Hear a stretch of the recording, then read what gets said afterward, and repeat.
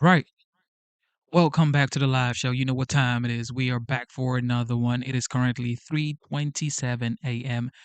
And of course, today's date is the 13th of October 2025.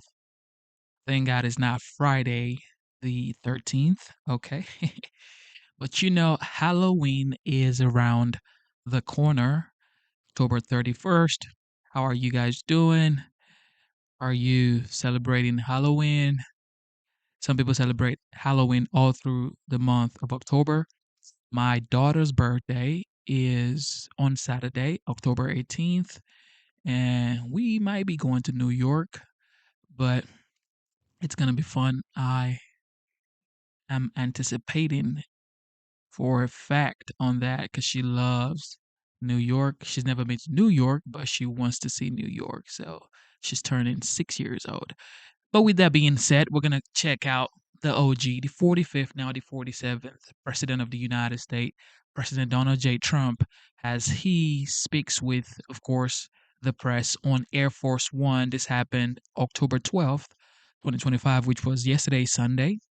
And everybody knows this guy is always talking to the press wherever he is, if it's on the plane, if it's in the White House, if it's on the golf course, if it's on the tarmac, is always talking to the press. Okay. And now most people would say, well, he just loves to be in the news. Well, you might say that, and some people might also say he's just a transparent human being. Everybody has their own ideologies or reservations about President Donald J. Trump. But one thing I would say for a fact is he is absolutely effective. All right. He is a very effective human being. He's a very effective leader. No matter what you say, you could never say he's not effective. He is absolutely effective. Because if he wasn't effective, you wouldn't be seeing all of this result. In under a year, he's literally changed the trajectory of American economy. Literally. Okay. Of course, people are gonna say, well, the stock market lost $1.65 trillion 2 days ago. It's still actually not down. Okay.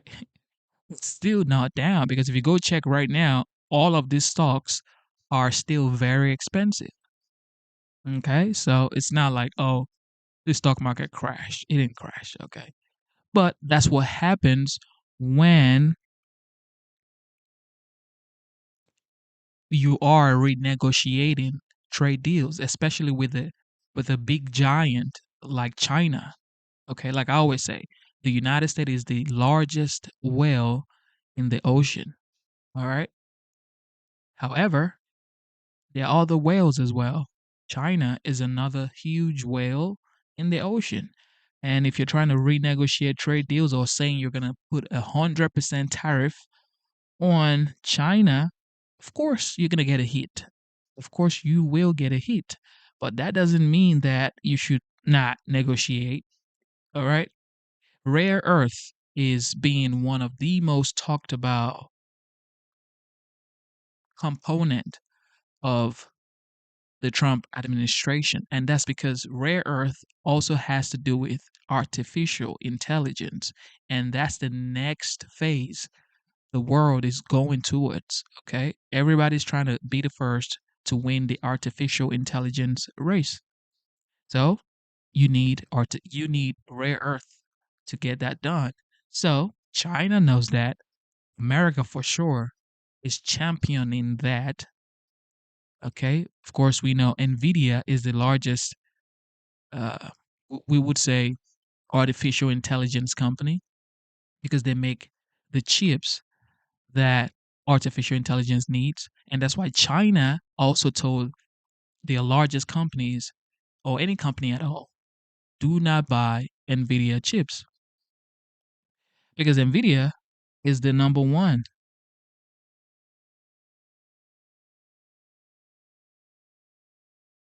NVIDIA is the number one. Okay, of course, they're not completely banned from selling in China, but a huge chunk of China largest corporations are not allowed to buy from Nvidia. Okay, so AI chips are definitely one of the greatest asset of this generation for the future when it comes to artificial intelligence, and the world is going towards artificial intelligence. But China issues or has issued report on all NVIDIA AI chips from being imported. So, of course, that right there is going to trigger Commander in Chief, who everybody knows he is a, I would say, fanatic for making huge deals. All right, huge, large deals. And it's like, there's no way you're gonna. I mean, Jesus, you're banning us from doing business in China, and then you want to keep selling to the United States. Everybody knows China is the largest production country. All right, largest producing country, and the United States is the largest consuming country. But President Donald Trump is trying to switch that and say, you know what, we should also be producing country, which it's happening already. You're seeing car plants, AI plants, robotic plants being built in the United States, in Texas, in Indiana, some parts of Georgia. It's going wild, even in California. So let's see what the next 5, 10 years holds for the United States. But with that being said, we're gonna check out President Trump right here as it goggles with press on Air Force One a couple of hours ago. Here we go. Hey, President. This is a little bit more comfortable. It was a little wet out there. Hello. Hello, sir. Go ahead. So, President Trump, what's harder? Peace in the Middle East or ending a government shutdown? Well, I think the hardest is this. This has been going on for 3,000 years. The shutdown's only been for 10 days. So I think the shutdown, it's gotten to be almost customary, but we're taking care of it. We've got the military paid in full, and we're doing a lot of things. We're ending some programs that we don't want. They happen to be Democrat-sponsored programs, but we're ending some programs that we never wanted, and we're probably not going to allow them to come back. I think they made a mistake. I think they made a big mistake. This is really a Schumer shutdown because he's become sort of irrelevant, and he wants to make himself relevant again. And in terms of the politics of this historic peace deal that we're on the way to go sign right now, you would think it's good for everybody. But at a rally this weekend, they were cheering for you and they were booing Netanyahu. What's up with that? I don't know, but we're going to make everybody happy. The one thing I can tell you is everybody is happy, whether it's Jewish or Muslim or the Arab countries. Every country is dancing in the streets, and it's a point in time I don't think you'd ever see it again. They've never seen it for 3,000 years. If you like one group, you don't like the other group. And if you like the other group, you don't like the first group.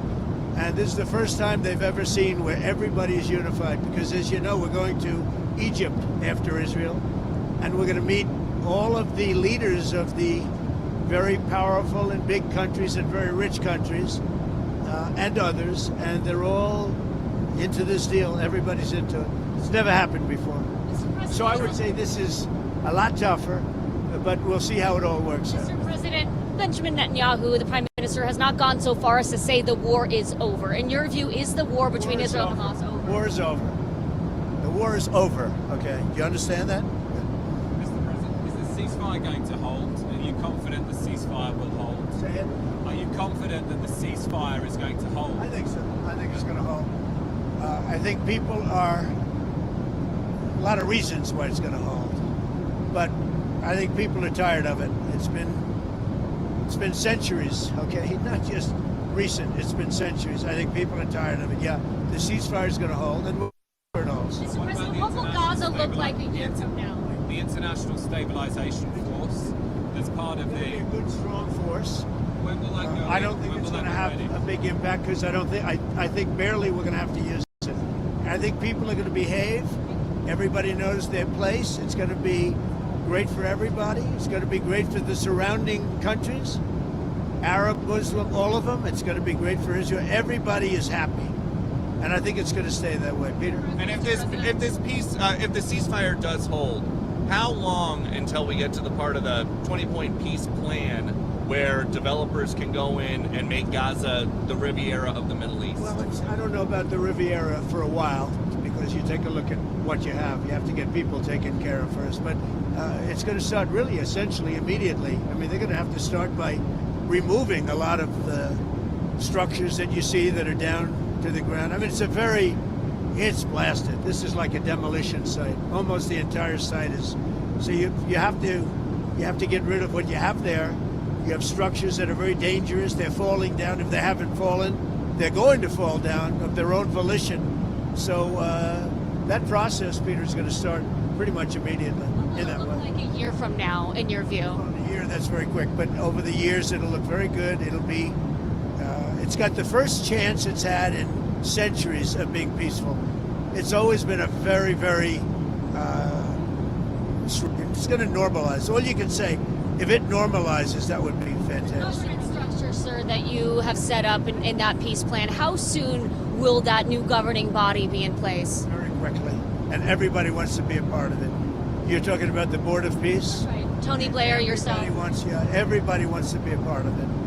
I've had calls from all of the leaders of countries. They all want to be a part. I mean, the leaders themselves, they're not going to send somebody. They want to be a part of Do it. you know who's going to be a part of it yet? I do. Can you share? No, not yet. It's a little bit. Have you spoken to Tony Blair about it since the? You better take your ear things out. Have you spoken to Tony Blair about it? I have. You know, I want to find out that Tony would be popular with all, because I just don't know that. And I like Tony. I've always liked Tony, but I want to find out that he's an acceptable choice to everybody. What guarantees have you been able to give to both the Israelis and the Arab countries? A lot of guarantees. The Israelis are very And concerned. we have a lot of verbal guarantees too. And I don't think they're going to want to disappoint me. I have a lot of verbal guarantees that aren't down in writing, but they were given to me, and I believe they're going to be held very strongly. That's why I think it's going to be successful. So, President, you had to. Look who we have. Hi, Katie. Let me shake you. Good to see you, Mr. President. Good to see you. I'm sure you've seen reports of Hamas rearming, instituting themselves as a Palestinian police force, shooting rivals. What is your message to Where they are Hamas? standing because they do want to stop the problems, and they've been open about it, and we gave them approval for a period of time. You have to understand, they've lost probably 60,000 people. That's a lot of retribution. They've lost 60,000 people, and the ones that are living right now were, in many cases, very young when this all started. And we are having them watch that there's not going to be big crime or some of the problems that you have when you have areas like this that have been literally demolished. You know, you have 2 million people, and probably it'll be less than that, but you have close to 2 million people going back to buildings that have been demolished. And a lot of bad things can happen. So we want it to be safe. I think it's going to be fine. Mr. President, you had. Who knows for sure, Katie? But I think it's going to be fine. Mr. President. Yes. Hi. What is the latest that you've heard about the hostages, when they will be released? Do you expect to meet with Well, I any hear of the them? hostages might be even a little early, but I don't want to say that. So they have the hostages. I understand all 20, and we may get them out a little bit early. Getting them was amazing, actually, because we were involved, and they were in places that you don't want to know about. Deep. Do you know Some of the top Biden administration folks who were there, like Antony Blinken, seem to want some credit for the peace deal. Blinken says it's good that President Trump adopted and built on the plan that the Biden administration developed. What do you think about that? Everybody knows that's a joke. Look, they did such a bad job. This should have never happened. This wouldn't have even happened. That was weak leadership, terrible. And the same thing with Russia, Ukraine. if just a decent president, not a great president like me, not a great president. If a decent president was in, you wouldn't have had the Russia-Ukraine. And this is, I would say, even more so. This was bad policy by Biden and by Obama. Remember when Bibi came and he begged that you not do what they were doing with Iran? You remember that, right? Begged them. And they wouldn't even listen to him. Everything they did was the opposite what you should have done. And it's nice that they try and take a little credit. That was years ago, and the mistakes were made years ago, and it was both by Biden and Obama. And so what did you do so differently? Because I know a lot of it was behind the scenes. So what did you do so much differently than Joe Biden and to end the war? I resonated with the Arab leaders, the Muslim leaders, and the Jewish leaders. For whatever reason, you tell me why. You know, he said that in my first news conference, I answered more questions of him than Biden did in 4 years.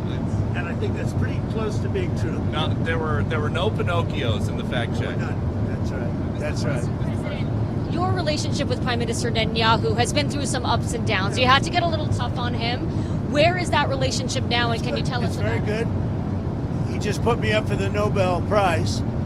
So, you know, I don't know what it means with the Nobel Prize, but he put me up yesterday for the Nobel Prize that I should get it. So, I mean, I think it's very good. Has he made commitments to you personally about moving forward to the next phase of peace? Look, let me tell you, he's a wartime president. He did a very good job. I had some disputes with him, and they were quickly settled. I can tell you that. But as far as I'm concerned, I think he's done a great job. I think he was the right person at this time. You know, look, it's been this way for centuries. You know, we're not talking about for 10 years, for 5. It's been this way for centuries. And he did a great job. And working with me, he was fantastic. Now, working with Biden, no good. They didn't get along, and they had the opposite, because Biden and Obama backed Iran. And just so when you talk about a thing like that, if you think they were backing Iran, when you back Iran, this wouldn't have worked. And had we not taken out the Iran nuclear facility and we made the same deal, it would have a really dark cloud over it, and you wouldn't have people dancing in the streets, Katie. You would have people saying, oh, my, you know, you're making a deal, but we have a guy over there with nuclear weapons all over the place. He's going to knock the hell out of us. If we didn't take out the Iran nuclear when we did, because in 2 months they would have had a nuclear weapon, this deal, even if it were done the exact same way, would have had a dark cloud over it. And now, there's no dark clouds. There's nobody they have to worry about, Katie. Have you talked to the Qataris about their changing behavior in your first term? You talked about how they were funding terrorism. What are The Qataris, What are they doing differently in your eyes to make sure they're not funding terrorists really helped us with this deal. And the Emir is an amazing man who really helped us. You have to understand, his country is right in the middle of everything, more so than any other country, more so than UAE, where you have to fly an hour and a half to get there, more so than Saudi Arabia, where you have to fly an hour and a half to get there. His country, you walk across a line and you're there. So he's in the middle of this unbelievable hostile territory with people on all different sides of the, you know, of the opinion and the question. They were a tremendous help. Qatar was a tremendous help to getting this done. I hope people can realize that. And it was very tough and very dangerous for Qatar. They were very brave, and their leader, the Emir, was very, very brave. And Qatar should start getting some credit. And you have to understand, they lived in the middle of everything. So they can't just be like, you couldn't do it, I could. Nobody could do it. Say what? Have they changed their behavior from 2017 when you accused them of funding terrorism? I don't know. In 2017, I didn't really know them very well. You know, 2017, that was at the very beginning of my term. As I got to know them, I got to understand them, and I got to realize that they are right in the middle of everything. Other countries are there, but they're an hour and a half away, a big difference. They're literally, you walk over from Iran to Qatar. You can walk it in 1 second. You go boom, boom, and now you're in Qatar. That's tough territory. I think Qatar was amazing the way they helped us. Mr. President, another world leader. There was a ceasefire that collapsed in March this year. There was a ceasefire earlier this year that collapsed in March. Do you think this could have been done then? This took a lot of pressure on both sides. But do you have any regrets? I see it, and I see it with Russia too. Sometimes you have to go through some pain before it all happens. I saw it with Turkey, and by the way, Turkey was fantastic too. President Erdogan was fantastic. He really helped a lot because he's very respected. He's got a very powerful nation. He's got a very, very powerful military, and he helped a lot, President Erdogan. UAE was great. We mentioned Qatar, Saudi Arabia, the king, they were great. Indonesia was great. We had tremendous help. Jordan, the king, they were great. This is an amazing thing. Countries that, very diverse countries, some got along, some didn't, but for the most part, nobody got along with anybody, and they all came together, and they're all dancing in the streets, just like Israel. It's a unique point in time. You were talking about the ceasefire. That wouldn't have had that held. That wouldn't have happened back then. Both of your elections, the biggest issues were the economy and immigration. Now you're getting credit from Democrats and Republicans for this Middle East peace deal. Where does it fit? Where do you think it fits into your legacy? Well, look, this will be my 8th war that I've solved. And I hear there's a war now going between Pakistan and Afghanistan. I said, I'll have to wait till I get back. I'm doing another one because I'm good at solving wars. I'm good at making peace. And it's an honor to do it. I saved millions of lives. Millions of lives. Now, in all fairness to the Nobel Committee, it was for 2024. And this was picked for 2024. But there are those that say you can make an exception because a lot of things happened during 25 that are done and complete and great. But I did this not for Nobel. I did this for saving lives. I mean, we've saved millions of lives. Think about India, Pakistan. Think about some of the wars that were going on for years. We had one going for 31, one going for 32, one going for 37 years, with millions of people being killed in every country. And I got every one of those done, for the most part, within a day. It's pretty good. One of the world leaders, sir, What do you think you can take from these negotiations and this peace process into Moscow and try to end the Russia-Ukraine war? Well, I think what you can take is that never give up. Just never give up. Last week they killed over 7,000 soldiers, mostly soldiers. And a little bit more, frankly, Russian soldiers than Ukraine soldiers last week. But think of it, every week they're losing from 5,000 to 7,000 soldiers. It's ridiculous. And I thought that would be one of my easier ones. I mean, when you settle something that's been going on for 31 and 32 years, that's, in theory, a lot harder than setting, something that's been going on for 3 years. But this is a war going on for 3 years, should have never started. Frankly, I give Ukraine credit for doing so well. I mean, they're good fighters. They're very good fighters. I really think that President Putin would look great if he got this settled. And I think he's going to settle it, but we're going to see. And if he doesn't, it's not going to be good for him. President Xi of China, you've been truthing about another world leader. You said not to worry about China, but he's been putting out some tough statements in regards to your tariffs, sir. Are you planning to speak with him? When's the last time you spoke? Putting out tough statements because we are taking in hundreds of billions of dollars, not only from China, from other countries. We've become a wealthy country again, and the tariffs have given us diplomatic strength. They've given us negotiating strength. I settled a few of the wars just based on tariffs. I said, as an example, with India and with Pakistan, I said, if you guys want to fight a war and you have nuclear weapons, I'm going to put big tariffs on you both, like 100%, 150, and 200%. No, don't do that. I said, I'm putting tariffs. I had that thing settled in 24 hours. If I didn't have tariffs, you could have never settled that war. You do that better than anybody, McGee. First more tariffs on China. Are you considering walking that back? Who are you with? Politico, Dasha Burns, sir. Dasha Politico. Politico's gone bad. They've been so wrong about everything. Politico, question, no, sir. Politico has been so wrong about everything. Let's get somebody else to ask some questions. You mind? Is that all right? Do you plan on? Because Politico is fake news. Do you plan on meeting with Xi now when you go to Asia in a couple of weeks? But you saw the statement I put out that he had a bad day. Right. And I think we're going to be fine with China. Look, I have a great relationship with President Xi. He's a very tough man. He's a very smart man. He's a great leader for their country.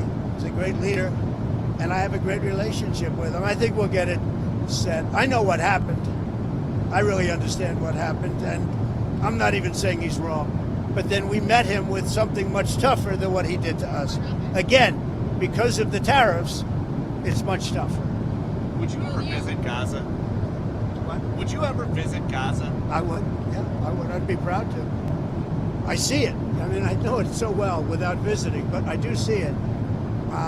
Yeah, I would actually. I'd like to do it. I'd like to put my feet on it at least. But I think it's going to be a great miracle over the coming decades. And you know, if you go too fast, that's not going to be good. You have to go at the right speed. You can't go too fast. Mr. President, Who are you with? I'm BBC, Tom Bateman, BBC, with the radio call. Nice accent. Thank you. When Steve Witkoff was in Hostages Square last night, he mentioned Prime Minister Netanyahu and the crowd booed. I wondered if you saw that and I did. what you made of that. I also saw the crowd cheer when he mentioned Trump, like really cheer, and it's an honor. No, as I said, I think Bibi did a great job. I had some words with him a couple of times where I didn't agree, and he was always, he was the right guy at the right time. But are you confident, because many Palestinians will be concerned that after the hostages are handed over, that Israel might restart the war for some reason? Are you? I'm not worried about anything. I think we have a great deal, and it's a great deal for everybody. You know, a great deal is a deal where everybody's happy. In every country, they're dancing in the streets. That's a great deal. It's a unique period in time. So, President, November 1st, 100% tariffs on China is what you said. Is that still the plan? Yeah, right now it is. Yeah, let's see what happens. You know, for me, you know what November 1st is? An eternity.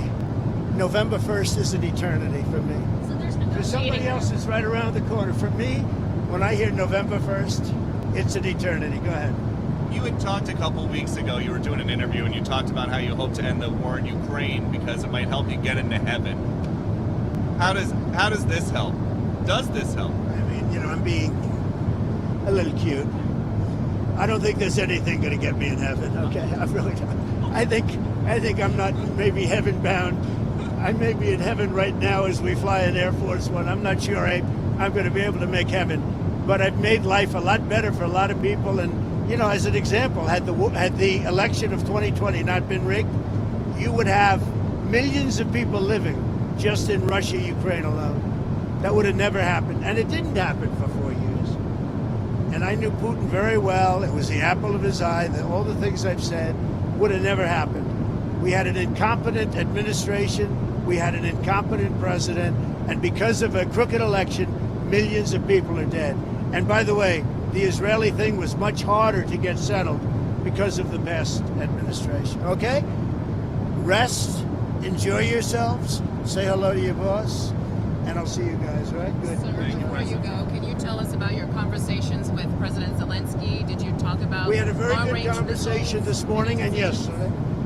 And he basically would like to, as you know, we are not sending any weapons. We're sending them to NATO, and NATO is paying, which is a big difference between Biden and Trump. Because Biden gave them $350 billion, and we didn't. We gave them nothing, but we gave them respect and some other things, frankly. So we talked about weapons, and the weapons are sent to NATO, and NATO then sends us a check. They pay for them in full, and they would need more weapons, and we're looking into doing that. We hope we're going to be able to provide them. You know, our country needs weapons too. We can't give so many weapons that we don't have weapons. You never know what's going to happen. Who knows what's going to happen? But NATO pays us 100% for the weapons, and then they send them into Ukraine. And we talked about the weapons they need, what kind of weapons, They need Patriots very badly.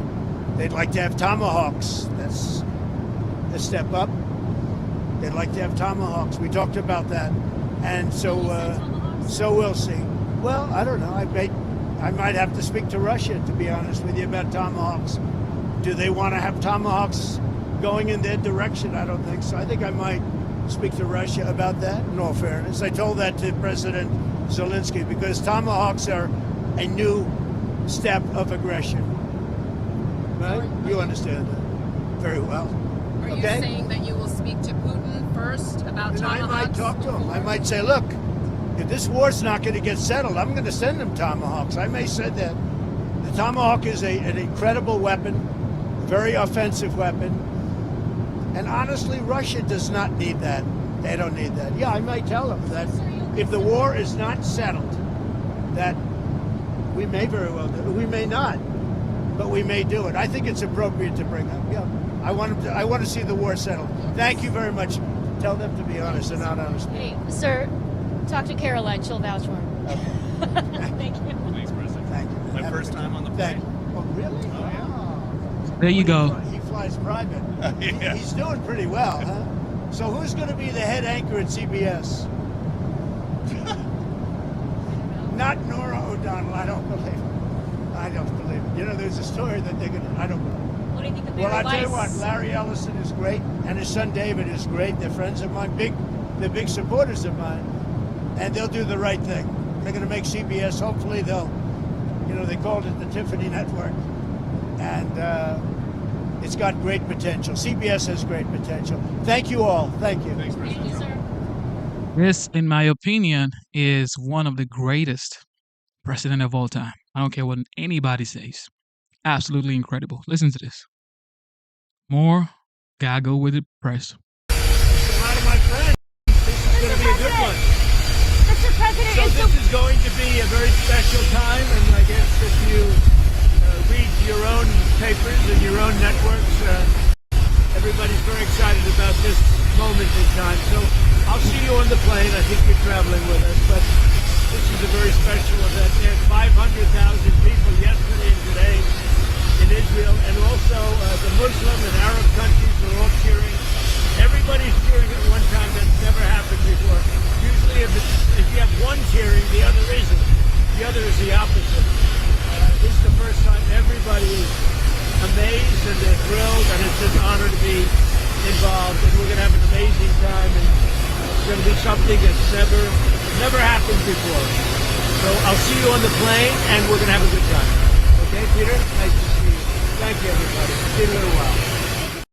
Just like I told you guys when it came to Iran and Israel, I said, be patient. This man is going to find a way to solve the issue. Now, Gaza and Israel, it's looking like it's over. It's looking like the war is over, ladies and gentlemen. It's looking like Hamas, Gaza, Palestinian people, Israel, looks like they're about to live in peace. Yeah, we're Here we joined go. now by Chief Foreign Correspondent Trey Yingst. He's live in Tel Aviv, and of course he has the latest. Trey? Yeah, hey guys, good afternoon. It was a joyous celebration here in Hostages Square overnight as hundreds of thousands of Israelis were in this center part of Tel Aviv. They were cheering and celebrating, hoping it will be their final hostage rally. The families of the remaining hostages still in Hamas captivity were joined by President Trump's Middle East envoy, Steve Witkoff, his son-in-law, Jared Kushner, and his daughter, Ivanka Trump. You could see how many people were in the crowd. We're talking about hundreds of thousands, and we spoke with President Trump's special envoy, Steve Witkoff, just after. Take a listen. What does this moment mean to you? It's the moment of my life, a blessing in my life. And I couldn't be more thrilled to work for the greatest president out there, Donald J. Trump. He brought him home. Anticipation is high in these final hours. The hostages are expected to be picked up by the Red Cross inside Gaza and then transferred to Israeli forces. Then they'll be reunited with family members and flown by helicopter to local hospitals for medical treatment. The brother-in-law of one hostage, Omri Miran, is anxiously awaiting his return. What I want to give Omri in those first moments is the ability to choose what he wants to do, what he wants to say, how he wants to act. For 2 years, he was deprived of the freedom to act on his own volition, of the freedom to choose what he wants. So I'm going to give that to him. If he wants to embrace me, I will embrace him back. If he wants to laugh, I will laugh. If he wants to cry, we will cry together. The hostages are set to be exchanged for nearly 2,000 Palestinian prisoners. 142 of them will be deported abroad, 100 released into the West Bank, 5 to East Jerusalem, and 3 to Gaza. Inside the Gaza Strip, Palestinians continue to return to their homes in areas formerly controlled by the IDF. New images show the scale of destruction within the enclave. We fled our home under artillery fire, leaving everything behind. The house was destroyed, with all our belongings inside. We have nothing left. No clothes, no bedding, not even money to go anywhere. Here I am, pushing the cart with my own hands, just trying to move forward. Tomorrow, President Trump will arrive here in Israel. He's expected to address the Israeli Knesset before traveling to Egypt to finalize his peace plan. Guys, back to you. Trey, thanks for the report. You're there on the ground. You're among people. What is the sentiment there among everyone? I know they're incredibly excited to get the hostages back. Is anyone taking objection to some of the prisoners that Israel's having to release? Is there any sentiment, positive or negative, right there on the ground?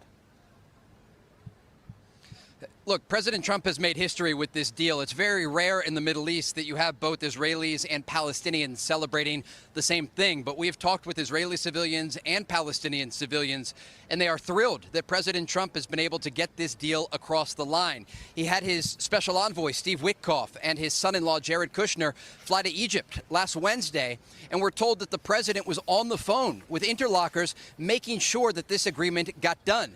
Now, there are some challenging parts. The Israelis will have to release thousands, around 2,000 Palestinian prisoners, but they are getting the hostages back. And that has been the primary goal for the Israeli military since the beginning of this conflict.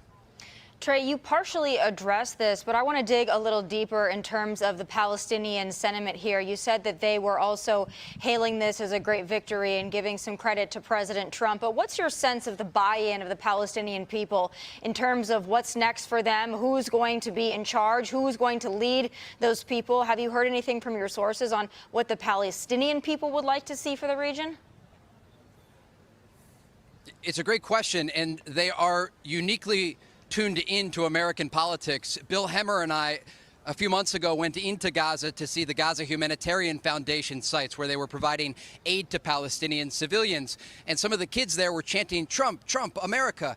And it gives you a sense that they realize what's happening abroad. They understand that these decisions directly impact their lives. And I've talked with some civilians in the aftermath of this deal going forward, and they're open to any sort of idea that's going to bring them some level of peace and stability. They've lived through 2 years of war, and they're looking for some sort of bright future. The deal that President Trump is offering here that's currently on the table, as it continues to progress, will ultimately usher in a technocratic government for the Gaza Strip. And we're talking about more than 2 million Palestinian civilians. This is going to give the Americans and the Israelis the ability to figure out who could be a moderate leader for Gaza, ultimately rebuild the Gaza Strip, and then give the Palestinian civilians who are living there an opportunity at a different path. And so there is a lot of hope in the aftermath of this plan moving forward. And there are questions about what comes next in the region. But in the immediate future, we are looking at the release of these hostages in the next few hours. And already you are seeing Palestinians, as you saw in those images, return to their homes because the bombing has stopped. The war is now over. Trey, you stand in a class of your own, matched by none other in reporting this story. You have been there since day one with exceptional coverage on October 7th and every single day for the last 2 years plus. And as you mentioned earlier, we're about to witness this historical moment. Put it in context for us. And if you have any more details about the role that President Trump actually did play in all of this, throughout all of it. Yeah, absolutely. My team and I were here on the morning of October 7th along the Gaza border. People were killed just in front of us. They died before our eyes. And we've been covering this story ever since, going into Gaza with the Israeli military to see some of the fighting with Hamas firsthand. We've covered the humanitarian angle. We've talked with leadership all around, across the board, to get an understanding of what was happening during this 2-year war. And I think President Trump did something very important when he spoke alongside Israeli Prime Minister Benjamin Netanyahu when he came out with this 20-point peace plan. He humanized Israelis and Palestinians. And that's the biggest takeaway that I have in all of this. To find a solution for the future of this region, it will require the humanization of the people involved and to look at things on the ground exactly as they are. And like we talked about, the president sent his Middle East envoy, Steve Witkoff, and his son-in-law, Jared Kushner, here and kept them here to make sure this agreement went into effect. Because for the Israeli people, the people behind me that are here in Hostages Square, they've been waiting for 2 years for their loved ones to come home. And when they're ultimately released from Gaza, and now that the war has stopped within the enclave, the ceasefire that the president put together is holding, it creates a new chapter for the region and a fresh start, a restart button, if you will, for the Middle East. And that's exactly what the president is looking to do here. When you talk with world leaders all around the world, but specifically in this region, a region that I've covered for more than 7 years, people respect the president. And they know that he's going to do what he says he is going to do. And that is something that U.S. officials have stressed to Fox when we've talked to them about this very deal. They said that the president himself, President Trump, was able to build trust with two sides that had no trust. And that's the reason they were able to get this agreement together and across the finish line. Trey, Molly here. I think Griff alluded to what I had planned to ask you, which was because you were there on October 7th, and now we're going to see the hostages released here in these coming hours. What a remarkable day of history ahead. Part of it is, as you talked about, President Trump bringing these world leaders together. He'll also be heading to Egypt. A great number of leaders from the Middle East, from Europe, all gathering there to look forward. Your thoughts on what that potential meeting or summit could lend towards in the coming days, weeks, and really years ahead? It's an important move in all of this to bring these world leaders together so that they can see the outcome of negotiations that are successful. And that's exactly what the president has done here. It's important for many reasons, but I want to give you just a few. One has to do with the rebuilding of Gaza. That's one of the outlines in this plan, and it's going to require a lot of money. And the Americans aren't going to be the main people paying for that, according to the sources that we've talked to. But there are regional partners in this part of the world who are going to put up money and support to get security forces in place to ensure that aid is flowing to civilians. And that's part of what they're going to discuss there when they're in Egypt. But also looking forward, again, the president wanted to make very clear that this is not just a ceasefire for Gaza. This is a peace plan. This is the 8th war that the president has ended since he took office, but it's also something much larger. It's an opportunity to stabilize a region that historically has had peace deal after peace deal collapse. The president doesn't want to see that, according to his public statements and the reporting that we've done. And so what he wants to do here is lay the foundation for the future of not just this agreement, but how it's going to expand. Remember the president during his first term, the Abraham Accords. He was able to normalize ties with countries like the United Arab Emirates and with Bahrain and with Morocco. And then you started to see direct flights between Tel Aviv and Abu Dhabi. And it created a scenario in the Middle East where countries realized that there was real a possibility for the future if you opened up tourism, you opened up trade, and you opened up the ability to normalize ties. And so there are regional countries like Syria, where the president has been able to send his envoy Tom Barak to go and speak with the new leadership of Ahmed al-Shara and say, look, we're not going to have endless wars in the Middle East anymore. We want deals that we can stabilize the region. That's what he's doing with the deal now in Gaza that has ended this 2-year conflict between Israel and Hamas in a matter of hours. The hostages are going to come home. The president's going to deliver remarks before the Israeli Knesset, and then immediately he's going to fly to Egypt and meet with world leaders to finalize this deal and send a message that this is not just a ceasefire in Gaza. This is a peace plan for the Middle East. Trey, it's great to see you reporting not having to wear a helmet and a flak jacket. I hope it stays that way for a while. Thank you so much for bringing us the latest information. And what are the people going to say now? What are people going to say now? You said this man was Hitler. You said this man was a narcissist or whatever you always say. You know, people always have something to say when it comes to President Donald J. Trump. Okay? They say he is a dictator. I don't see a dictator or a wannabe Hitler, like the Democrat calls him. They call him a wannabe Hitler. I don't see Hitler doing this. And in wars, in areas, in regions that have been fighting for thousands of years.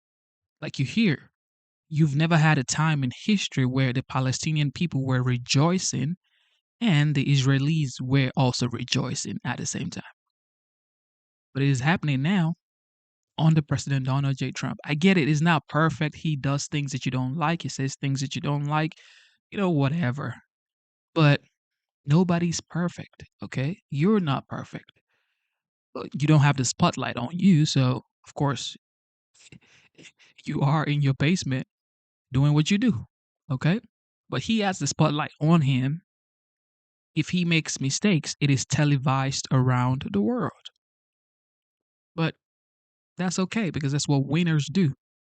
Okay, winners are not afraid to lose because if you don't lose and try again and again and again, how are you going to win? You got to lose. You got to lose forward, lose as many times as you can, and then you learn. You get the experience and you keep pushing forward. And that's what President Donald J. Trump is doing and continues to do. One thing I would say about President Trump is he's really taught me to never ever give up. Like just keep going. Regardless of what is going on in your life with you, your family, whatever businesses, just keep on going. People are going to talk, okay? People will always talk. People will always talk, yo. No matter what he does, people will talk. He could find a cure to cancer today.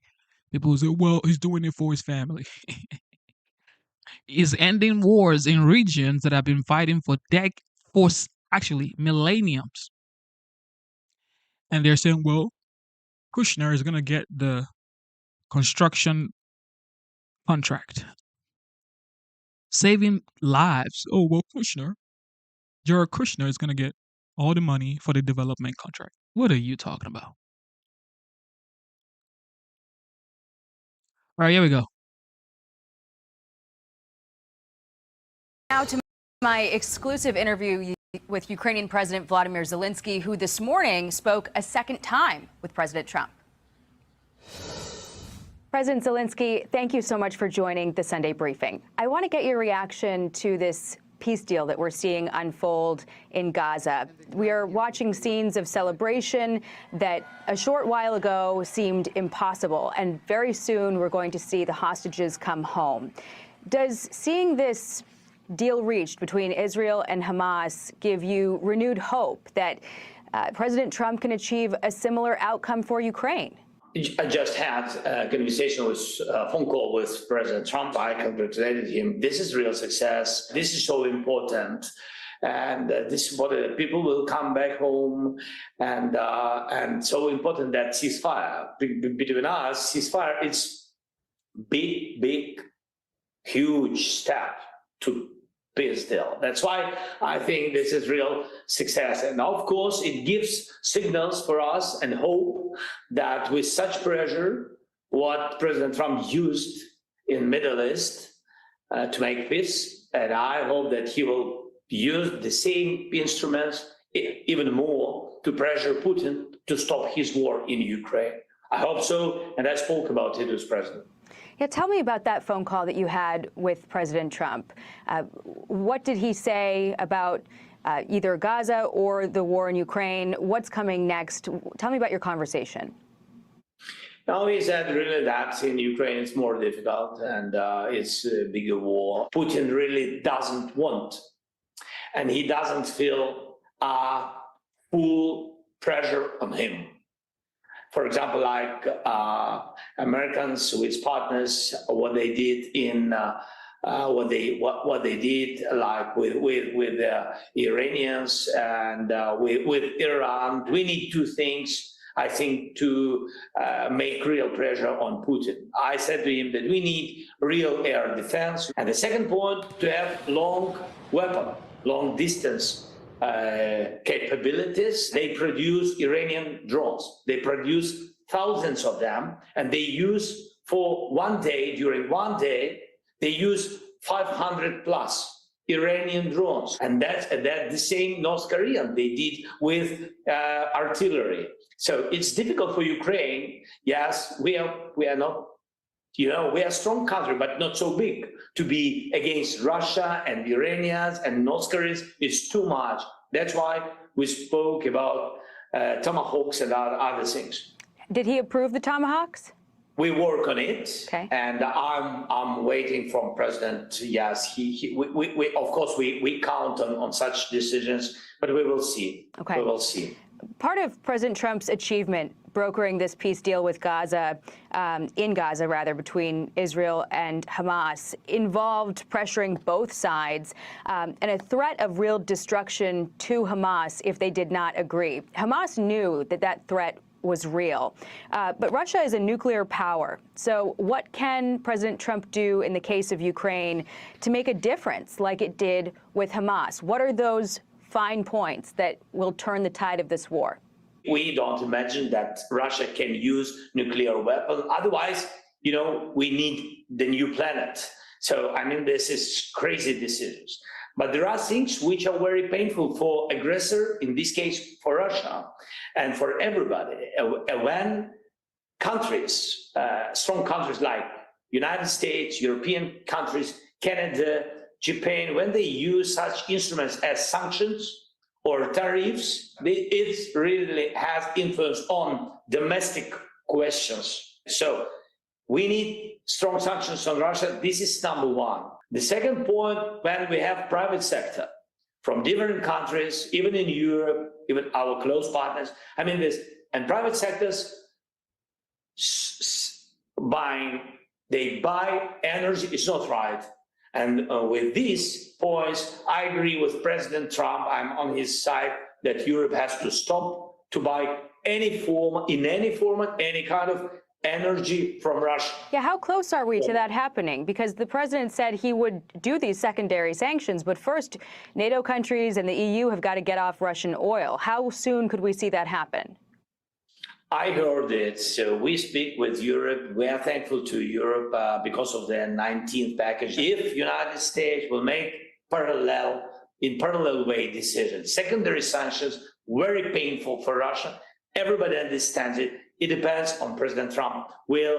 And I agree with President. I'm asking him to put this, to support this package of secondary sanctions. And of course, not to connect it with European decisions, but I agree that Europe has to stop to buy. And by the way, Europe made big progress. I spoke with a lot of leaders, and really, Europe decreased 80% of their contracts on energy during all this period of war. But it's not enough. I agree with Americans, and it's not enough. The question with Slovak and Hungarians. And I think that we can do it from our side. We spoke with Slovak, and with Hungarians it's more difficult. We don't speak with them, but President Trump can speak with Hungarians and the pressure on him. But with Slovak, we can find alternatives.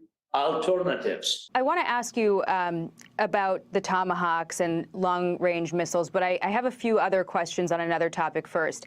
On Friday, the First Lady, Melania Trump, announced that she's had an open line of communication with Vladimir Putin to facilitate the return of Ukrainian children who are now in Russia. How many children, Ukrainian children, does Russia have, and how soon could we see more coming home?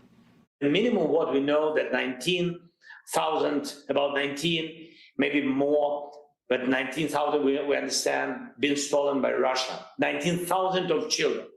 Then 1,600 we already brought to Ukraine.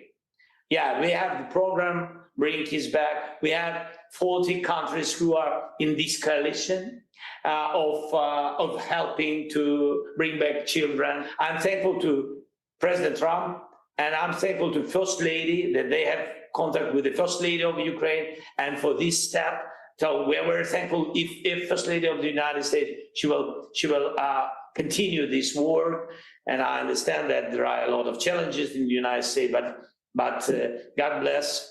I think this topic is also will be in focus of First Lady and of the United States. It's nice to hear some good news every once in a while.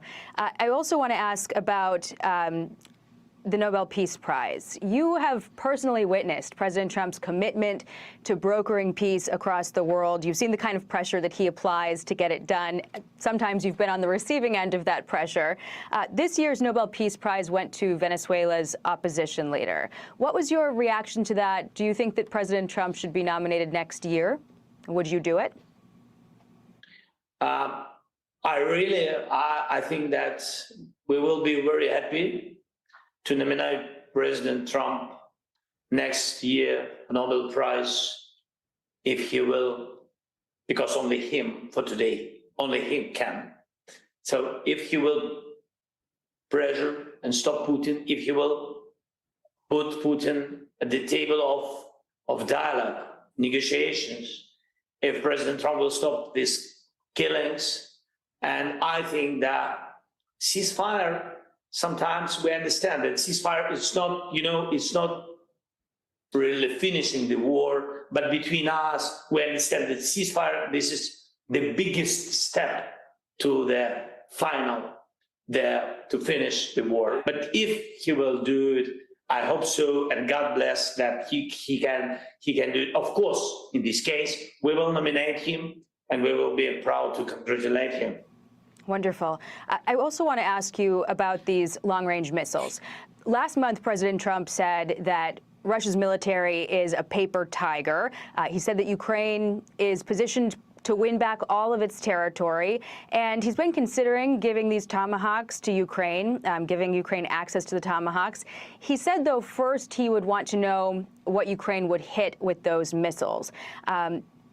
Have you told the president what kinds of targets Ukraine would want to hit? And has he made any indication that an answer will come soon? Yes, so it's only military goals, only military. We never, even with all, with all this pain of losses of our families and our soldiers and our civilians and children, even with all this pain, but our people, we never attacked their civilians.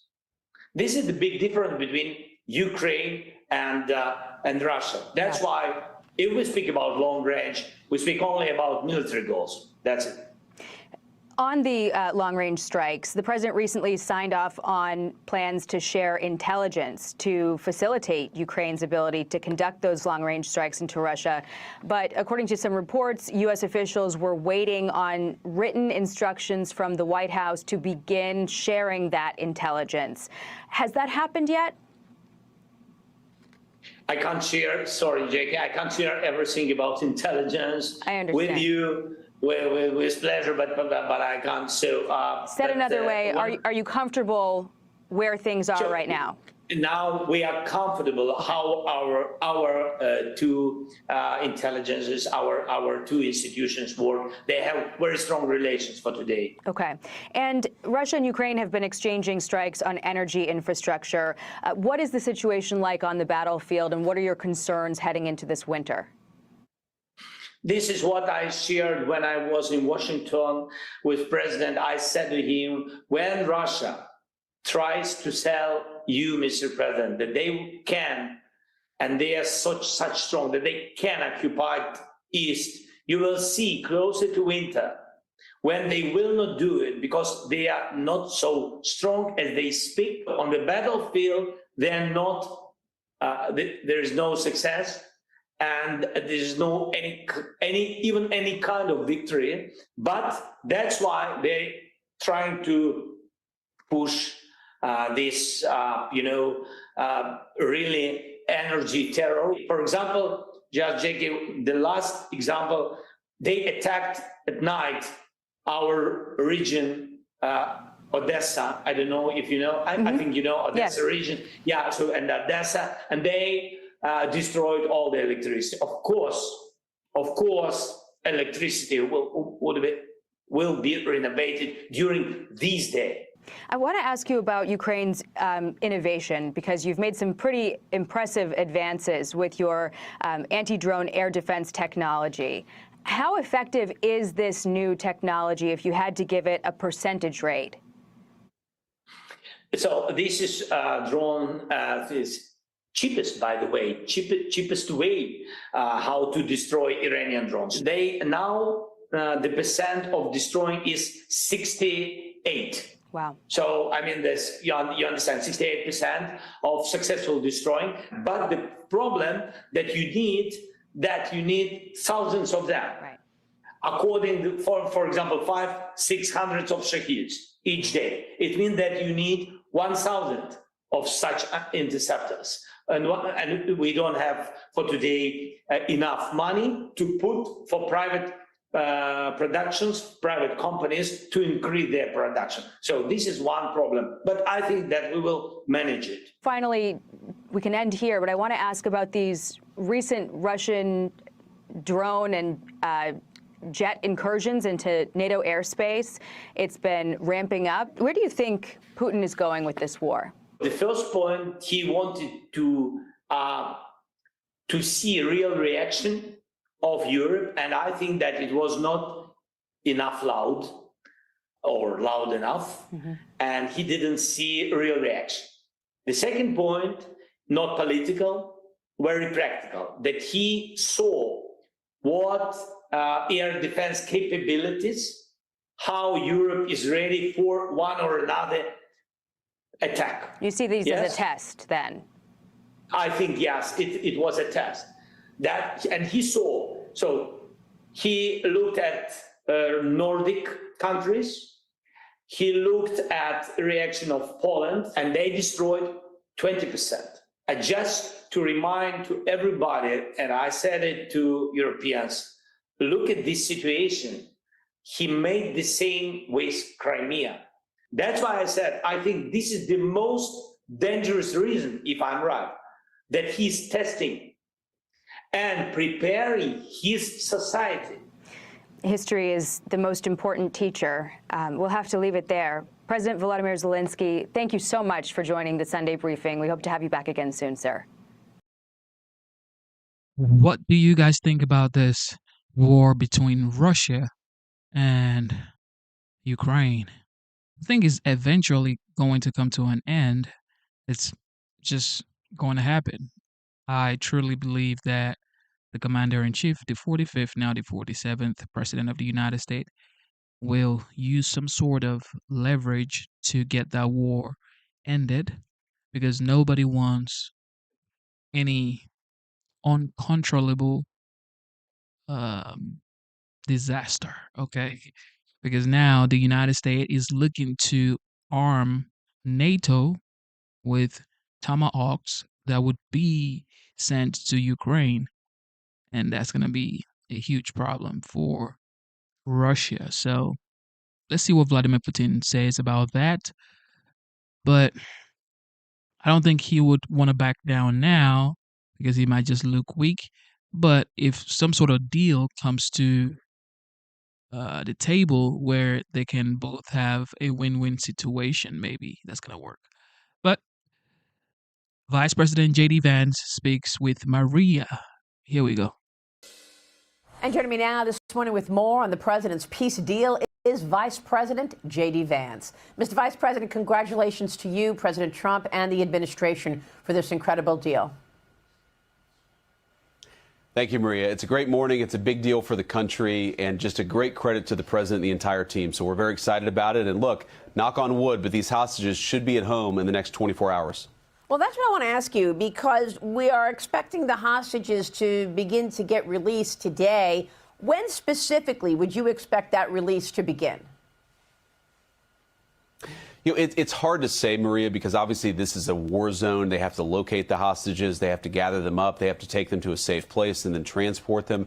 So it's a little bit unpredictable, but we've been told to expect them by tomorrow, Israel time, which of course would be early morning here in the United States. We'll see what happens, but the president is extremely confident these hostages are going to come home. He's actually flying to the Middle East later today so that he can welcome them in person. And Maria, one thing I have to say about the president's leadership style, about his diplomatic style, which of course has been criticized by much of the corporate media for a very long time, is it actually got results.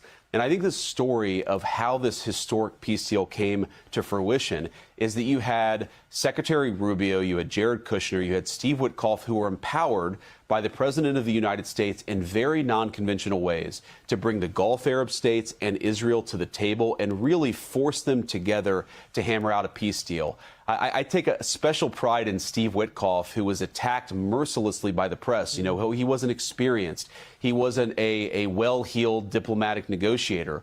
Well, the fact that he brought a fresh set of eyes to this and the fact that he brought such great energy to it, I think is one of the reasons why we are at this moment where we can say we're on the cusp of a lasting peace. And the fact that President Trump didn't go down the failed pathway that every president of both parties had pursued is, again, why we are on the cusp of getting these hostages home. So it's an amazing thing, but I think that it shows the power of President Trump's non-conventional leadership style, and that's why we're here. I think the whole country, we should just be proud. We should be proud of this negotiating team. We should be proud of our country because these hostages are going to live their lives thanks to what the United States of America did. Yeah, and we're hearing that mostly on both sides of the aisle, actually. Mostly. but let me get your take on what Hamas reportedly told Israel and the mediators, that they can't locate the deceased bodies. They're not sure. How will we locate those who are deceased, that they can't find the bodies? What is the effort there? Well, I think we'll locate most of them. And obviously, I think especially for religious Jews, it really matters that they have those bodies back to give them a proper religious burial. So that matters a lot, of course, to us, of course, to everybody who cares about these hostages. I think the reality is that some of the hostages we may never get back, but I do think that most of them, with some effort, will be able to give them to their families so they at least have some closure.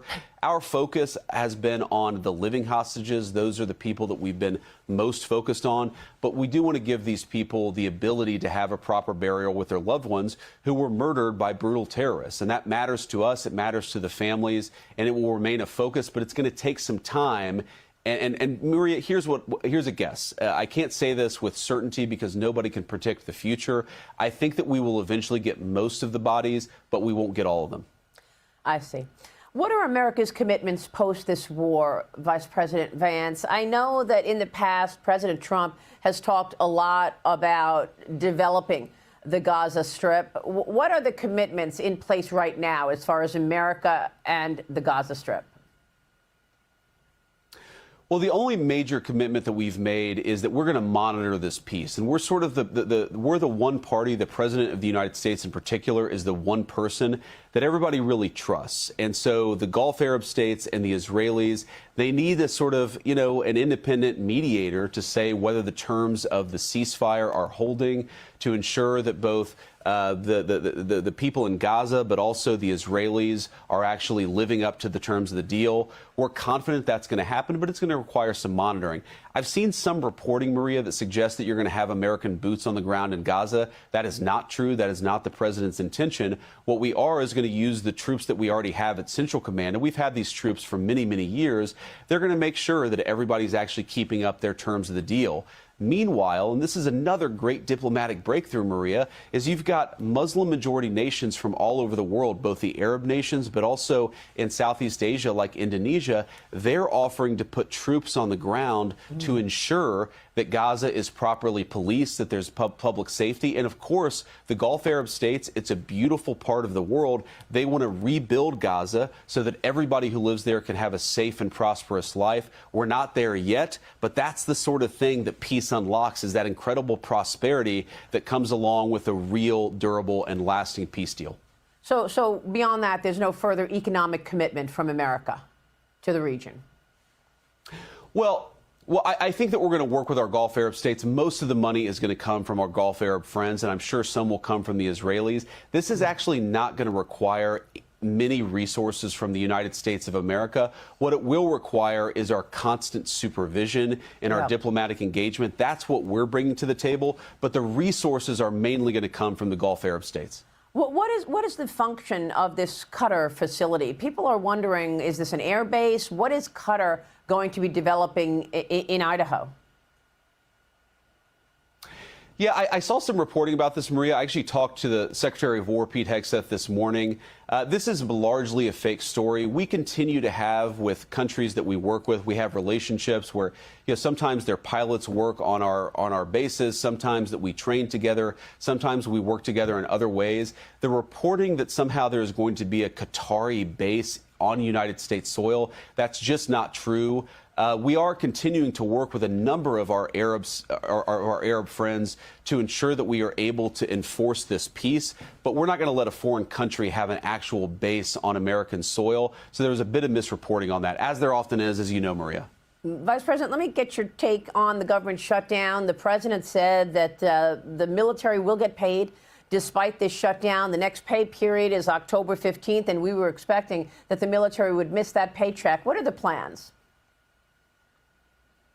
Well, the plan is that when you're in a shutdown, and we're in the shutdown, of course, because Schumer and the Democrats shut down the government because they were trying to force us to give health care benefits to illegal aliens. And now that we're in this shutdown, we're trying to figure out how to ensure that as many Americans receive essential services as possible. We're doing a lot to ensure that low-income women and children get their food benefits. We're trying to make sure that flood insurance and other insurance programs don't disappear during the height of hurricane season. But we're also, Maria, doing some pretty non-conventional things, as President Trump often does, to ensure that our troops are able to get paid. We are confident we've identified the legal pathways in order to do this, but it's really important for the President of the United States. Even though Schumer shut down the government, he doesn't want our troops to suffer because of it. Of course, he doesn't want our national security to suffer because of it either. But wouldn't it be great, Maria, the last point I'll make on this, wouldn't it be great if the Democrats just opened up the government so that we did not have to make these very difficult decisions? You hear a lot of Senate Democrats say, well, how can Donald Trump possibly lay off all of these federal workers? Well, the Democrats have given us a choice between giving low-income women their food benefits and paying our troops on the one hand, and on the other hand, paying federal bureaucrats. Well, given that choice, we're going to choose low-income women. We're going to choose our troops. That is the choice the Democrats have given us. I would really appreciate if they gave us a different choice. The country would be better off for it. Well, where will the money come from then for the troops? Well, some of it will come from just tightening the belts. Some of it will come from tightening the belts in other areas. But, Maria, this is exactly right. A lot of this will come from incoming revenues to the Internal Revenue Service, tariff revenue, but also income tax revenue that is going to make it possible for us to pay our troops. And this is another reason why President Trump's decisive action on tariffs is one of the reasons why we have the money in the Treasury to actually be able to pay our troops. So it is one of the critical things that we've done, of course, to reshore America's industrial base, to create good jobs in the United States of America. But the tariffs have also given us a little bit of financial flexibility so that we can keep on as many essential services as possible, including, most importantly, paying the troops. And the president said that he's going to use this opportunity to cut down government. Can you assess how significant these job cuts will be? Well, the longer it goes on, Maria, the more significant they're going to be. If you remember, we went 9 days before announcing any significant layoffs. Again, the President of the United States wanted to reopen the government. He was trying to work with Democrats in order to make that happen. But the longer this goes on, the deeper the cuts are going to be. And Maria, to be clear, some of these cuts are going to be painful. This is not a situation that we relish. This is not something that we're looking forward to. But the Democrats have dealt us a pretty difficult set of cards. We're trying to do the best that we can with the shutdown situation that Chuck Schumer has left us. Let me switch gears to ask you about China, because the markets reacted to China tightening the export control of rare earth minerals. And then President Trump responded with a new threat of a much higher tariff of 100%. What is the plan to take on communist China? Well, I talked to the president about this yesterday and this morning, Maria. Look, he actually appreciates the friendship that he's developed with Xi. They have a good relationship, but I think all of us were really shocked by this action from the communist Chinese government. They basically, not just with the United States, but with the entire world, threatened to completely cut off trade for critical resources, critical minerals, things that all of us rely on. And what the United States has is we have a lot of leverage, Maria. And my hope, and I know the president's hope, is that we don't have to use that leverage. We actually want to rebuild more of our own industrial base, but we also think that we can have a positive relationship with the People's Republic of China, but not if the Chinese go down this pathway of cutting off the entire world from access to some of the goods that they produce. And Maria, this really highlights why the president, it was so important that he declared a national emergency and implemented these tariffs in the first place. The fact that the People's Republic of China, the fact that they have so much control over critical supply in the United States of America, that is the definition of a national emergency. The president has taken very decisive action to correct that problem over the last 8 months. But unless we have access to this tariff authority, it's going to be very hard to negotiate with China, and it's going to be very hard for us to reshore some of these critical supplies and goods that we absolutely need for our own economy. Yeah, and I'm asking myself, why are we in this position? Why are we so reliant on China for all of these things? Why haven't past presidents considered increasing the supply chains in America the way President Trump has done? And, you know, you do have economic leverage. You've got lots of Chinese companies traded on U.S. exchanges right now. Many of those are tied to the Chinese military. Would you support yanking those companies off of our U.S. exchanges? America's exchanges are the deepest, most liquid capital markets in the world. So, Maria, the president is open to everything, and he's going to pursue, obviously, America's interests decisively. But you asked the critical question at the beginning, why have we gotten in this position to begin with? And the answer is because a generation of bipartisan leadership allowed the critical things that we need to get offshored. These rare earth minerals, the magnets, our computer chips were actually invented, silicon chips were invented in the United States of America. Now Taiwan, just off the coast of China, makes nearly 100% of the computer chips in the world economy. We were put in this position by failed leadership. It is a national emergency, and the president is doing everything that he can to get us out of this mess. It's not going to happen in 8 months. It's going to happen in some cases through negotiation, in some cases through bringing some of this critical supply back to the United States of America. But the president is committing to protecting America's economic livelihoods, but also making us more self-sufficient. And we've got to do both of those things at the same time. I'll be honest with you, Maria, it's going to be a delicate dance. And a lot of it is going to depend on how the Chinese respond. If they respond in a highly aggressive manner, I guarantee you the President of the United States has far more cards than the People's Republic of China. If, however, they're willing to be reasonable, then Donald Trump is always willing to be a reasonable negotiator. We're going to find out a lot in the weeks to come about whether China wants to start a trade war with us or whether they actually want to be reasonable. I hope they choose the path of reason. The President of the United States is going to defend America regardless. All right, Mr. Vice President, thanks very much for taking all of that on. We appreciate it. Thanks very much. J.D. Vance, Vice President of the United States. A lot of people are saying this man may be the next President of the United States come 2028. Some people think so. Some people do not think so. Now, what do you guys think about that? You think J.D. Vance is going to be the next President of the United States? Or you think Marco Rubio? Or you think Kamala Harris? You think Kamala Harris is going to be the next President of the United States? Anything can happen. This is America, ladies and gentlemen. Anything can happen. All right? Anything can happen. So let us know if you think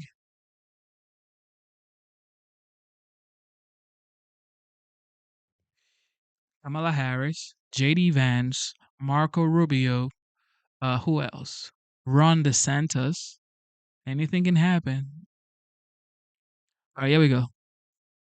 We're going to go back. John, I'm going to throw this back to you now. President Trump has arrived. Thank you, Marianne Rafferty. President Trump is entering the Knesset building. Heavy, hearty handshakes. There he's greeting Steve Witkoff. I believe that was Steve Witkoff, who has been so very involved, the president's personal envoy, in making this day happen. Benjamin Netanyahu now, a handshake and a smile between those two. There have been some tense exchanges between them. President Trump was not happy that the Israelis launched an attack in Qatar, which took out much of the Hamas leadership. And the Israelis defended that, said it was necessary. And perhaps it's part of what led us to this day, a day that the Israeli hostages finally are being released. President Trump will be speaking to the Israeli parliament. He's going to be signing one of the documents that attend to this day. But it's my understanding that this is not the peace deal that's being signed in Sharm el-Sheikh, Egypt, for obvious reasons. He's in Israel, not in Egypt. But the president is going to be signing something. Perhaps our chief national security correspondent, Jennifer Griffin, knows more about what this is. Jennifer? John, right now, what we are seeing, you're seeing President Trump. He is in the Israeli Knesset. He is signing what looks like a guest book. It's a guest book. I'm trying to read over his shoulder to see what he is writing, but you might have a better view from where you are right now. But clearly, he is being welcomed at the Knesset. With highest honors. He will be receiving the Medal of Honor, which is the highest civilian award. Looking on is the Prime Minister of Israel. President Trump, in his traditional Sharpie and very recognizable handwriting, is writing what looks like a long message to the Israeli people, to the Israeli government. He's finishing up now, but we've started to receive some really emotional images from the released hostages. One of the most searing moments was seeing two twin brothers who have been held in separate locations. President Trump now holding up, it says, "This is my best." I'll let you read it, John. You can probably see it better than I can on our monitor here. But President Trump sending a very heartfelt message to the Israeli people and to the region. He's very proud of this moment. He's said on board Air Force One that it is the proudest, maybe the best moment of his life. He is so happy to be here in Israel and to have achieved what many before him have not been able to achieve, a ceasefire in Gaza, an end to what he says the war in Gaza, and the release of 20 living Israeli hostages whose families did not believe they would see this day. We are still awaiting confirmation from the International Red Cross that they safely have the last 13 living hostages. The Red Cross is on the scene and they are in the Gaza Strip, and we're told they've made contact with the hostages and with Hamas, but we do not have confirmation that all of the hostages are safely in their hands. They often do medical checks as well as identity checks of the hostages. We've been seeing images coming out actually through Hamas phones of the hostages, the 13, calling their families in Re'im.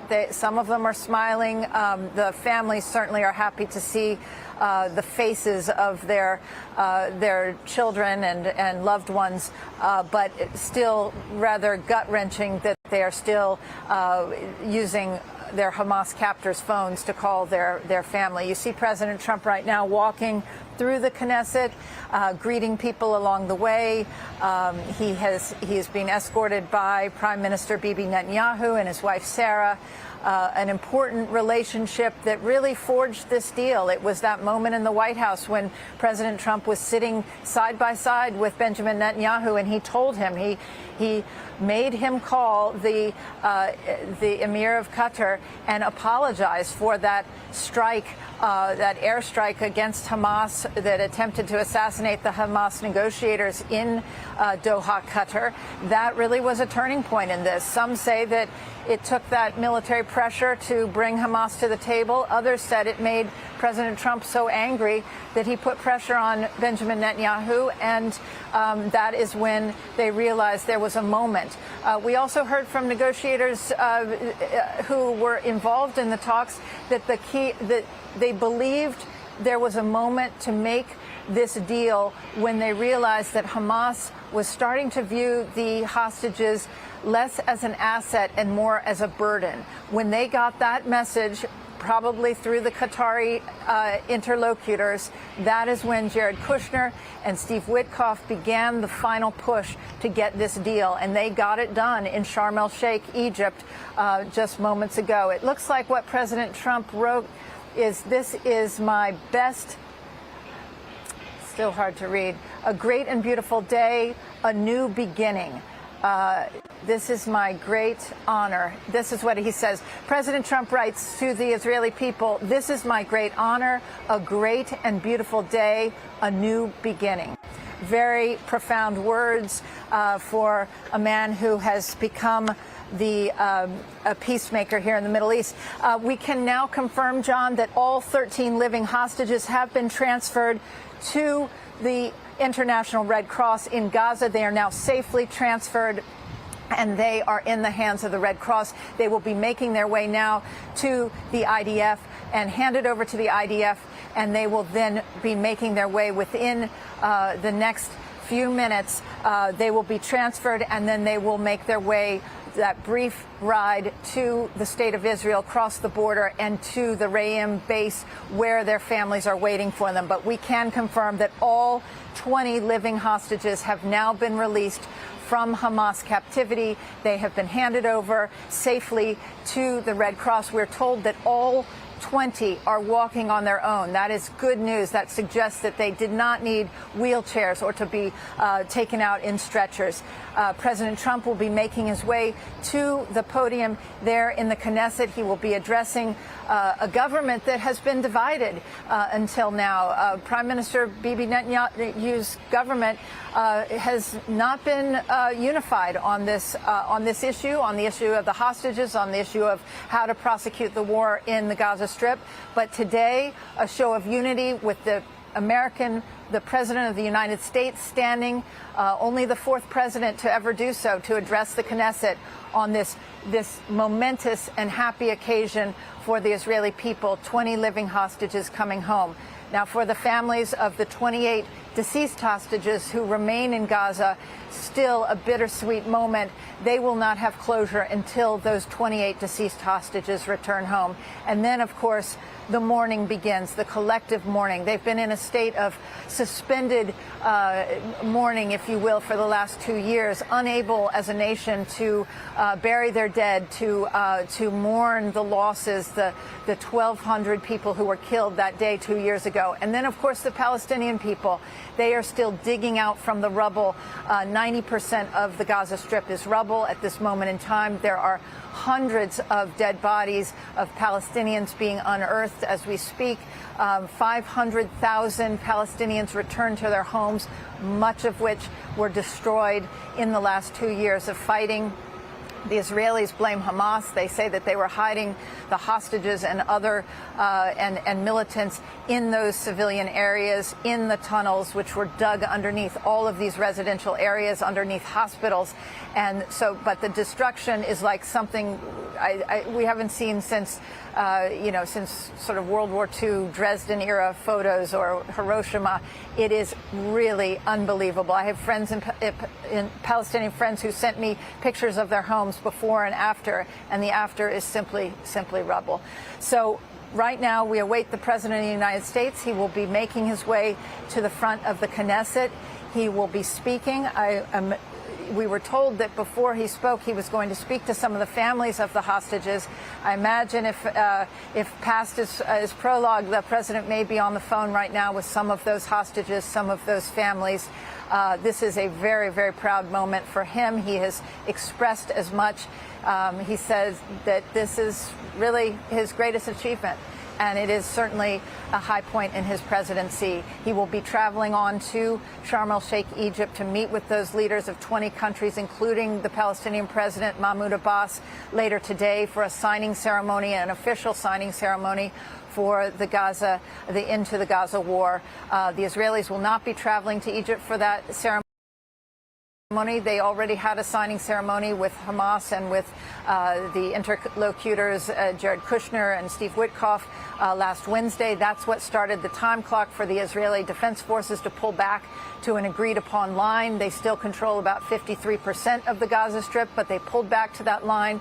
And then within 72 hours of that ceasefire taking hold and the IDF pulling back, that is when we were told that the hostages would be released and 2,000 Palestinian prisoners released and on their way to the Gaza Strip. That was the timetable, and that timetable they've held to that today on Monday. So back to you, John. All right, Jennifer Griffin. So, of course, the commander-in-chief will be addressing Israel and the Palestinian people, basically, really truly addressing the whole world. And we're going to be checking that out live here as well. This man is doing what he said he was going to do. I get it, his ways may not be the conventional ways, but the fact is, what is the results, okay? What is the outcome? That's what you have to think about. He's getting the desired outcome. You may not like the way he goes about it, but he's getting the desired outcome, ladies and gentlemen. All right, here we go. OG in Jerusalem, Israel. Here we go.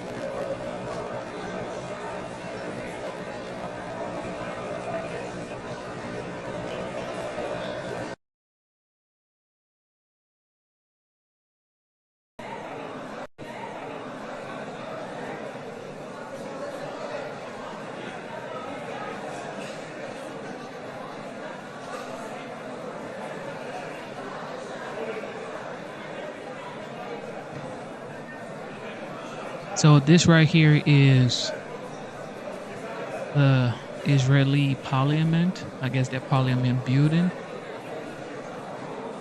And this is where President Trump will be delivering the remarks to the Knesset in Tel Aviv, Israel. So right now, the commander-in-chief, the 45th, now the 47th, is in Jerusalem, Israel. Well, Tel Aviv, Israel.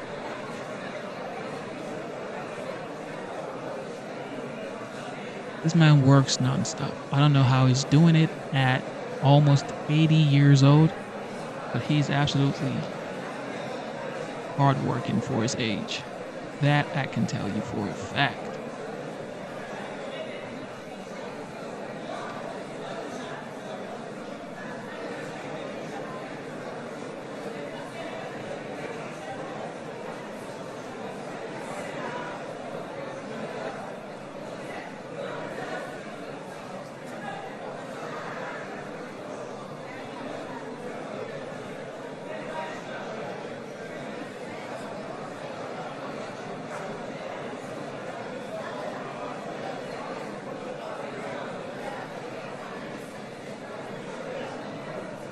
Let's see what happens. Let us see what happens today. It is currently 5 a.m.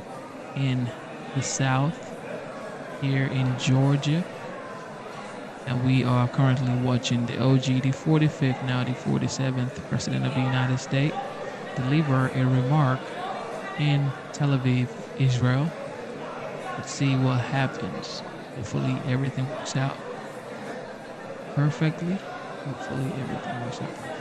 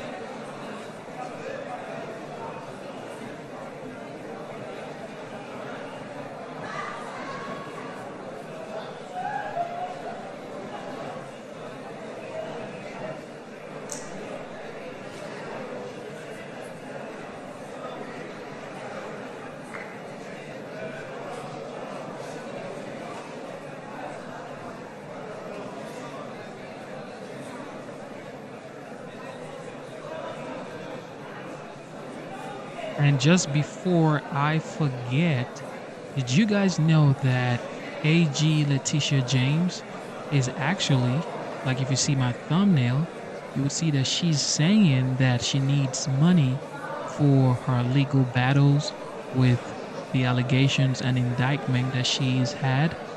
She's saying here that Trump demanded I resign, but I refuse. I need $10,000 rapid response donation to keep fighting. Can you chip in now?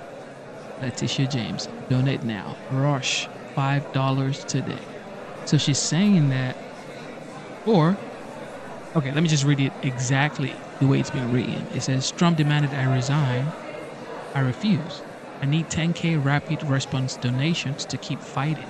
Can you chip in now? Letitia James. And it has a picture and the donate whatever right up down by her picture. And under that you see a link and it says rush $5 today. So wait, 10,000 times 5. I mean, I don't know. She's literally doing a sponsored advert. A sponsored commercial for donations. And it's saying it is paid for by James for New York or something like that. Oh, actually, James, that's her last name. Okay, Letitia James. So it's saying the sponsored ad is paid for by James for New York. That's pretty ballsy. That's ballsy right there. That is absolutely ballsy for her to, sort of ask for donations. And under that post, sponsored ad, a lot of people are saying, yes, we are rooting for you. We will donate. A lot of people are rooting for her. And they're donating too. They are absolutely donating. I don't know. Let me know, chat. Do you think you will donate to Letitia James? Are you going to be donating at least $5 to Letitia James, Attorney General of New York, who formerly indicted or convicted or pressed charges or whatever against President Donald J. Trump? Would you be donating your $5? Let us know. Or maybe more. We have some people donating $1,000 or $2,000. Some people are donating $5, $10. But let me know in the chat if you will be among the people that donates to Letitia James, Attorney General, New York.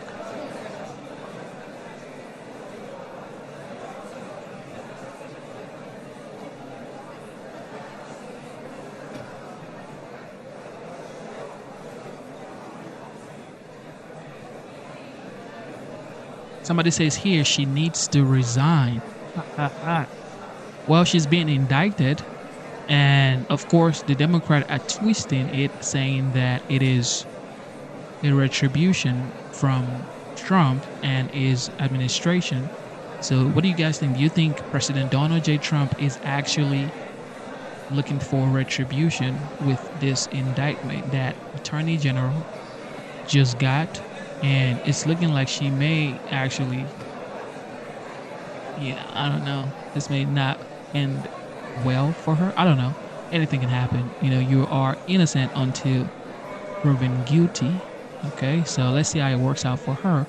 But they're saying that it is Trump that is going against her now because of what she did. Because she ran her campaign. She said, if you vote me in as the Attorney General for New York, I will get you Donald J. Trump. Yeah, I mean, this is a public knowledge information, okay? You can go online and see how she campaigned, videos of her saying exactly what I just said. Vote me as your AG, and then I will get you Donald Trump. Easy. And she won. She won the Attorney General for New York. And now, and as soon as she won, she went straight to work. She kept her promise and she indicted President Donald J. Trump. Well, at the time, he wasn't a president, okay? He was a former president. He was a former president. So he was going from the courtroom to the campaign grounds. Okay? He was going from the courtroom to the campaign grounds. And fortunately for him, I think some people would say that that indictment that came from the Attorney General's office actually helped President Donald Trump to win the 2024 presidential election. I mean, a lot of things happened that helped him win, but that right there was a big, big, big factor that the American people saw and say, wait, he's not even president. And now he's running to be the president again, and you are indicting him. So it's like, you don't want him to be eligible for the next election. So let's see how that situation plays out. Let's see how that situation plays out. And as for, I see a comment here. The person says they hope Trump will deport me or something like that because of my accent. Well, I was in the White House I was invited to the White House for Easter egg roll or the Easter celebration at the White House, and ICE agents were everywhere, FBI, Secret Service, everybody was there, and we were shaking hands. I think ICE actually liked me. I think ICE actually liked me, okay? Because I am a legal, okay? I'm a legal human being in the United States. And I'm not a green card holder. I'm not a permanent residence holder.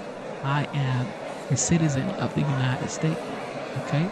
Came into the United States legally, followed the right path, paid my dues because you have to pay to become a United States citizen. You have to study to become a United States citizen. You have to take tests to become a United States citizen. You have to take exams to become a United States citizen. You have to do blood work. Okay, you have to actually take your blood checked, get your blood checked, check if you have some diseases. I don't want you to bring that into the United States. Okay, all of that, I had it done. I did it the right way, so you can hate. Okay, you can hate, but like I told you, if you go on my post on my YouTube page, just go to the post section. You would see me and my beautiful, gorgeous 5-year-old at the time, my little princess and her grandma. We were at the White House having a good time, and it was fun. And I'm so glad I voted for President Trump too. So yeah, and really, I don't care if you are a Republican or a Democrat. I do not care if you are a Republican or a Democrat. Whether you voted for Kamala Harris or you voted for President Trump, I do not care.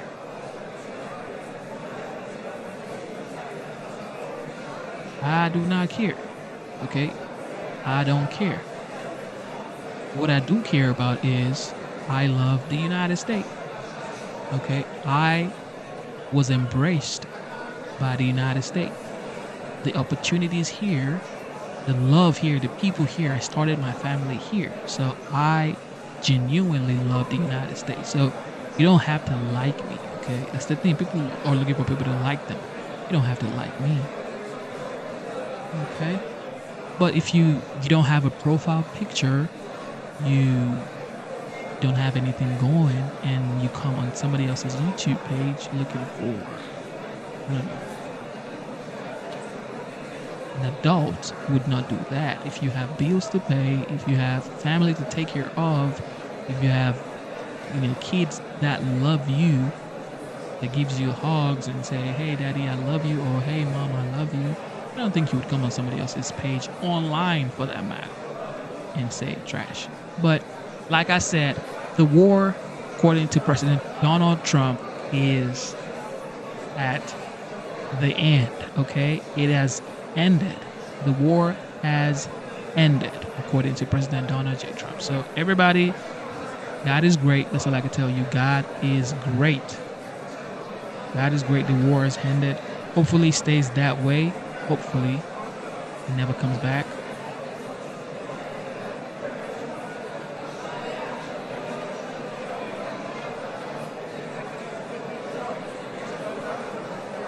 Yeah. So let's wait. It might be a while, but let's wait and see what's going to happen here. Let's see what's going to happen here as President Trump delivers his remark. Okay? Chat room is open whether you are a Democrat, Republican. Like I said, I don't care. Just be respectful in the comment section. Love your neighbors. This is America. Everybody has a right to free speech, so have fun.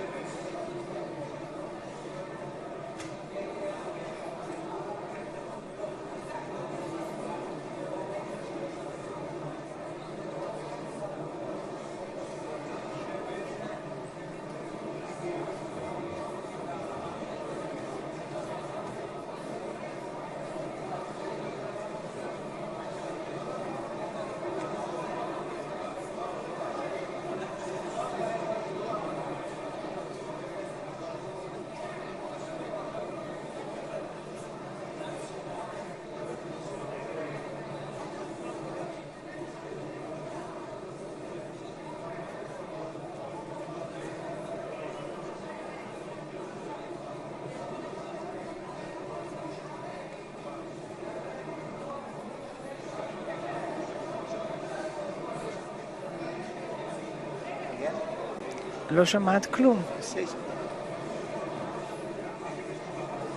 אוקיי.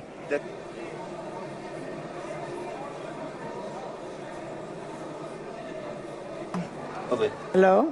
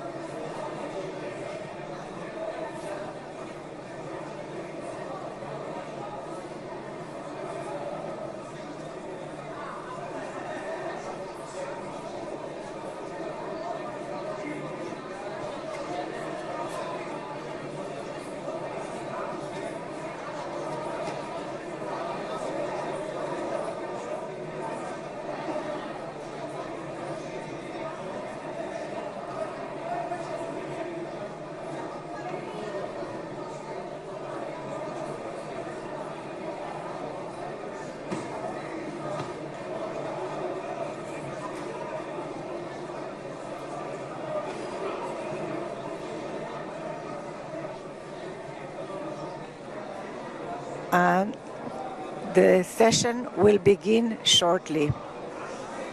The session will begin shortly. The session will begin shortly.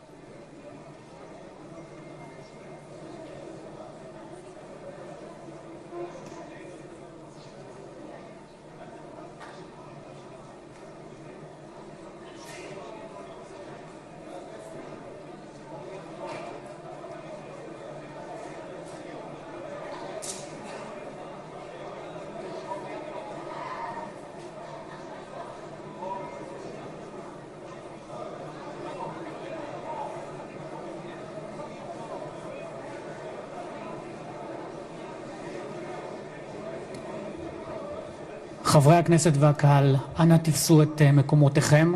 אנחנו מתחילים ממש בעוד מספר דקות.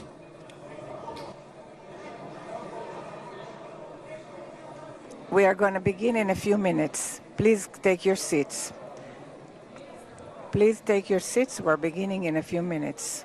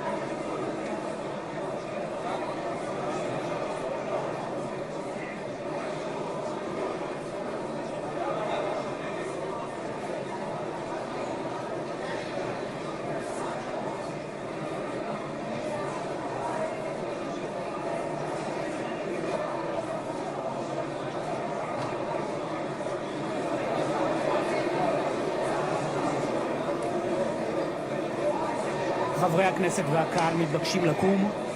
Members, please stand up. The Honorable President, the Honorable חברי הכנסת והקהל מתבקשים לקום. Members, please stand up. כבוד הנשיאים, כבוד ראש הממשלה וכבוד יושב ראש הכנסת. President, the Honorable Speaker of the Knesset.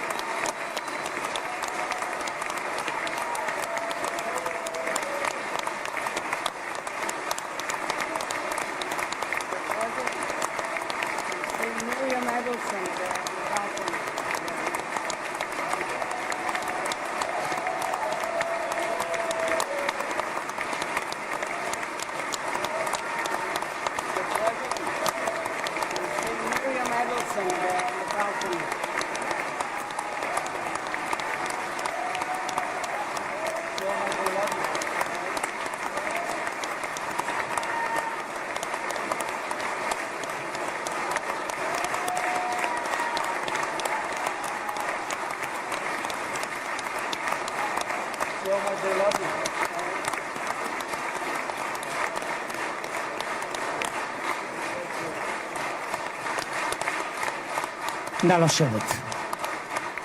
Please sit down.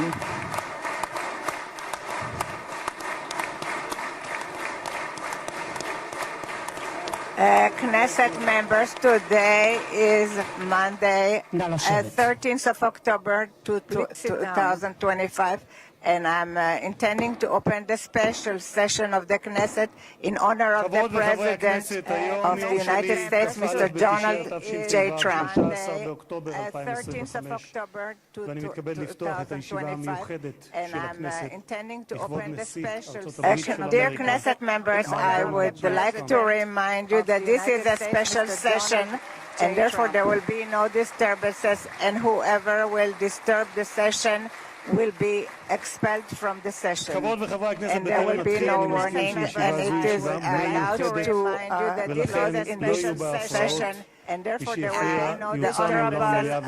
Mr.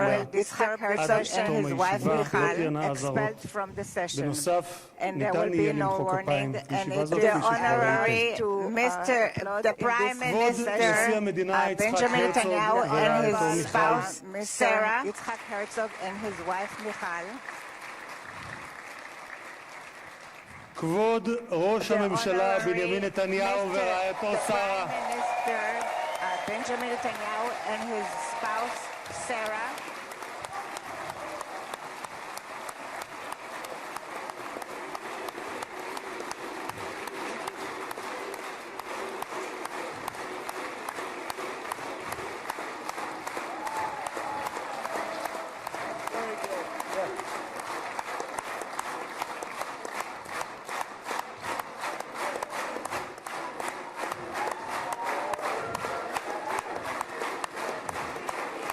The head of the opposition, Mr. Lapid and his wife Lihi, ministers and Knesset members, ראש האופוזיציה יאיר לפיד ורעייתו ליהי, Mr. Lapid and his wife Lihi, שרים וחברי הכנסת, and Knesset members. special recognition to Minister Ron Dermer, who led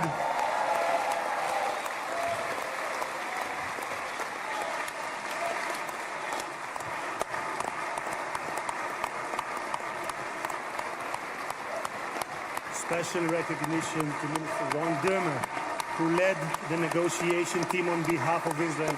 Thank you, Ron.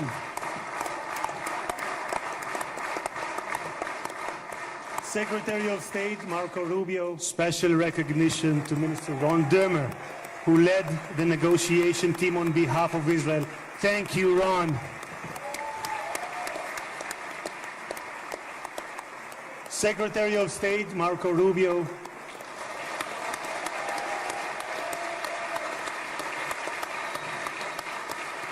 Secretary of War Pete Hegseth,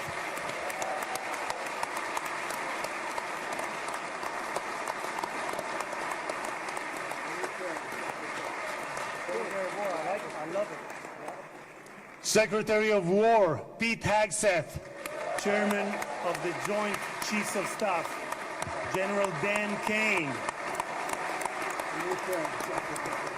Secretary of War, I like it, I love it. Chairman of the Joint Chiefs of Staff General Dan Kane.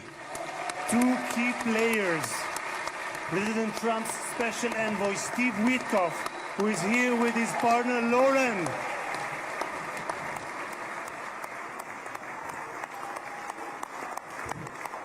Two key players, President Trump's Special Envoy Steve Witkoff, who is here with his partner Lauren.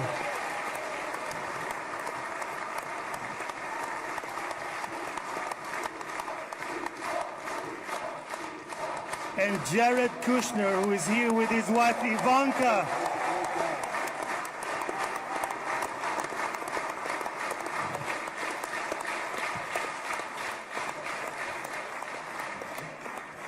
And Jared Kushner, who is here with his wife Ivanka.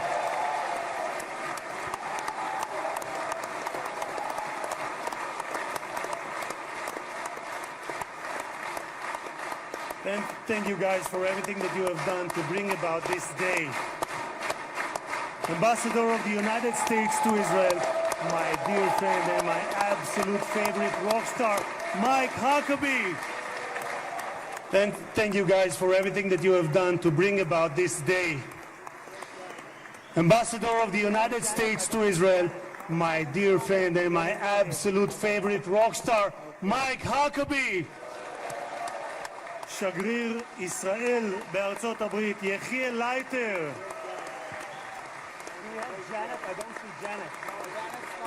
Janet's not here. Okay. תודה. שגריר ישראל בארצות הברית, יחיאל לייטר. The mayor of Jerusalem, Mr. Leon, and the first team of the government, the heads of the states and those who are here, the Eyal Zamir, the chief of staff of Jerusalem, סגל א' של המדינה, ראשי גופי הביטחון, אלה שנמצאים איתנו ואלה שבשטח, הרמטכ"ל רב אלוף אייל זמיר, the chief of staff,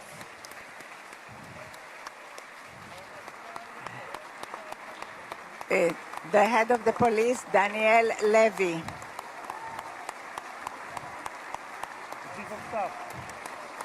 The head of the prisons, Jacobi, Mr. Jacobi. הרב ניצב דניאל לוי. He is one of those who is in Mr. Eyal Kasti, the head of the fire. The head of the Mossad, Mr. David Barnea. One of those who is in נציב הכבאות וההצלה הרב תפסר אייל כספי. Mr. Eyal Kaspi, the head of the fire. ראש המוסד דוד ברנע. The Mossad, Mr. David Barnea. The head of the General Zini, the head of the General Security. Great success to you. ראש שירות הביטחון הכללי, האלוף במילואים דוד זיני, בהצלחה. The head, Mr. Gal Hirsch, the head of the headquarters for the abductees.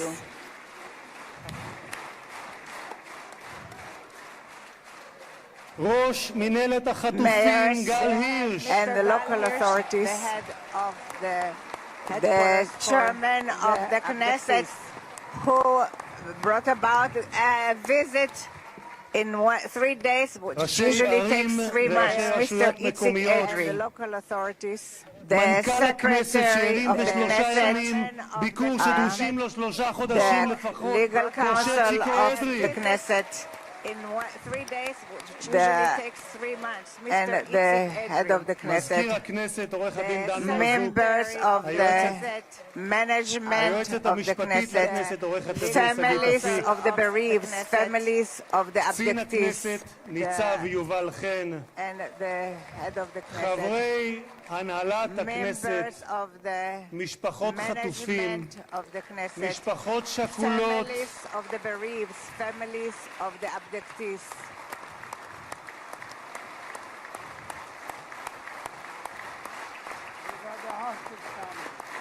and the bereaved families also.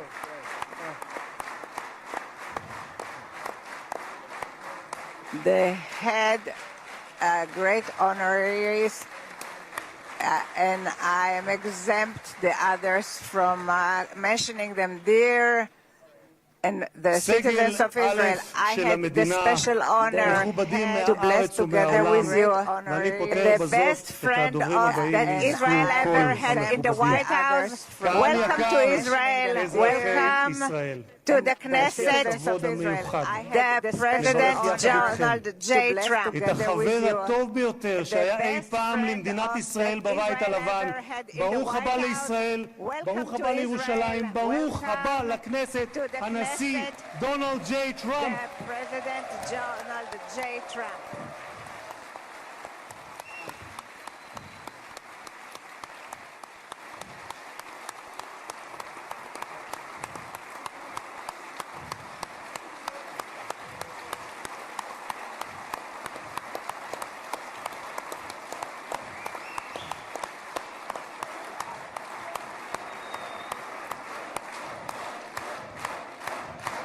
Mr. President, I would like to thank you that you granted the Knesset the honor that it is the first parliament that you are visiting in your present term.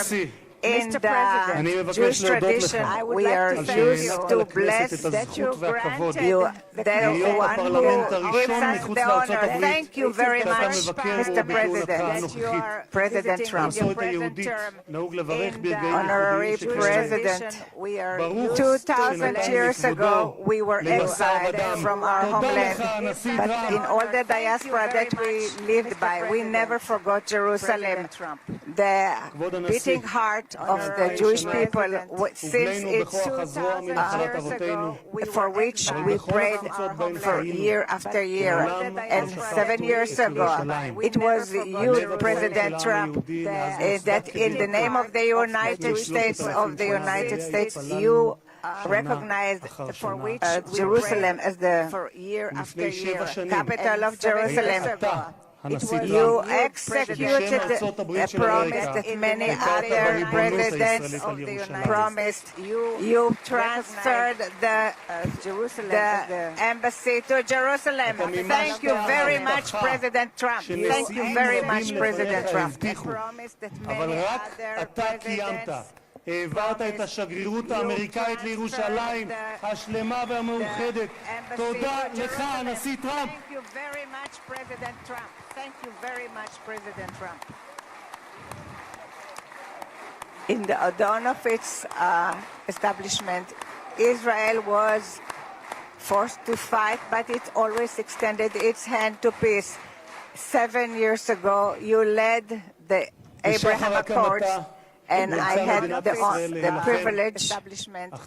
Israel was to serve in this government that signed it. And it was very meaningful for me because 2.5 years ago, I was the first head of the Knesset that was invited to speak in a parliament of an Arab country, and it was in the country of Morocco, where my parents came from. You made the relationship closer in accord that it's country, and it was in the for peace. Thank you very much, President Trump. Where my parents came from. You made it many years before your first term, already in 2011. You identified the danger of nuclear Iran. Many years before your first term, already in 2011, we can't allow Iran to go nuclear. איום על ארצות הברית משמעו איום על העולם החופשי כולו. Of nuclear weapons is a major threat to our national security interests. Continued that you put America first, but not alone, but not America alone. Do you brought with you to the White House in your 2 terms 4 months ago, after Prime Minister started Rising Lion, you started the Midnight Hammer, which was a very brave action. That there was nothing like it until you arrived at the White House.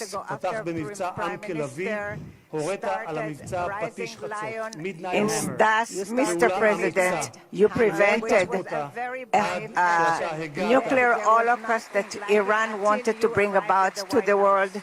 A country in its parliament, its elected officials cry death to America and death to Israel. And today we can say to the Ayatollahs, rule in the world, Iran will not have nuclear power. Thank you, President Trump. Cry death to America and death to Israel. And today we can say to the Ayatollahs, Iran will not have nuclear power. Thank you, President Trump. Mr. President, today the Jewish people are ending the holiday of Sukkot, and tomorrow it will be Simchat Torah. And 2 years ago in Simchat Torah, it was the most difficult day for the State of Israel since its establishment and for the Jewish people since the Holocaust. Many times I came with many visitors to the area of the slaughter, and I saw the horrors. It was the most difficult day for the State. A few weeks after the 7th of October, I accompanied Jared and Ivanka that came to those difficult areas. We saw what we were in Kfar Aza, and we saw what we hope that we will never see again. Horrible sights of pogroms, children, men and women, the elderly, they are no longer there. Satan not only murdered and raped and many of our brothers and sisters, he also abducted the alive and the dead. And since then, this has been the longest and the most just war. This wound of our brothers in prison has been, when all the nation of Israel has been in pain of the families of the abducted. This wound until this morning. For 2 years, is in the gallery where the guests are sitting. We had photos of the hostages, but this morning, towards this historical day, we were able to remove the photos, and I will do something spontaneous, and I will remove the pin that I received from Tzvika Mor. I am removing it because a minute ago I spoke to Tzvika Mor's brother, and they're celebrating this unification. Thank you so much, President Trump. Thank you so much, President Trump. I am removing it because a minute ago I spoke to Tzvika חוגגים את brother, האיחוד and הזה. they are תודה celebrating לך, this הנשיא unification. טראמפ. Thank you so much, President Trump. Thank you so much, President Trump.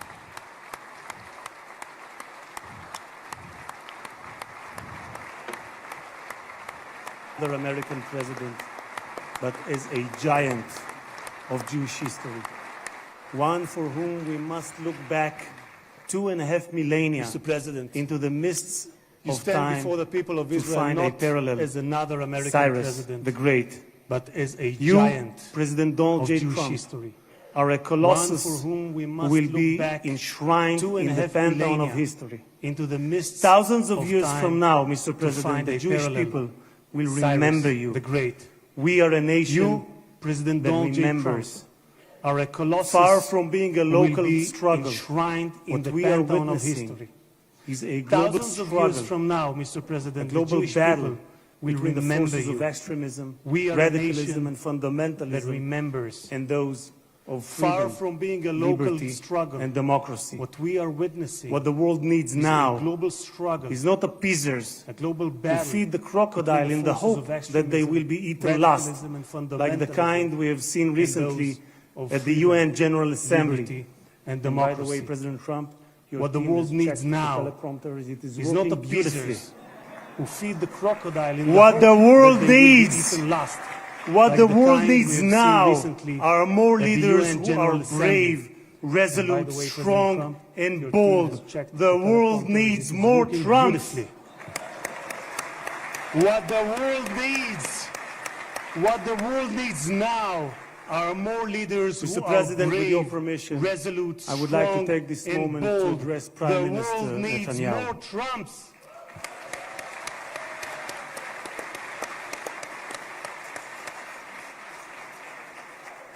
Mr. President, with your permission, ראש I would הממשלה, like to take this moment to ראש address Prime הממשלה Minister עמד Netanyahu. Mr. Prime Minister, you, the last few years, you faced great pressures. Steve Witkoff, the special envoy that fought along with you to return the hostages, said about you the most difficult work was that of the Prime Minister. It was the Prime Minister who had to take hard decisions, how much we have to be hard towards Hamas and when we have to be more moderate. But the truth now that looking backwards, we wouldn't have reached this point if the Prime Minister Netanyahu wouldn't have acted the way he acted. אבל האמת היא שכעת, במבט לאחור, אני חושב שלא היינו מגיעים לנקודה הזו אם ראש הממשלה נתניהו לא היה פועל כפי שפעל.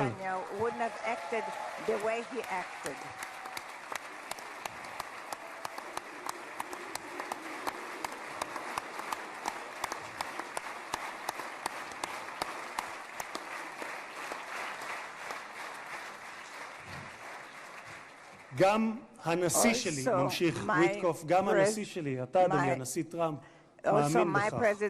הוא מאמין שראש הממשלה נתניהו קיבל החלטות קשות מאוד, והיו אנשים פחות אמיצים שלא היו מקבלים החלטות כאלה. והנה אנחנו כאן היום משום שלחמאס לא הייתה ברירה, כך אומר ויטקוף. הם נאלצו להגיע להסכם הזה. הלחץ היה עצום ולכם יש צבא גדול.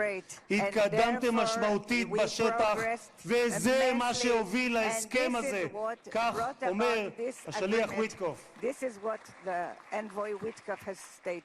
אדוני ראש הממשלה, אתמול בדרכו לישראל אמר הנשיא טראמפ שאתה הוא האיש הנכון. בזמן הנכון. ואני גאה לומר כאן, לעיני העולם, שבזכותך הגענו להישגים הרבים שאליהם הגענו. תודה לך, ראש הממשלה.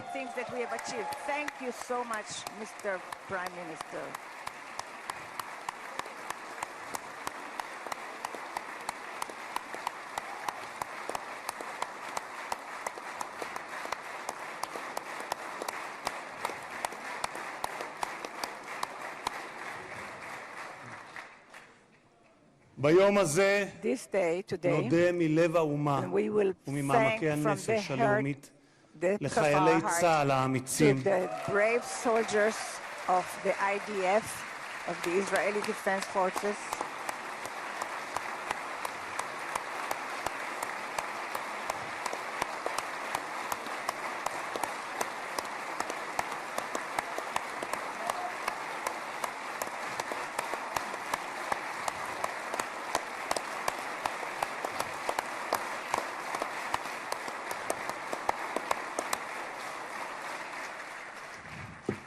נודה we לחיילי will thank צה"ל to the האמיצים IDF שהסתערו brave קדימה soldiers כאריות who fought וסיכנו את like חייהם lions and כדי endangered their להגן על lives מדינת ישראל. in order to protect רבים the מהם state of נפלו Israel. והקריבו את Many of חייהם them למען המדינה sacrificed their lives שמרכינה את ראשה for בפניהם the ובפני country משפחותיהם that השכולות. bows its head. דמם לא Their נשפך blood לשווא, was not, כי בגבורתם ובהקרבתם die in הם vain, הביאו לרגע because with their הנשגב הזה, heroism ושמותיהם they brought ייוותרו this state, חקוקים לעד and their בלב names האומה. will be inscribed forever in the hearts of the nation. President Trump, President, you are the president of peace. There was not a single person on this planet who did more than you to advance peace. No one even came close. Your election to the presidency marked a turning point, not only for the United States, but for the entire world. Through your strength of character and unwavering resolve, you brought an end to bloody conflicts in no fewer than 8 regions across the globe. In less than 9 months, you became one of the most consequential presidents in history.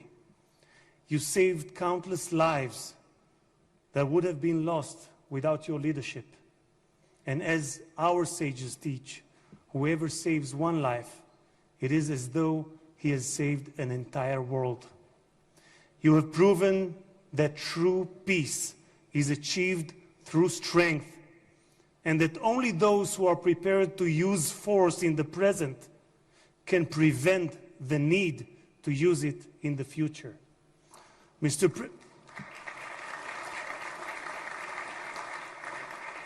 President, you, more than any other individual, are deserving of the highest recognition for your efforts in promoting peace.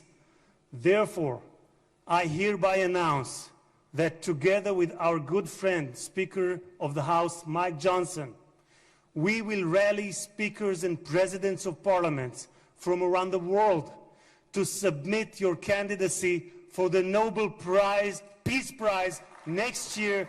There is no one more deserving than you, President Trump. No one.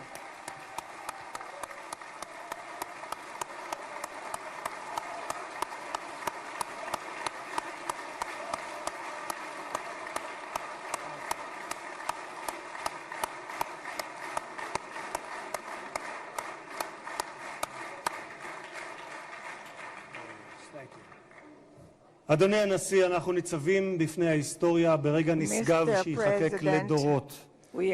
זה יום מאוד מרגש לאזרחי ישראל, יום שכולנו ייחלנו לו.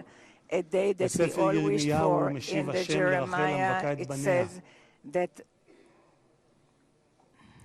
מנעי קולך מבכי ועינייך מדמעה, כי יש שכר לפעולתך, נאום אדוני, ושבו מארץ אויב, ויש תקווה לאחריתך, נאום אדוני, ושבו בנים לגבולם.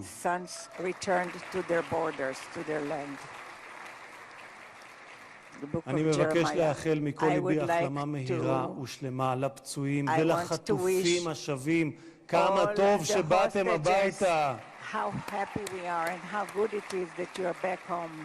הנשיא טראמפ, מי ייתן והעושה שלום במרומיו יברך אותך, נשיא השלום, את ארצך ואזרחיה, את משפחתך וכל היקרים לך, ויעשה שלום עלינו ועליכם. May God bless you, President Trump. May God bless the United States of America. And may God bless the state of Israel. תודה רבה וחג שמח.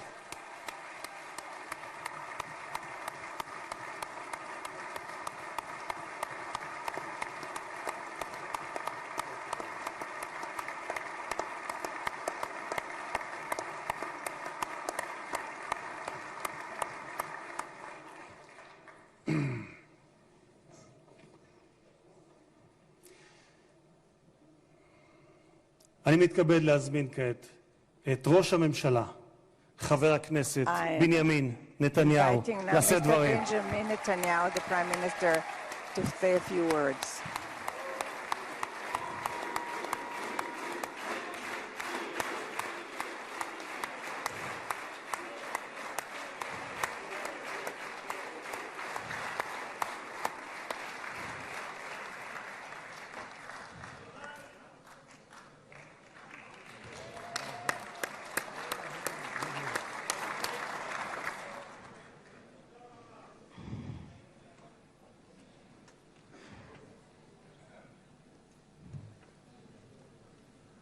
מכובדי הנשיא הרצוג ורעייתו מיכל, President Herzog and his wife Michal, מכובדיי הרבים, and the great honorary guests, ובראשם and headed by ידידנו הגדול, our great friend, נשיא ארצות the הברית, President of the United הנשיא States, דונלד ג'יי President טראמפ. Donald J. Trump.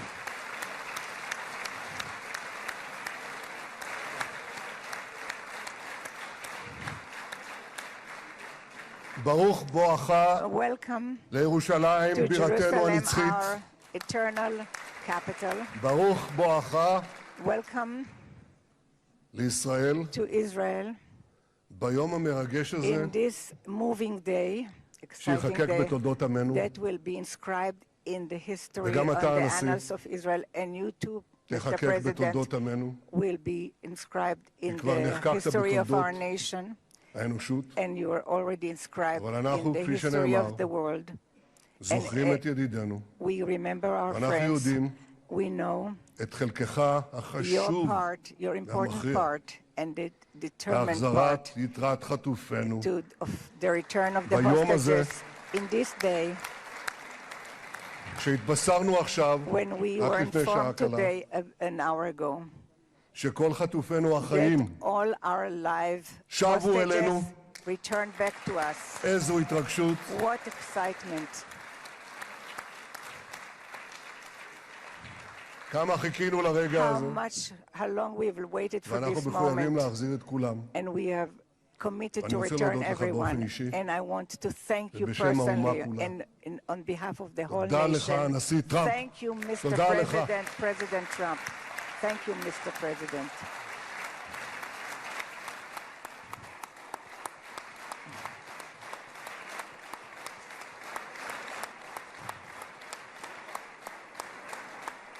Now, I know that the teleprompters are working well, though I'm not using them. But I'm not sure about the translation. So I'll say words in English. President Trump, the Knesset welcomes you and your distinguished delegation to Jerusalem, our eternal capital. This is your first visit to Israel since you recognize Jerusalem as our capital and moved the embassy here. Thank you, President Trump, for that.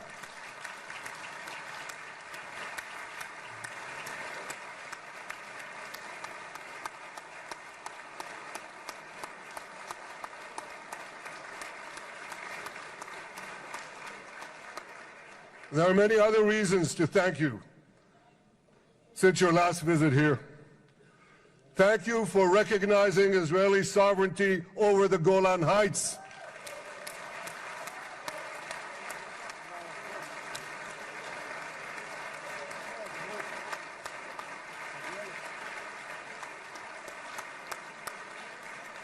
Thank you for standing up to the lies against Israel in the United Nations.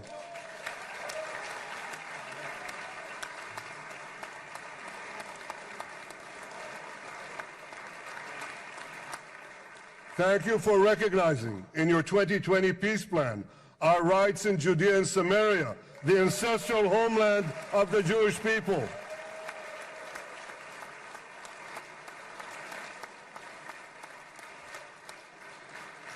Thank you for brokering the historic Abraham Accords. Abraham, Esquemei Avraham.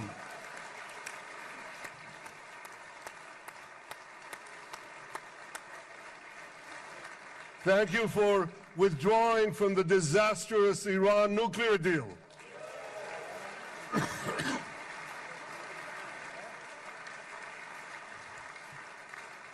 Thank you for supporting Operation Rising Line and for your bold decision to launch Operation Midnight Hammer. Boy, is that, you got to hear this.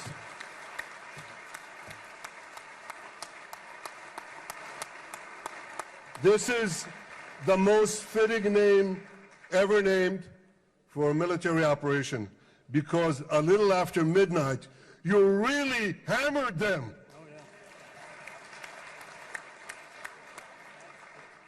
My friends, this is only a partial list, but it's enough to affirm what I've said time and again. Donald Trump is the greatest friend that the state of Israel has ever had in the White House.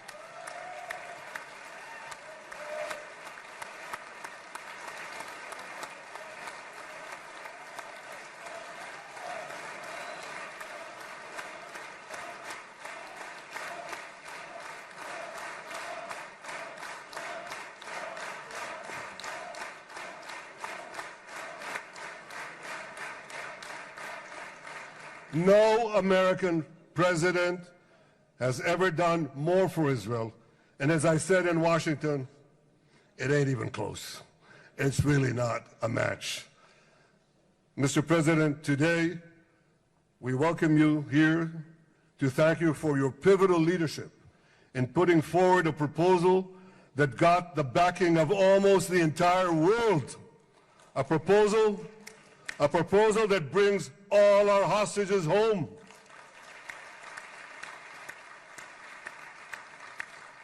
A proposal that ends the war by achieving all our objectives. A proposal that opens the door to an historic expansion of peace in our region and beyond our region. Mr. President, you are committed to this peace. I am committed to this peace. And together, Mr. President, we will achieve this peace. We've done it before. We've done it before in the Abraham Accords, and we'll do it again. Mr. President, today the Jewish calendar marks the end of 2 years of war. That war began on October 7th, on the Jewish festival of Simchat Torah. You always tell me, and you tell the world, remember October 7th. Mr. President, we remember. We remember the thousands of Hamas terrorists who stormed into our towns and kibbutzim. We remember the 1,200 people Hamas savagely slaughtered in cold blood, including dozens and dozens of Americans. We remember entire families burnt alive as they embraced each other. We remember the beautiful young Israelis brutally gunned down at the Nova Music Festival. We remember the hundreds of our citizens who were dragged into the dungeons of Gaza, including 12 Americans, men and women, young and old, babies and elderly Holocaust survivors. My friends, Mr. President, Donald, these monsters take babies as hostages. In response to this barbaric attack on October 7th, Israel did what it had to do. With indomitable courage, we set out to defend our people, to defeat our enemies, and to release our hostages. Our heroic soldiers fought like lions. They fought on the front lines of civilization and barbarism. Israel achieved amazing victories over Hamas and the entire Iran terror axis. Sinwar, Def, Hania, Nasrallah, Assad, they're all gone.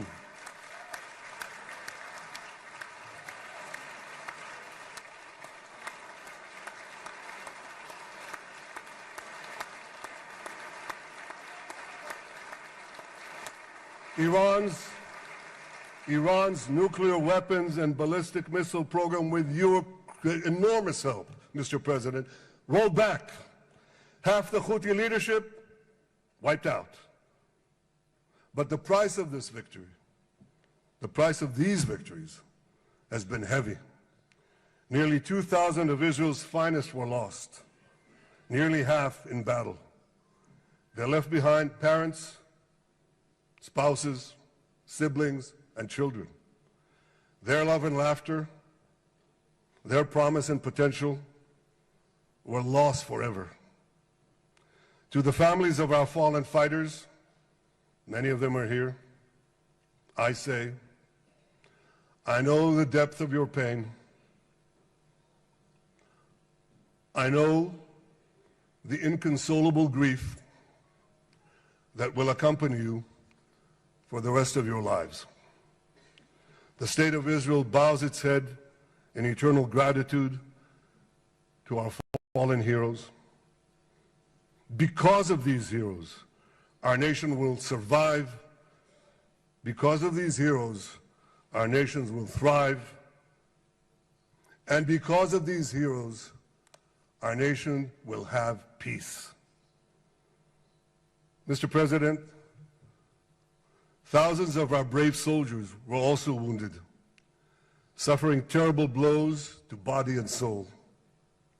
Brave soldiers like Ari Spitz. Ari is an American. Ari is an American Israeli who was injured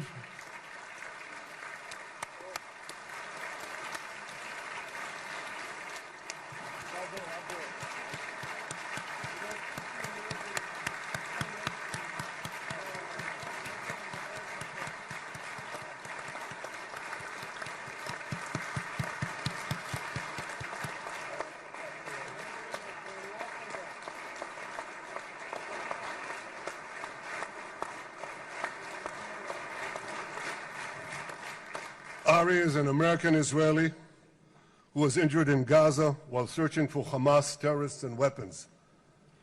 Two of Ari's comrades were killed in this action, and 10 were injured. Ari was presumed dead, but made a miraculous recovery despite losing 3 limbs. Ari, stand up for a minute alone. Stand up. There you go. There. Ari, you are the spirit of Joshua. You are the spirit of David. You are the spirit of the Maccabees. You are the spirit of Israel. I salute you. We all salute you.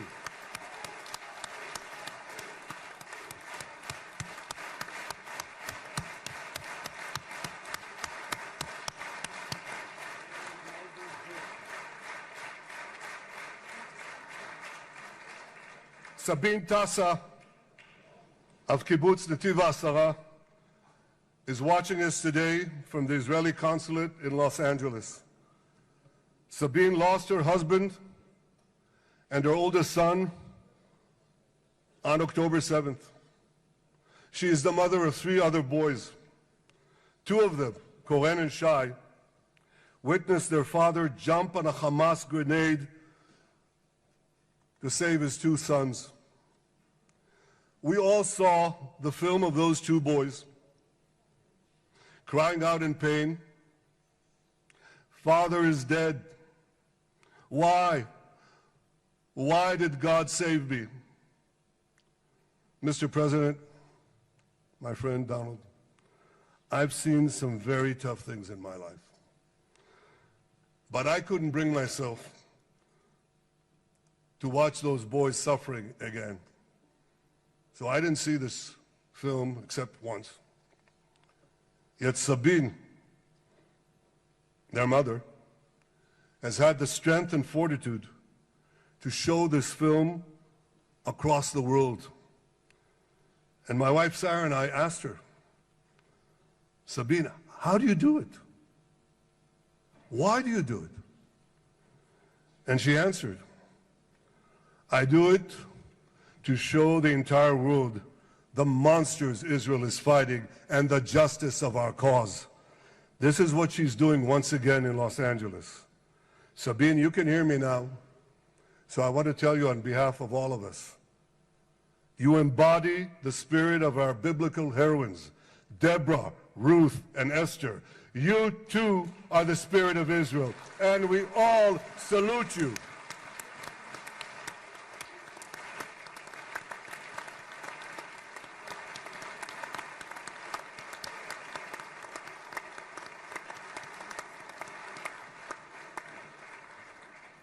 Mr. President, you asked me on our many conversations during the 12-day war with Iran, you asked me, how are the people holding up?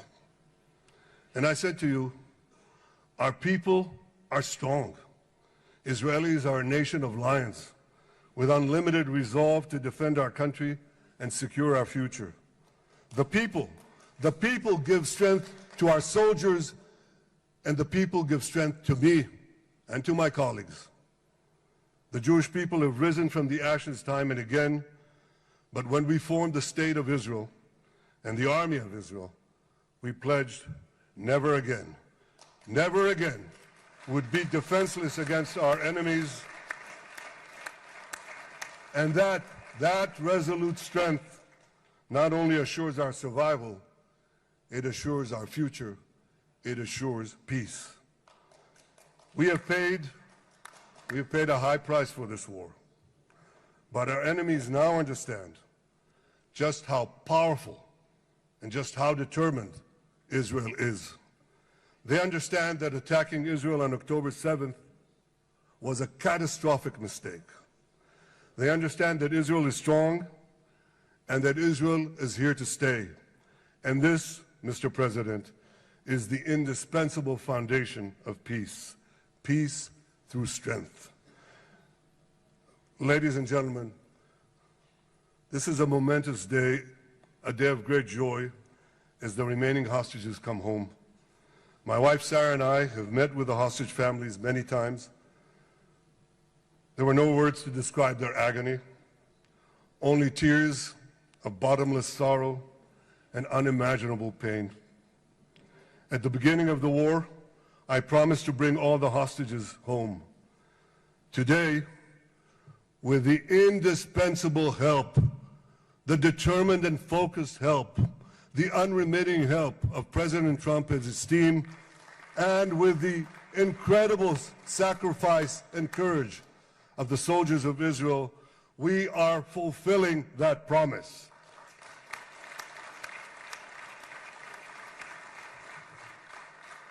It has been a long journey to get here.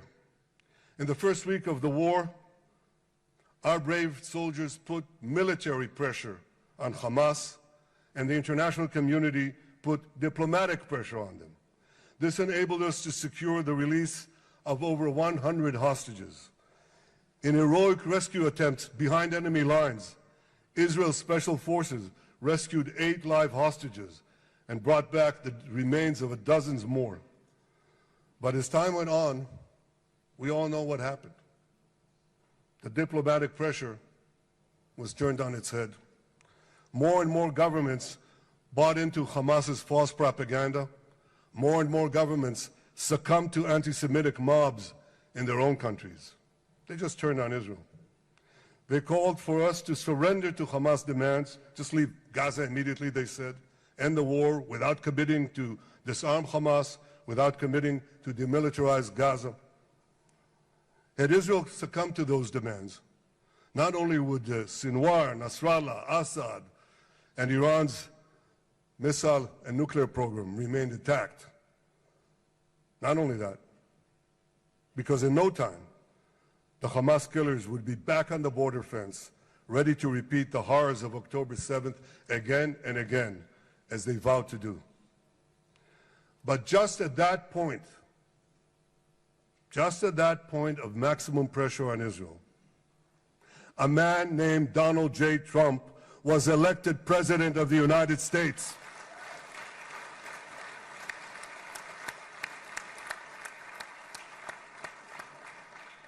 And ladies and gentlemen, overnight, everything changed. Everything. We felt it right here. Mr. President, thanks to your unequivocal backing of Israel, we secured a second hostage deal within weeks of your election. And in the months that followed, we worked closely together to forge a path to bring the remaining hostages home and end the war. End the war in a way that ensures the disarming of Hamas, the demilitarization of Gaza, and that Gaza would never again pose a threat to Israel. 2 months ago, you fully backed my decision to send the IDF into the last Hamas stronghold in Gaza City. You shared my view that this military pressure would help free the hostages. And despite all the criticism, all the naysayers, we were right. Hamas caved in. And 2 weeks ago, you succeeded in doing something miraculous. You succeeded in doing something that no one believed was possible. You brought most of the Arab world, you brought most of the world behind your proposal to free the hostages and end the war. I want to thank Steve Witkoff, Jared Kushner, and Ron Dermer for their great contribution to this effort.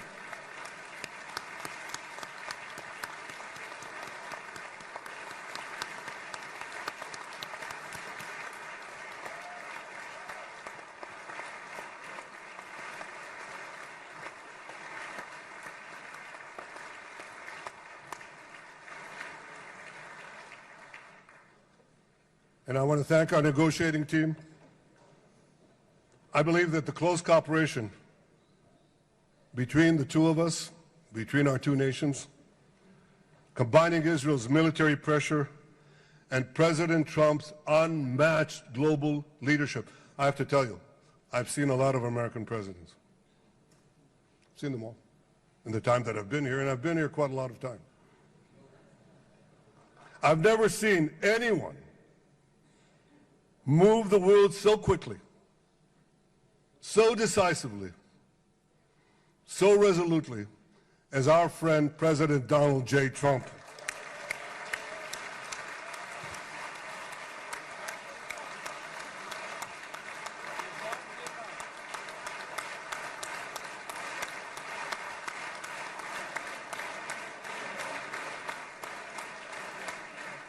With our military pressure and President Trump's global leadership, we achieved this historic moment. It's a moment of indescribable joy as our nation embraces our sons who are coming home. Mr. President, this week, Jews around the world are going to read the book of Ecclesiastes, Kohelet, in the Bible. The Bible has many miraculous moments. One of them was your decision to bomb Fordo. I think it was a pivot of history because it wasn't meant only to bomb Fordo.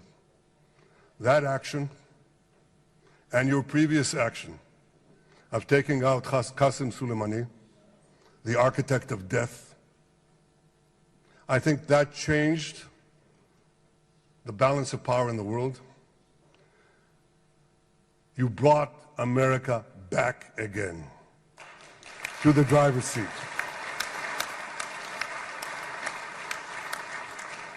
Now, I said that we're going to read this week the book of Ecclesiastes. It's not a book of action. It's a book of meditations, of thought, a perspective on life and on death. And in this book, we read the immortal words of King Solomon. To everything there is a season, and a time for every matter under heaven. Et milchama ve'et shalom. A time for peace and a time for war. The last 2 years have been a time of war. The coming years will hopefully be a time for peace.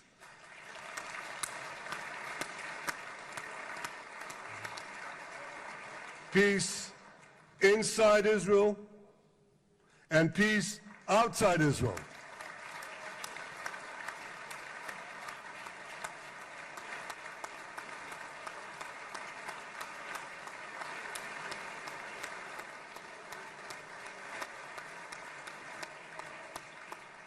I look forward to continuing marching with you on the path we paved together with the Abraham Accords. Under your leadership, we can forge new peace treaties with Arab countries in the region and Muslim countries beyond the region. Abraham's children will work together to build a better future, a future that will unite civilization against barbarism, light against darkness, and hope against despair. And my friends, I believe that with President Trump's leadership, this will happen a lot faster than people think.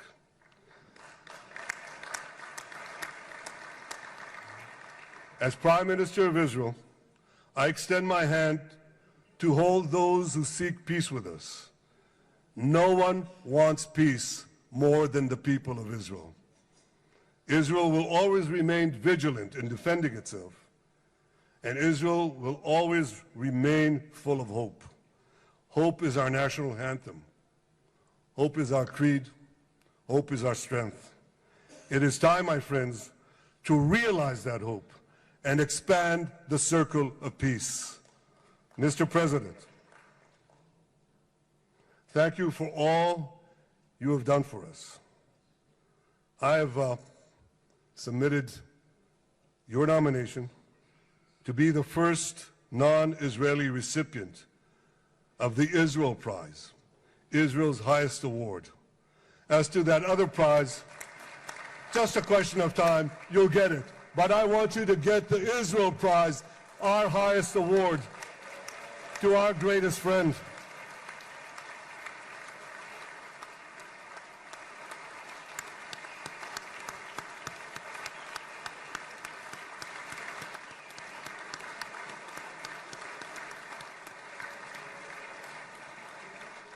When others were weak, you were strong. When others were fearful, you were bold. When others abandoned us, you stood by our side. On behalf of the government and people of Israel, I thank you for your extraordinary friendship. Thank you for helping bring our hostages home. Thank you for supporting Israel's march to victory. Thank you for paving a path to peace.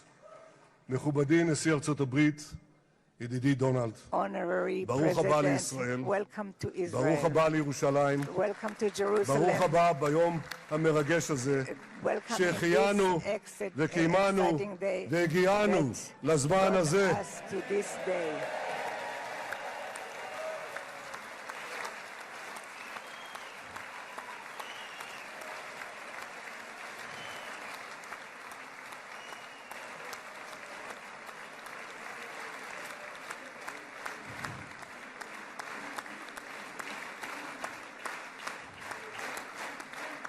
May God bless you and your family, Mr. President. May God bless America.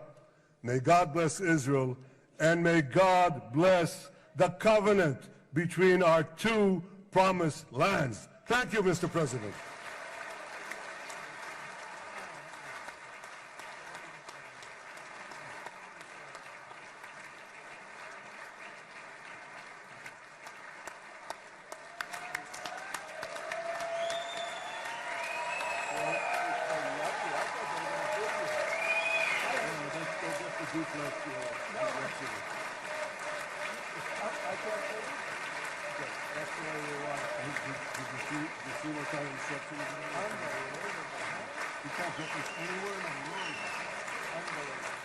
But you'll get it in the morning.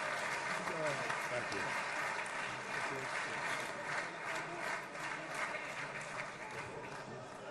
The president. Where?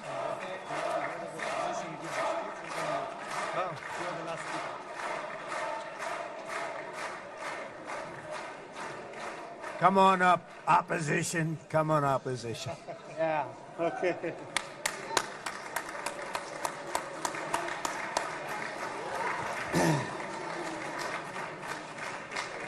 אני מתכבד להזמין כעת את ראש האופוזיציה, חבר הכנסת יאיר לפיד.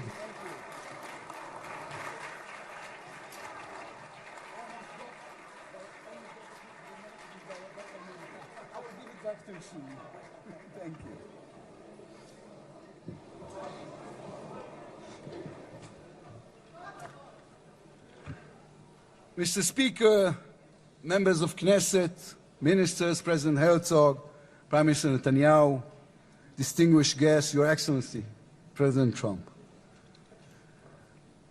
For 2 years, we waited for this moment. 2 years of sleepless nights, 2 years without air in our lungs. Our eyes are filled with tears today. Our hearts are filled with gratitude. Our children are coming home.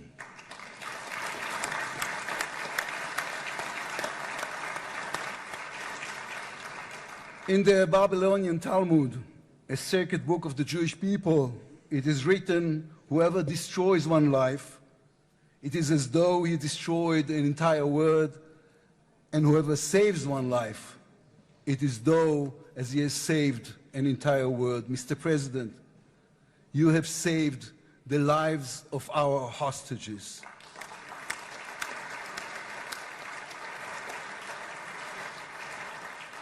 But you saved so much more. You have saved the souls of the bereaved whose loved ones now will be brought home for burial.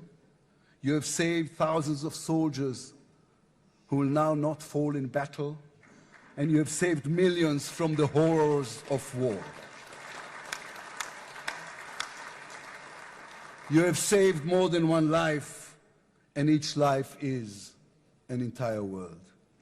This is a historic moment, and a reminder that history is shaped by people. It is shaped by those who know the past, but have the vision to change the future.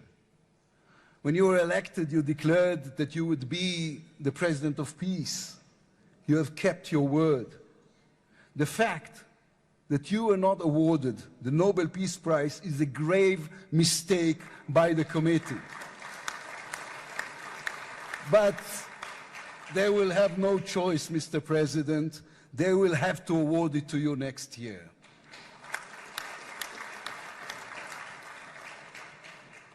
Peace will not come by waiting. It will come by building, by reaching out, and by daring once again to believe. You, Mr. President, have done the unimaginable. We will be eternally grateful. But we also need to take responsibility. The destiny of Israel will always be written by the people of Israel. We must now prove ourselves worthy of what has been achieved. From its founding, Israel has said to the world that our strength, our power, rest upon our values. Israel is the strongest country in the Middle East because we are the only democracy in the Middle East. Because we believe in the principles laid in our Declaration of Independence, which says Israel will ensure complete equality of social and political rights to all its inhabitants, irrespective of religion, race, or sex. It will guarantee freedom of religion, conscience, language, education, and culture. It will safeguard the holy places for all religions. Those are our values. That is who we are as people, as a country. Our neighbors must understand one more thing about us. We are not going anywhere. The Middle East is our home. We are here to stay. Our story did not end in the Bible. It began there. It continues in our laboratories and universities, in our innovation hubs. Hamas, Hezbollah, Iran, and the Houthis, they all read the wrong intelligence reports. The real intelligence report on Israel's intentions is found in the book of Genesis. And I will give you and your descendants after you the land of Canaan for an everlasting possession. We call upon the nations of the Islamic world and all our neighbors, Saudi Arabia, Syria, others. We are here to stay. We can do great things together. Come and talk to us. Mr. President, you are the one who can make it happen as you did with the historic Abraham Accords. Then too, no one believed it was possible. Then too, you imposed your vision on everyone. While others spoke of difficulties, you created opportunity. You can be the one to bring the next wave of peace. The people of Israel support this. They want this. We are ready. And you can later today in Egypt with your unbelievably talented team, my friends, Steve Witkoff, Jared Kushner, Marco Rubio, Pete Hegseth, forge a regional alliance that will change not only the Middle East, but the entire world. After 2 years of war, the peoples of this region should look around and ask themselves, whose situation is better? Those who chose the path of peace or those who chose the path of war? Those who invested in their people, in the education of their children, in science and education and technology, or those who invested in hate and in violence? From here I say to all those who demonstrated against Israel these past 2 years, on the streets of London and Rome, in Paris and in Columbia University. I do not represent the government. As you know, I am the leader of the opposition. And I tell you, then, you were deceived.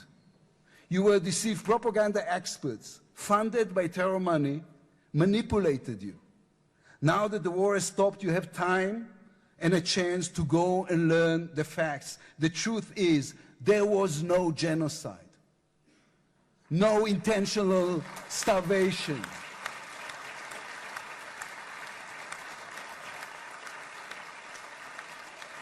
The truth is, there was an army and a country fighting in the most complicated conditions imaginable against terrorists who send their own children to die for a follow-up, who use their own children as human shields.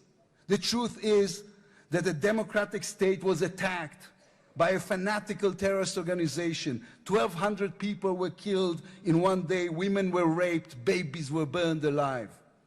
And all that, on all the while, they played with your minds, selling you the absurd idea that supporting Islamic terror is somehow a liberal value. There is good and evil in this world. When you stand with Hamas, you stand with evil. When you stand with Hezbollah, you stand with evil. When you stand with the Iranian regime, you stand with evil. When you stand with Israel, you stand on the side of justice.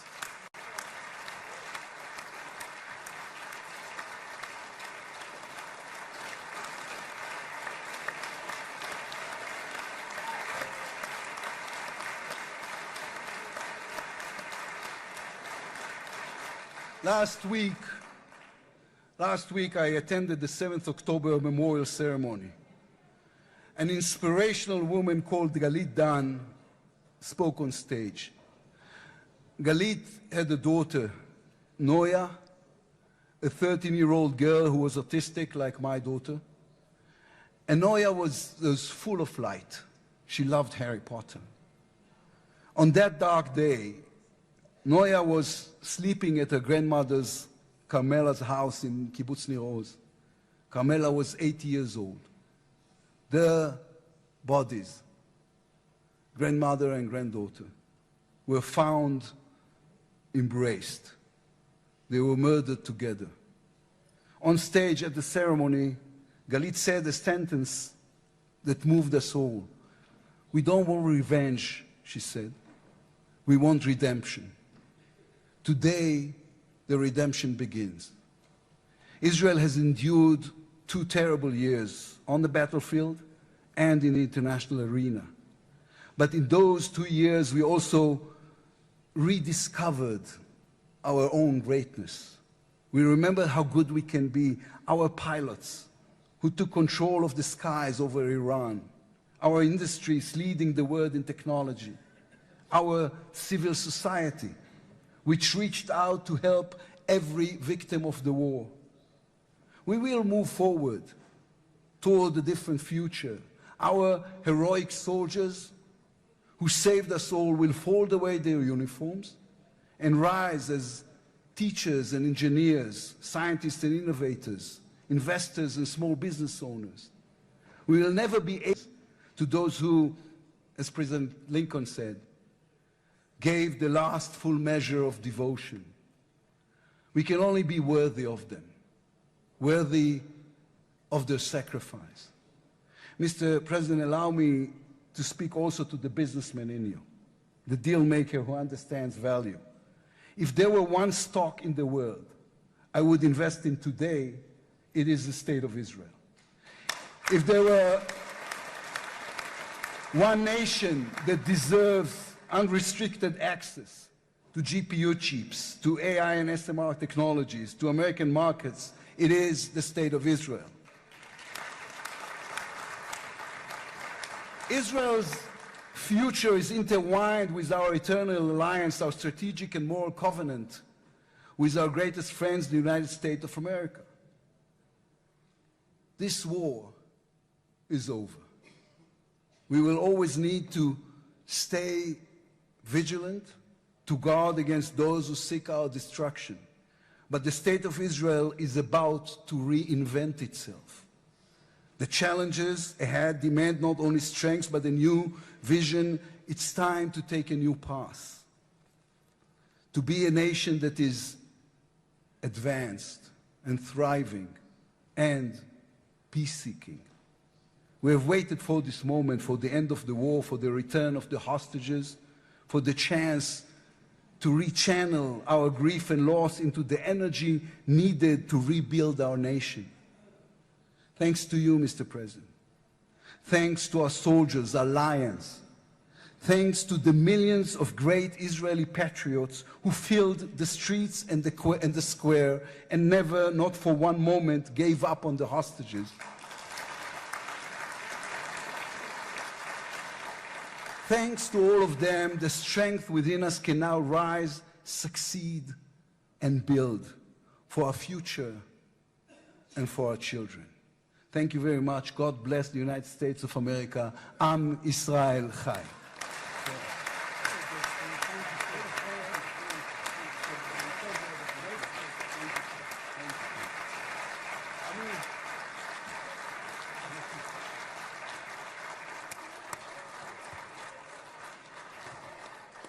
אני מודה לראש האופוזיציה. I would like to thank the head of the opposition. Members of the Knesset. It is now my distinct honor to invite the President of the United States of America, His Excellency Donald J. Trump, to address the Knesset.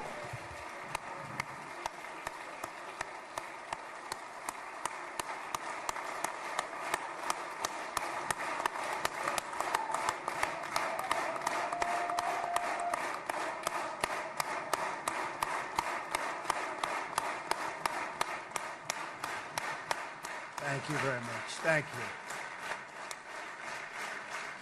Thank you very much, everybody. It's a great honor. Nice place. Very nice place. Mr. President, Mr. Prime Minister, Mr. Speaker, esteemed members of the Knesset and cherished citizens of Israel, we gather on a day of profound joy, of soaring hope, of renewed faith, and above all, a day to give our deepest thanks to the Almighty God of Abraham, Isaac, and Jacob.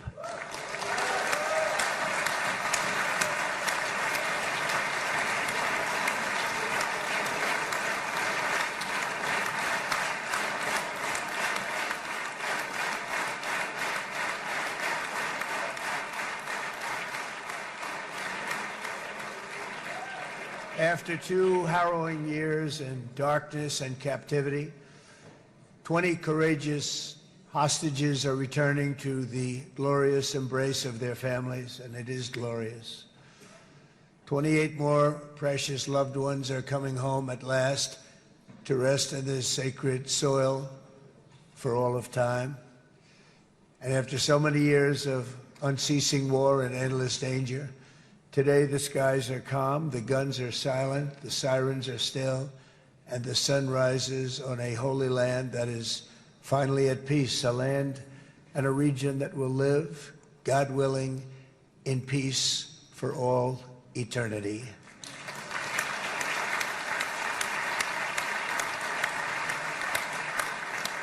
This is not only the end of a war, this is the end of an age of terror and death and the beginning of the age of faith and hope and of God.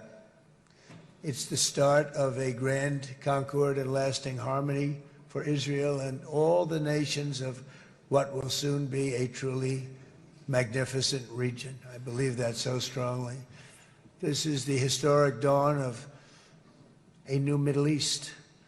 I want to express my gratitude to a man of exceptional courage and patriotism whose partnership did so much to make this momentous day possible. You know who I'm talking about. There's only one, Prime Minister Benjamin Netanyahu. Bibi, please stand up.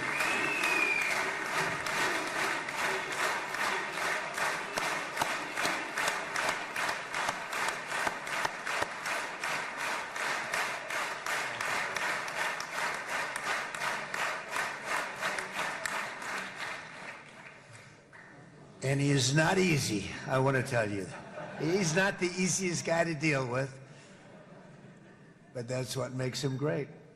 That's what makes him great.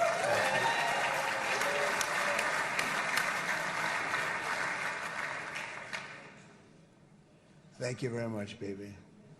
Great job.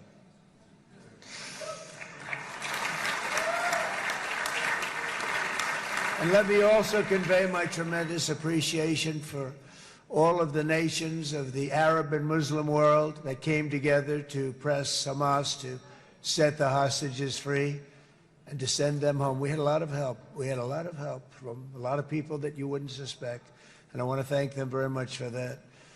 It's an incredible triumph for Israel and the world to have all of these nations working together as partners in peace. And it's pretty unusual for you to see that, but it happened in this case. This was a very unusual point in time, a brilliant point in time.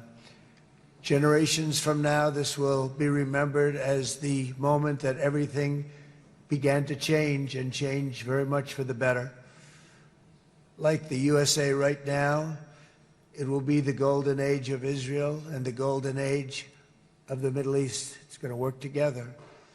I'd like to thank several great American patriots for their invaluable help in getting something done that almost everyone thought was absolutely impossible. We were wasting our time. So many people said, you're just wasting your time. But we weren't, because we had talented people working with us, and we had people that loved your country, and frankly, people that loved the region. They loved the Middle East. I want to thank my friend Steve Witkoff.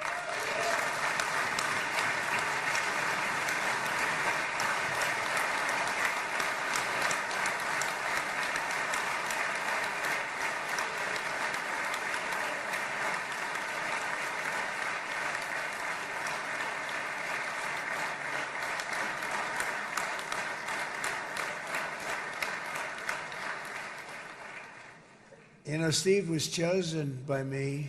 He never did this before, but I knew him as a few things. He was a great businessman, but I know a lot of great businessmen, to be honest with you. He had tremendous negotiating skills, but I know a lot of people that negotiate pretty well, although it is an art. But there are people that can negotiate pretty well. But most importantly with Steve, he's just a great guy. Everybody loved him. Everybody. I mean, I know some negotiators that are so good, but you wouldn't have had peace in the Middle East. would be in World War III right now with some of these guys. Everybody loves Steve, and they respect him, and they somehow can relate to him. I've known him for many years, and I've seen it over and over again. להוציא את חבר הכנסת עודה, להוציא אותו מהאולם, להוציא אותו מיד, החוצה, החוצה. Please expel this Knesset member. Please expel this Knesset member. להוציא גם את חבר הכנסת כסיף.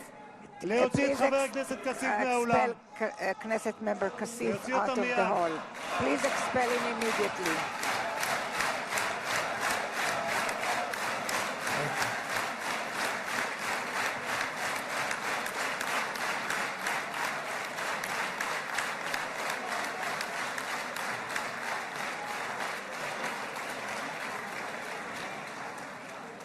Sorry for that, Mr. President.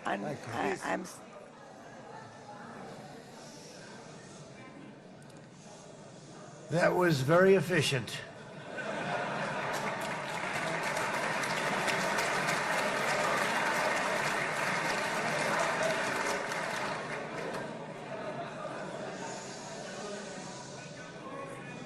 So back to Steve.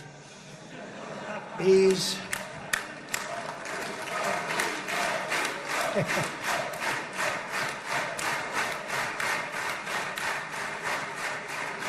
But I tell one story because he was so involved, and then we called in Jared. We need that brain on occasion. We got to get Jared in here. We got to get a certain group of people. But Steve started this all by himself. I call him Henry Kissinger, who doesn't leak. Okay? Henry is a big leaker. He leaked. Steve doesn't leak. Steve just wants to get the job done. He wants to do what's right. But I'll give you just a quick story because, as you know, he's working on the war with Russia and Ukraine, a war that would have never happened if I were president. A shame. 7,000 young soldiers a week are being killed. More than that this last week. It's a shame. It should have never happened. But it did happen, and we won the race, and I took over this horrible war that's been raging, and I thought it would be easily settled. I thought it was a hell of a lot easier than doing what we just did very successfully with Israel and a lot of other people.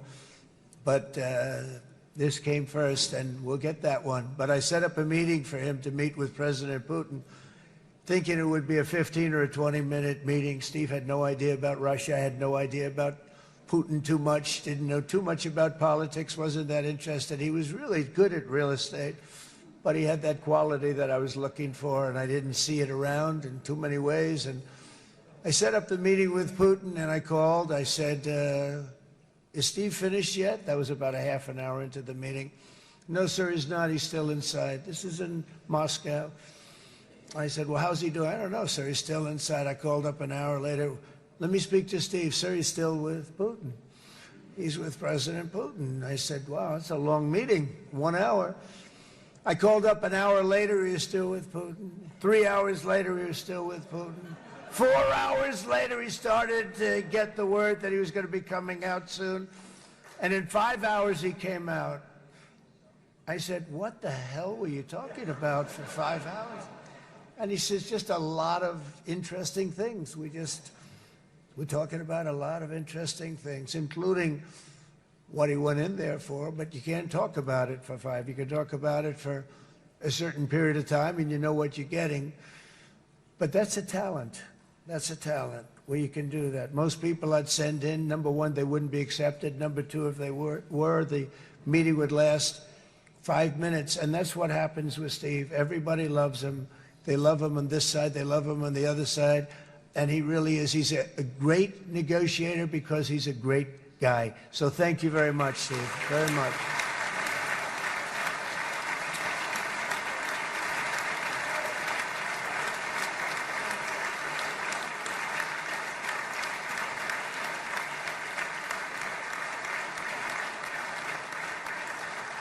And let me also give a very special thanks to someone who truly loves Israel. In fact, loves it so much that my daughter converted.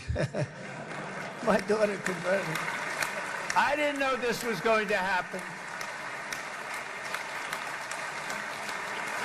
And Ivanka's here.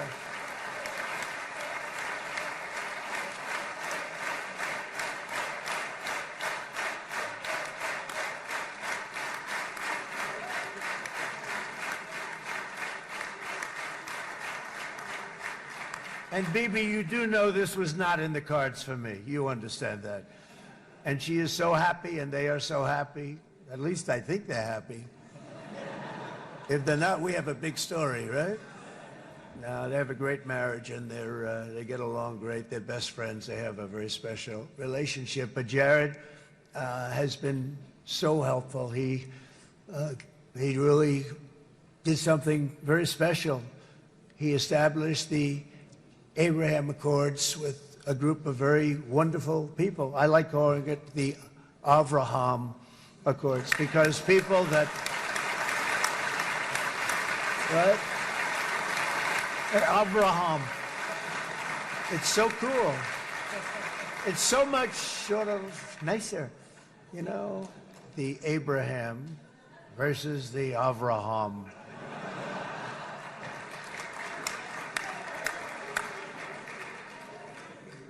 I just don't want to sound too sanctimonious when I do it, so, you know, I sort of split it up.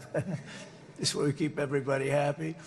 But we have some very great talent, and they have no excuses for anything that's taken place, because we had some unbelievably good people working on this. And then you're going to add a man named Marco Rubio, who is also here.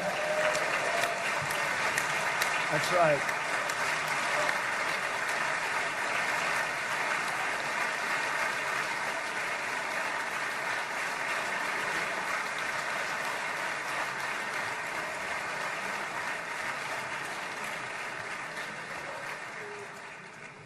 And I have a prediction that Marco will go down, I mean this, as the greatest Secretary of State in the history of the United States. I believe that. I believe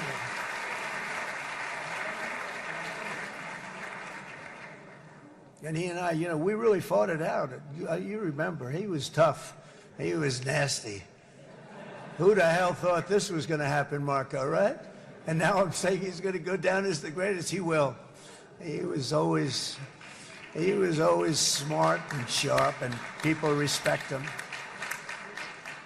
And then we have somebody who's young, but an unbelievable leader. I saw it a long time ago, and he's turned out to be even better than we thought. Right, Susie? I think even better. And that's Pete Hegseth, who is our Secretary of War, formerly Secretary of Defense.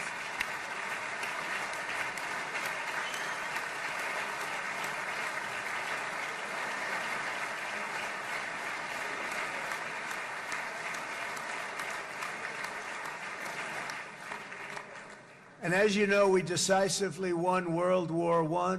We decisively won World War II decisively.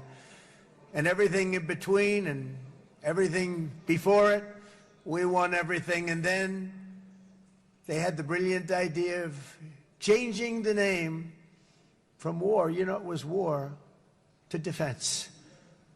And with that went a certain thinking. And we fought in a very politically correct way after that. We always had the strongest military, and now we have a stronger military than we've ever had before. Because of my first term, I've totally rebuilt the military, every aspect of it. But we have, if you think, we settled 8 wars in 8 months. I'm now including this one, by the way, if that's okay. They may say, well, that was quick. Because yesterday I was saying 7, but now I can say 8. The hostages are back. The hostages are back.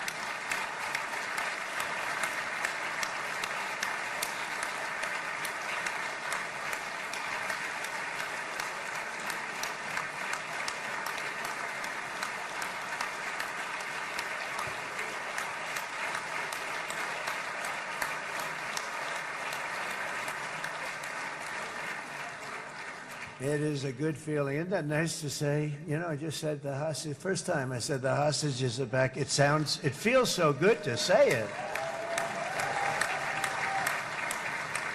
But when you settle 8 wars in 8 months, that means you don't like war. Everyone thought I was going to be brutal. In fact, I remember Hillary Clinton during a debate, she said, look at him, he's going to go to war with everybody. And actually, she said, he's got a personality that's all about war. No, and my personality actually is all about stopping wars, and it seems to work. It seems to work. But it also means there's name change in our attitude that we're not going to go into a war, but if we do, we're going to win that war like nobody has ever won a war before. We will not be politically correct, but we're not going to be there. And I think, you know, as you mentioned, Bibi, before, peace through strength, and that's what it's all about.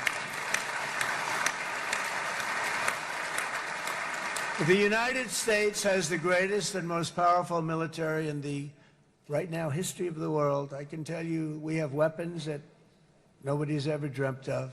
I only hope we never have to use them. I rebuilt the military. I was proud to do it, but some of the things I hated to do. I hated certain of the weapons because the level of power is so enormous. It's so dangerous, so bad. But we have to do what we have to do. We make the best weapons in the world, and we've got a lot of them. And we've given a lot to Israel, frankly. And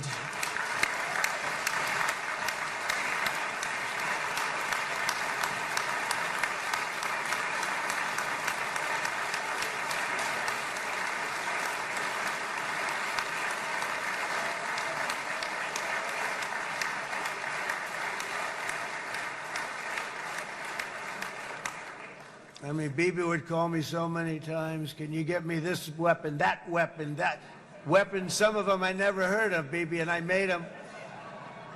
But we'd get them here, wouldn't we? And they are the best. They are the best.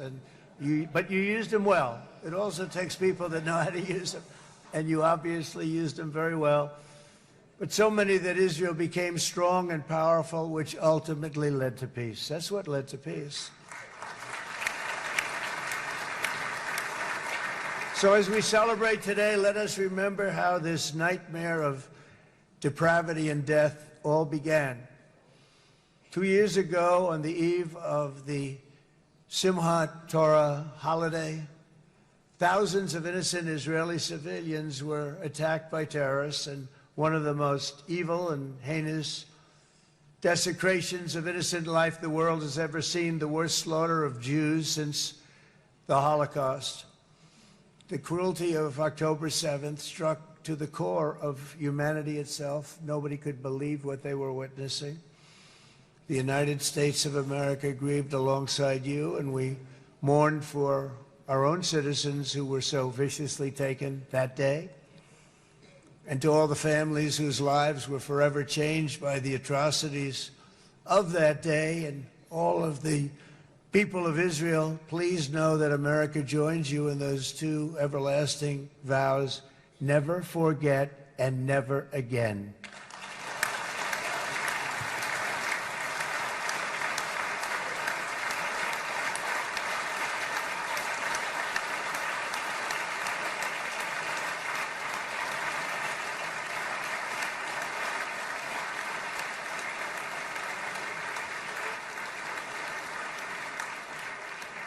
From October 7th until this week, Israel has been a nation at war, enduring burdens that only a proud and faithful people could withstand. It was a very tough period of time.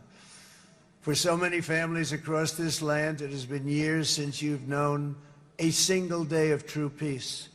But now at last, not only for Israelis, but also for Palestinians and for many others, the long and painful nightmare is finally over. And as the dust settles, the smoke fades, the debris is removed, and the ashes cleaned from the air, the day that breaks on a region transformed, and a beautiful and much brighter future appears suddenly within your reach. This is now a very exciting time for Israel and for the entire Middle East, because all across the Middle East, the forces of chaos, terror, and ruin that have plagued the region for decades now stand weakened isolated, and totally defeated. A new coalition of proud and responsible nations is emerging, and because of us, the enemies of all civilization are in retreat.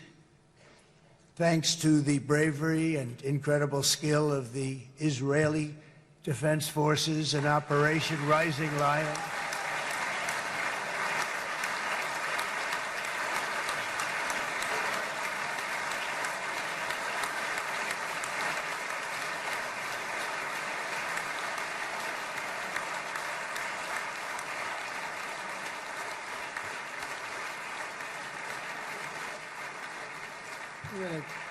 That's central casting. Let's put him in a movie. Look at him.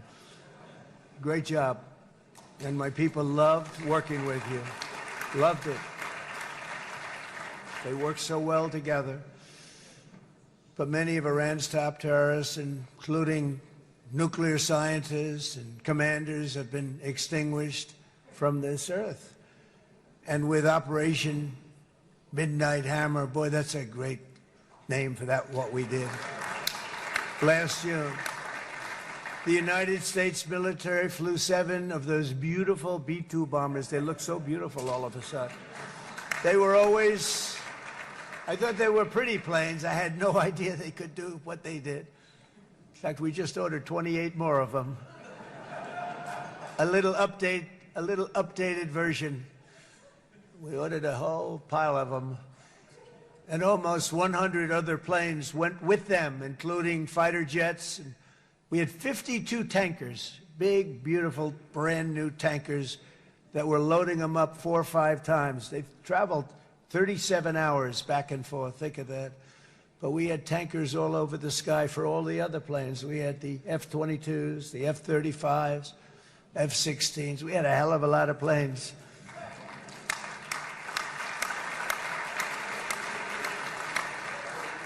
So we had 52 gas stations in the sky. That's what they call them.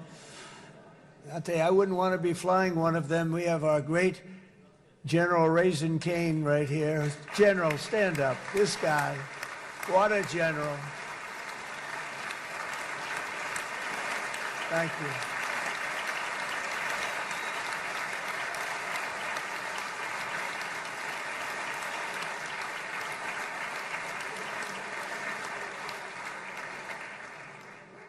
I asked General Cain, I said, you know, we're having problems with ISIS, and I was in Washington, and I asked, how long would it take to defeat ISIS? And my Washington generals told me, 3, 4, maybe 5 years, sir. I said, I don't get it. We got the best equipment in the world. Why? So I flew to Iraq, and I met with a man named Cain. He said, what's your first name? He said, they call me Raisin, sir. I said, wait a minute, your name is Raisin Cain? I've been looking for you for a long time. You gotta be kidding. So they told me 3, 4, 5 years to defeat ISIS. And I sit down with him and I say, why is it? I flew there in the dark of night. I landed, I'll never forget it. It was quite a trip. I'm glad I made it because I met him. I said, could I ask you, General? I come down. He said with another general and a sergeant. Everybody was like central casting. They could go into a movie right now. Between him and you guys over here, we could get rich making movies, okay? And they got along so great. That's the beautiful thing, that your military and our military, Bibi, got along so great. But I was told by the television generals in Washington, we have the best equipment in the world. Why is it taking so long? And they said, 4 years. I said, so let me ask you, Raisin, how long would it take you to defeat ISIS? Sir, we can do it in 3 weeks, but you'll probably have some time left over. I said, you gotta be kidding. What the hell are you talking about? They said 4 years. I said, well, sir, look, it's not my place to say, but you're asking me the question. What you have to do is you hit them from the west, you hit them from the north, you hit them from the south, you hit them above, you hit them below. I said, so why didn't they do it? And he didn't want to speak badly of his superiors, which is hard to believe they were his superiors. Should have been the other way around a long time ago. because he's the one that did Operation Hammer. It was flawless. It was flawless. It was absolutely flawless. And I said, so you really think you can do it in 4 weeks? Yes, sir, 100%. You have to do it differently than they were doing it. They were using one base, and it was hundreds of miles away. And he says, we have all these portable bases all over the Middle East. And they didn't want to use them because they didn't want to offend the country where the portable, they wouldn't have even known what the hell the planes were going up, right? They wouldn't have known, but he said, no, they didn't want to defend anybody, offend anybody, and but we can do it in 4 weeks. I said, you sure about that? I'm going to call you back. I'll call you back on Monday. I'm going back to Washington. But you think 4 weeks? Yes, sir, I think we can do it in 4 weeks. We'll have time left over. So I call him on Monday. I say, you think you can do it? 4 weeks. I said, go ahead and do it. He did it. I'll tell you, he did it in 4 weeks, less than 4 weeks. So, General, stand up, please. Again, this is a real general. This is not a television general. He doesn't want to go on television.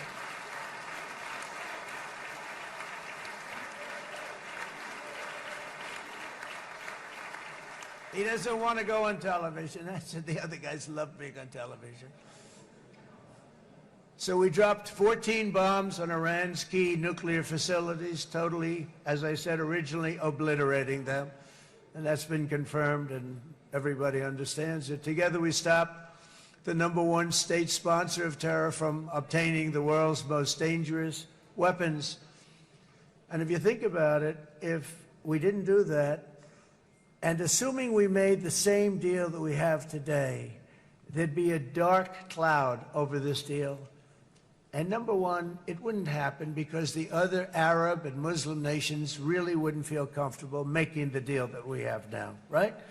If Iran had that nuclear weapon that they were about 2 months away from having. They would have had it in 2 months or maybe less than that. They were right at, this was our last shot. They looked at it for 22 years. This was our last shot. The pilots told me that. They said, 22 years, sir. They looked at it. Our predecessors looked, they studied it. 3 times a year would do drills on that exact attack. And boy, did they get it right. But let's assume they didn't, and let's assume there was large-scale nuclear weapons in the hands of Iran. We couldn't be here today. Even if we signed the deal, which we couldn't do because a lot of people would not want to have anything to do with it, we took a big cloud off of the Middle East and off of Israel.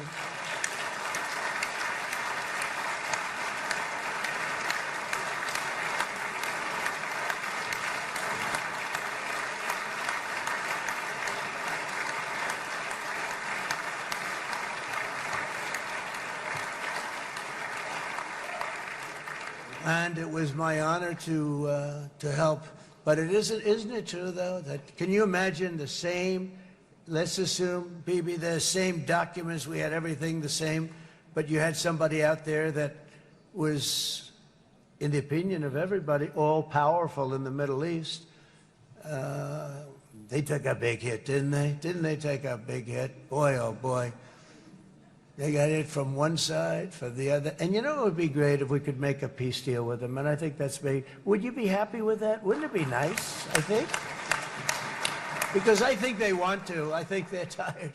Somebody said, sir, they're starting their nuclear program again. I said, let me tell you something. They're not starting anything.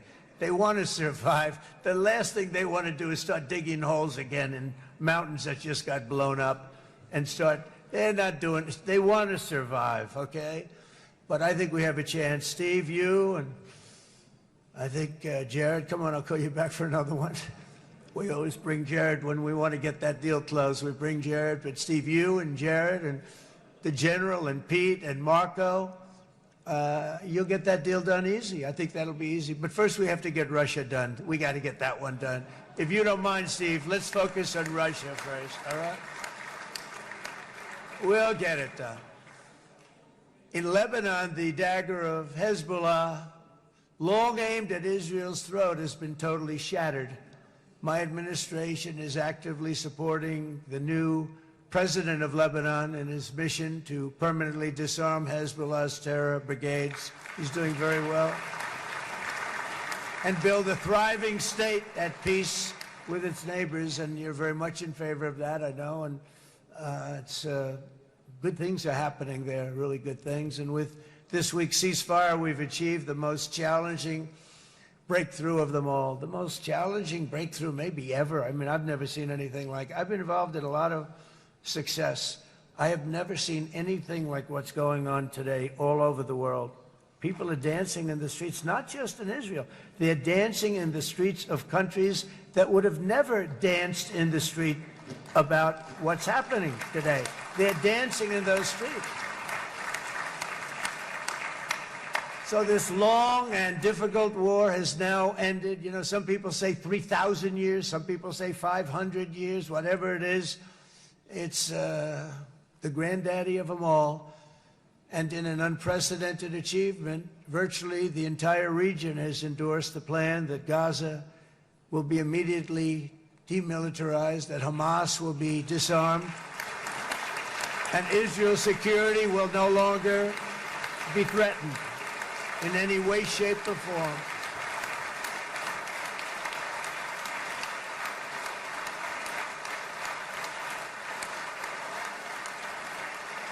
So Israel, with our help, has won all that they can by force of arms. You've won. I mean, you've won. Now it's time to translate these victories against terrorists on the battlefield into the ultimate prize of peace and prosperity for the entire Middle East. It's about time you were able to enjoy the fruits of your labor. Mr. Opposition Leader. I said he's a very nice opposition leader. I think... No, he's a nice man. Bibi, he's a nice man. Good. He knows what he's doing, right? No, a very nice guy. Well, see, now you can be a little bit nicer, Bibi, because you're not at war anymore, Bibi.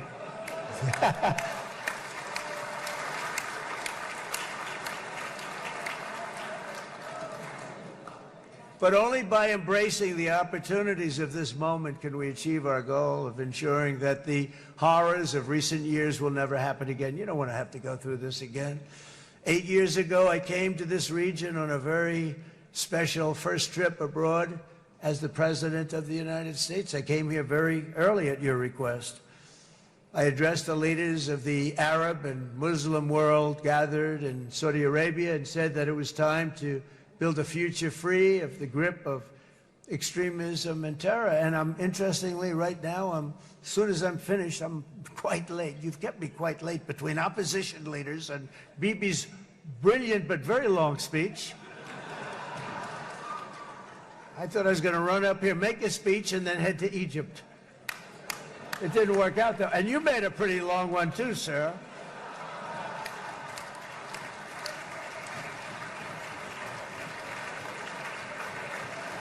OG.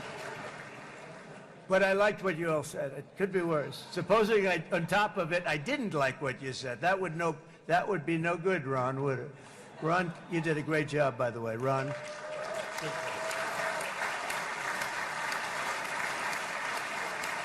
Yeah.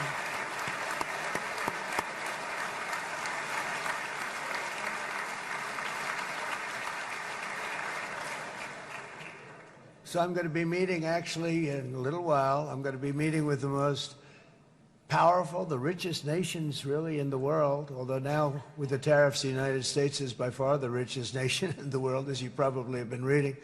But the richest nations, most powerful nations, you know, tremendous, headed by some tremendous people in many cases. Some cases I wouldn't say necessarily I would endorse, but I will tell you, some incredible people that really helped us make this all possible. So I'll be going there. I'll be quite late. They might not be there by the time I get there, but we're going to give it a shot. But the journey we started back then led to the crushing defeat of the ISIS caliphate, to the monumental Abraham Accords, and ultimately to the historic ceasefire this week, in which many of those same nations really played a very pivotal role, I have to tell you. Steve will tell you that. Jared will tell you that. Together, we've shown that peace is not just a hope, that we can dream about. It's a reality we can build upon day by day, person by person, and nation by nation. And because of that, the Middle East is finally ready to embrace its extraordinary potential. You have extraordinary potential in this region. It should now be clear to everyone throughout the region that decades of fomenting terrorism and extremism, jihadism and anti-Semitism have not worked. They haven't worked. They've been a disaster. They've just killed. They've killed. They've backfired completely and totally. They've just totally backfired. Everything that you thought, take it worst case, it's turned out to be worse than that. They have not worked. From Gaza to Iran, those bitter hatreds have delivered nothing but misery, suffering, failure, and death. They've served not to weaken Israel, but to annihilate the very forces that did the most to foment this hatred. And it's really, I mean, everybody that's tried it has become irrelevant. Meanwhile, we've seen those nations that set aside their differences, reached across ancient divides, and pursued engagement are now among the most successful in the region. They're getting along with Israel, and they're doing great. And I can tell you the 4 nations that joined the Abraham Accords early on, and you'd all be doing me a favor, and I'm going to be saying this in a little while to some other friends, would love you all to, is this right, Jared? Join up in the Abraham Accords. We have to join up and get together. You can have that whole thing filled out. We had a very weak administration, worst president in the history of our country by far. And Barack Obama was not far behind, by the way.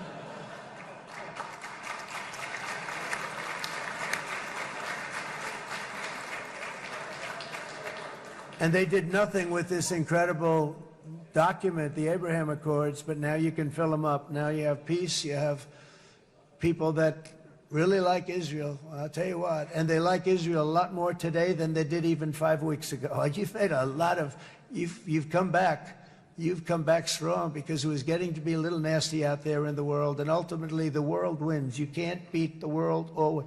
I would say to Bibi, it's now time, and he understood it better than anybody, because ultimately, you know, the world's a very big place. And I've said a lot. I said, this piece of land is very small. It's unbelievable what you've done with that tiny, you look at a map even of just, not the world, the Middle East, and you have this little dot. And think of what you've done. It's incredible. It's incredible.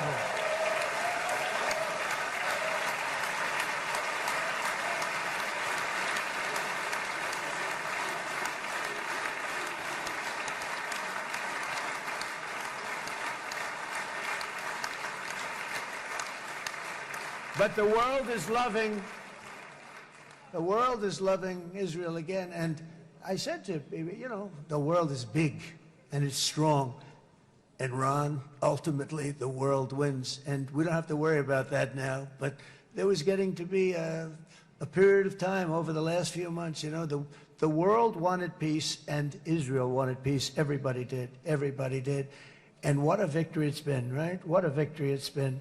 If you would have gone on for 3, 4 more years, keep fighting, it was getting bad. It was getting heated.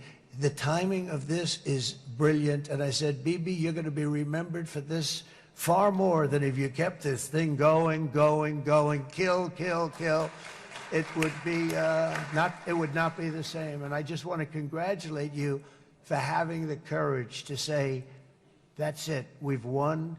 And now let's enjoy our lives and let's rebuild Israel and make it stronger and bigger and better than it's ever been before. We're going to do that. Took a lot of guts.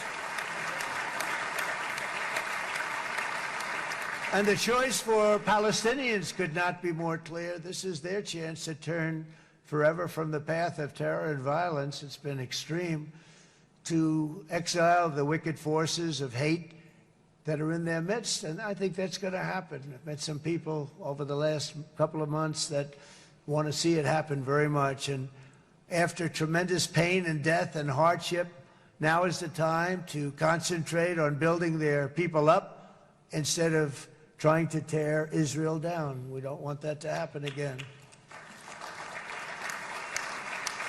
And the total focus of Gazans must be on restoring the fundamentals of stability, safety, dignity, and economic development so they can finally have the better life that their children really do deserve after all these decades of horror. I intend to be a partner in this effort in the sense that we're going to help and we're going to do something that became unbelievably popular. Everybody wants to be on it. It's called the Board of Peace, okay? How about that? Is that a beautiful name? Like a board of peace.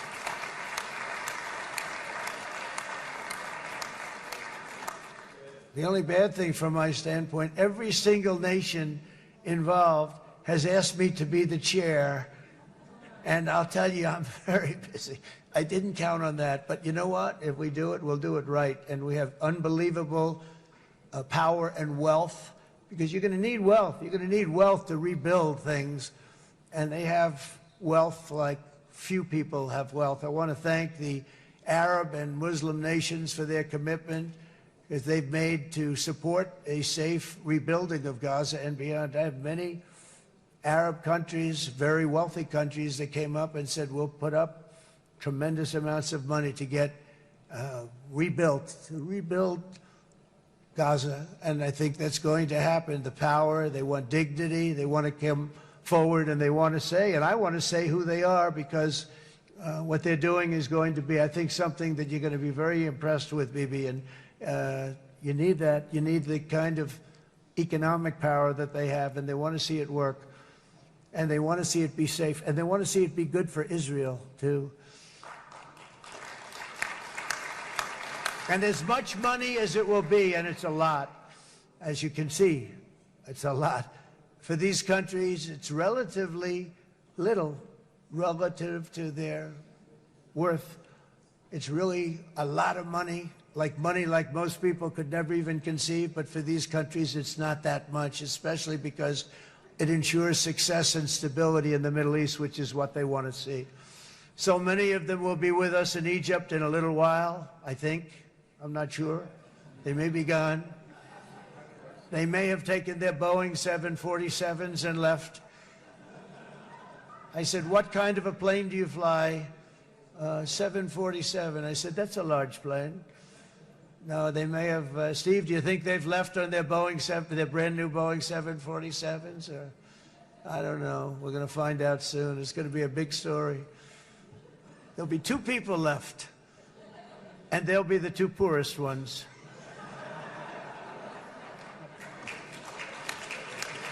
But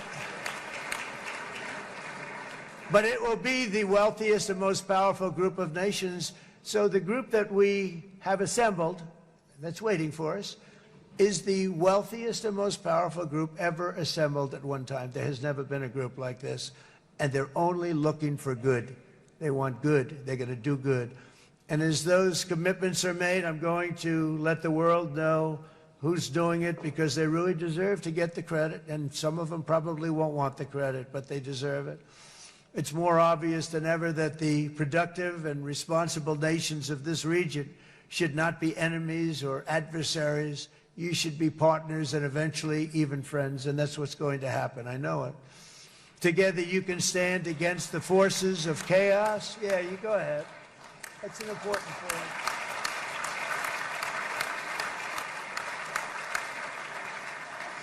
Because you can stand against the forces of chaos that threaten all of your interests, and it's always a big threat, and unleash incredible prosperity and opportunity for all the people of these lands, and that's what's going to happen. You're going to unleash numbers and success, the likes of which Israel has never been able to think of, because you're so firm, and you should be, and you've done the right thing in defending yourself.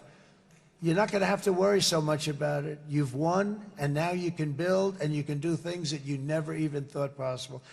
When you put that genius into doing something else, it's going to be something it's going to be a miracle. The miracle in the desert, it's going to be amazing. And it already is in a true sense. but it'll be wonderful when you can spend time thinking about other than war and defense and offense also. To that end, it's my firm hope and dream, frankly, that together the Abraham Accords will turn out to be everything that we thought they would. Those 4 countries were very, very brave in doing it. They did it at a very early point, and every single one of them benefits unbelievably financially. And if you noticed, even in this bad period that we just went through, they all remained a member of the Abraham Accords. They've done unbelievably well. And you know who you are, and I want to thank you.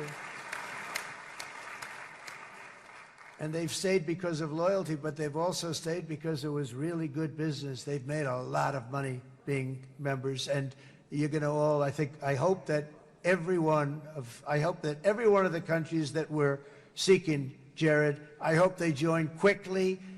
No games, no nothing. Just join, get it. It's going to be a great peacemaker. It's really going to bring it together beyond anybody's wildest dream. So instead of building fortresses to keep enemies at bay, the nations of this region should be building infrastructure to weave your commerce closer together, because you've got to compete with the big world out there in commerce now. It's a different kind of competition. Instead of making weapons and missiles, the wealth of this region should flow to schools and medicine, industry, and frankly, the new hot thing, artificial intelligence. It's a lot of intelligence they're going to have to be thrown off to pay back these sums of money that they're doing. But that's really the hot one. And I might say that the United States, a year ago, was a dead country. I say it to people. I heard it first from the King of Saudi Arabia. I then heard it from UAE. I heard it from Qatar. I heard it from many other countries. A year ago, the United States of America was a dead country. Now it's the hottest country anywhere in the world. It is the hottest. There's no question about it.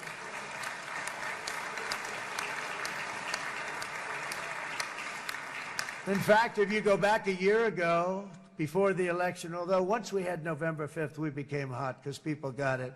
I would say November 5th was a time that we became really hot. But once you go back a couple of years, if I were in charge and the country was doing what they were, nobody was going to ask me to speak. Nobody asked Joe Biden to come up and speak, I guarantee you that. And if they did, he would have turned them down, I promise you. He didn't speak. He didn't speak, and he didn't speak well. But all of the countries in the Middle East, it could have, what we're doing now, it could have happened a long time ago, but it was strangled and set back almost irretrievably by the administrations of Barack Obama and then Joe Biden. It was, there was a hatred toward Israel. There was an absolute hatred. The setbacks really started when President Obama signed the Iran nuclear deal. This was a disaster for Israel, and it was a disaster for everyone. And I remember that Bibi Netanyahu came to the United States and worked so hard to try and get Obama not to do that deal.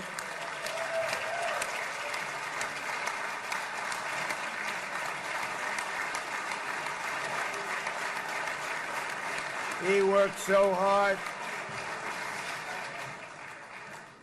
But it was like talking to a wall. I remember him telling me it was like talking to a wall. They wanted to go with Iran. They chose Iran, frankly, over a lot of other good nations, but specifically Israel. And that was the beginning of a very bad period of time. You had Obama go out, and the Iran nuclear deal turned out to be a disaster. And by the way, I terminated the Iran nuclear deal, and I was very proud to do it.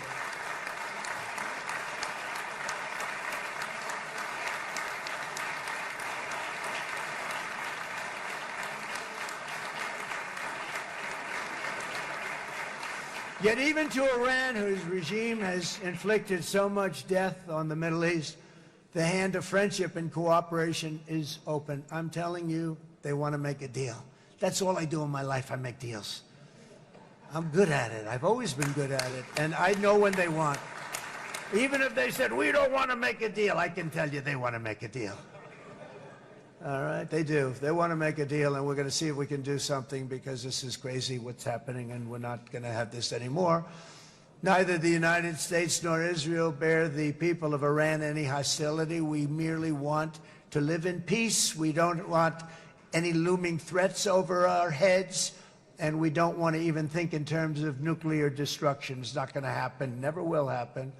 There's nothing that would do more good for this part of the world than for Iran's leaders to renounce terror, stop threatening their neighbors, quit funding their militant proxies, and finally recognize Israel's right to existence. They have to do that. They have to do that. And to Iran, and as you know, this is not said out of weakness. There's no weakness.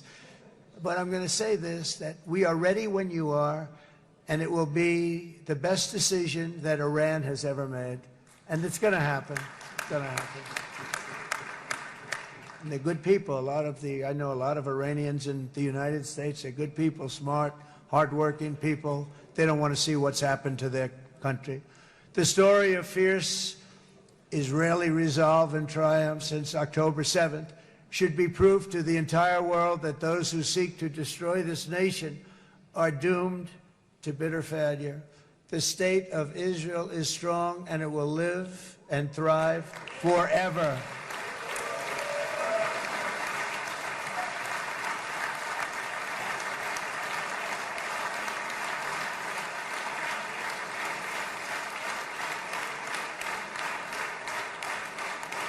And that is why Israel will always remain a vital ally of the United States of America. Israelis share our values, field one of the world's most powerful militaries. You really do. You have an amazing, what a job you've done. And have one of the most innovative economies on earth. Those are just a few of the reasons why I'm proud to be the best friend that Israel has ever had, and they all say it. In the White House. They all say it. I guess it's true because everybody says it, Bibi. You said it today. Thank you. But as president, I terminated the disastrous Iran nuclear deal, and ultimately I terminated Iran's nuclear program with things called B-2 bombers. It was swift, and it was accurate, and it was a military beauty. I authorized the spending of billions of dollars, which went to Israel's defense, as you know. And after years of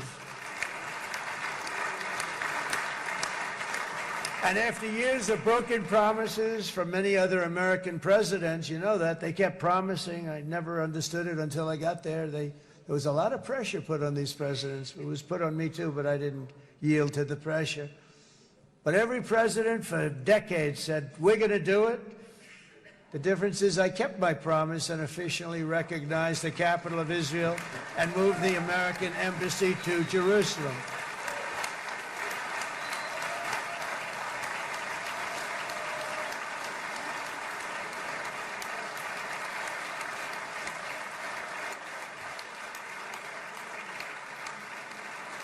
Isn't that right, Miriam? Look at Miriam. She's back there. Stand up, Miriam. Stand up.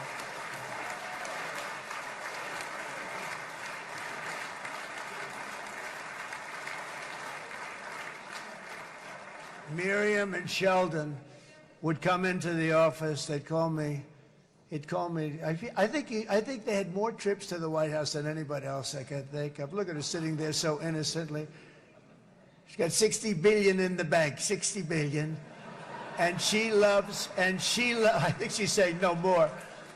And she loves Israel, but she loves it, and they would come in, and her husband was a very aggressive man, but I loved him. He was a very aggressive, very supportive of me. And he'd call up, can I come over and see you? I say, Sheldon, I'm the president of the United States. It doesn't work that way. He'd come in and we would do. But they were very responsible for so much, including getting me thinking about Golan Heights, which is probably one of the greatest things to ever happen to Israel.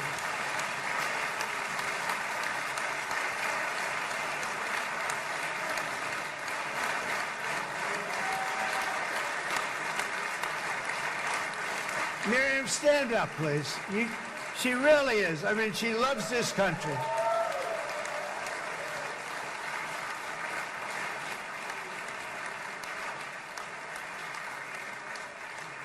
She loves this country. Her and her husband are so incredible. We miss him so dearly. But I actually asked her, I'm going to get her in trouble with this, but I actually asked her once, I said, so Miriam, I know you love Israel. What do you love more, the United States or Israel? She refused to answer. That might mean Israel, I must say.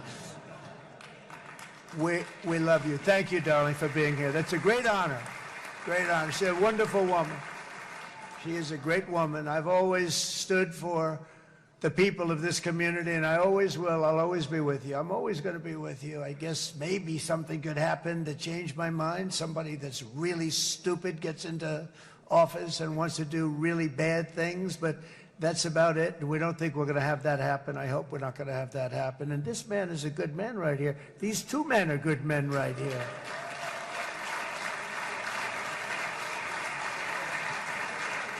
Hey, I have an idea. Mr. President, why don't you give him a pardon? Give him a pardon. Come on.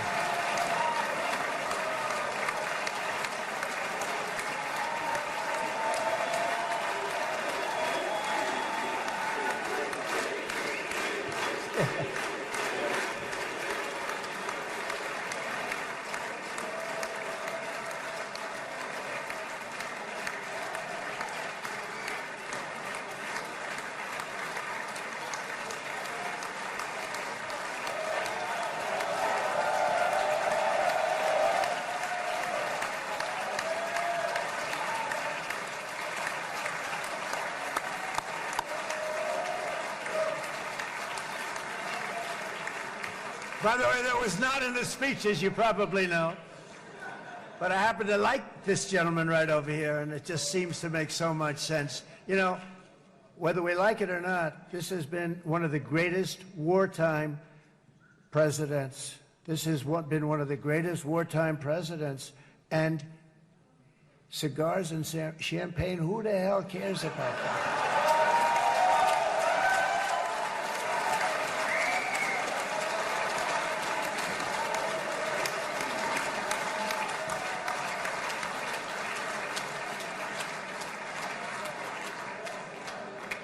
All right, enough controversy for the day, right? Actually, I don't think it's very controversial. So, you know, I mean, I see so popular. You are a very popular man. You know why? Because you know how to win.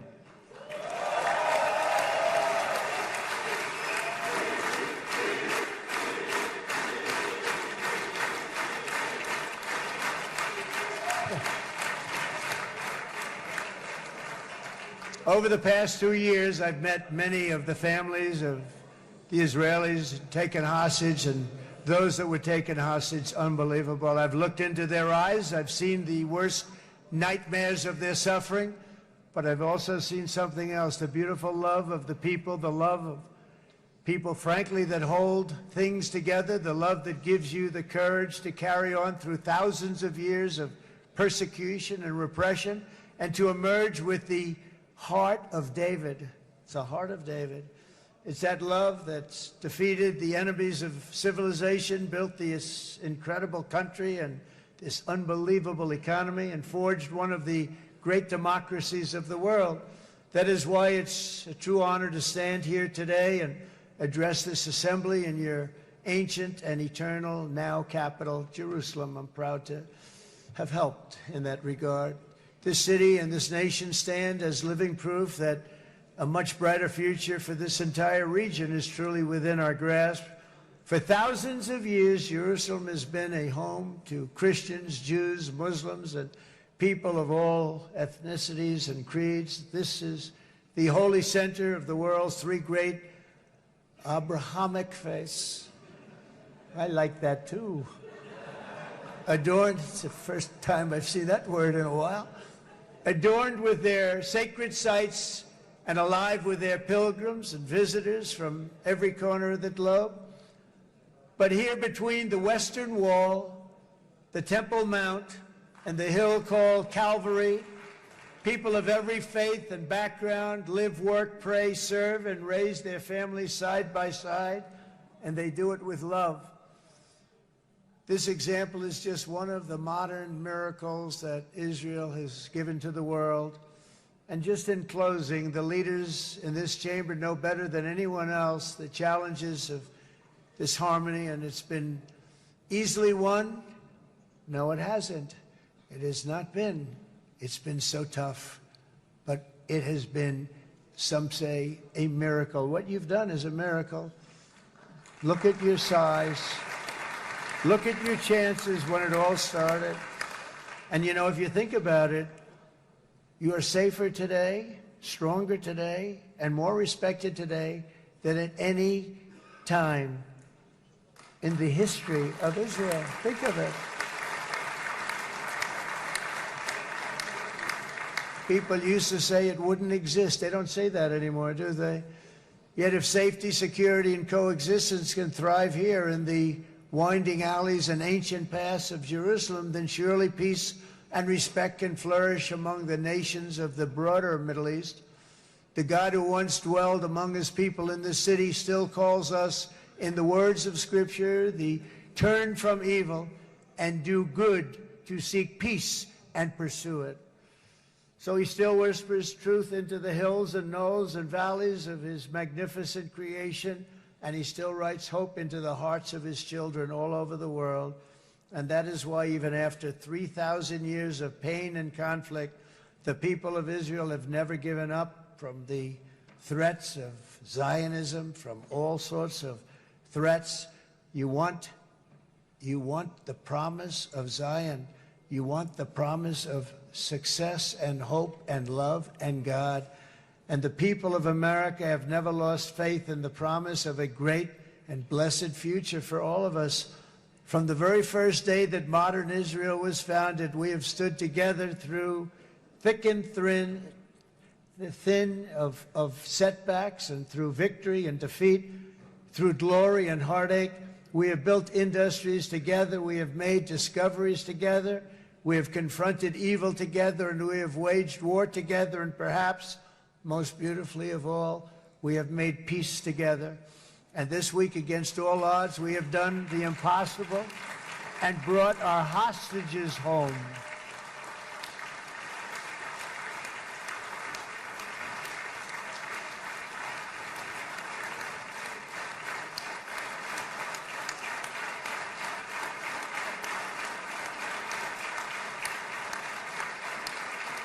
So now we're going to forge a future that is worthy of our heritage. We're going to build a legacy that all the people of this region can be proud of.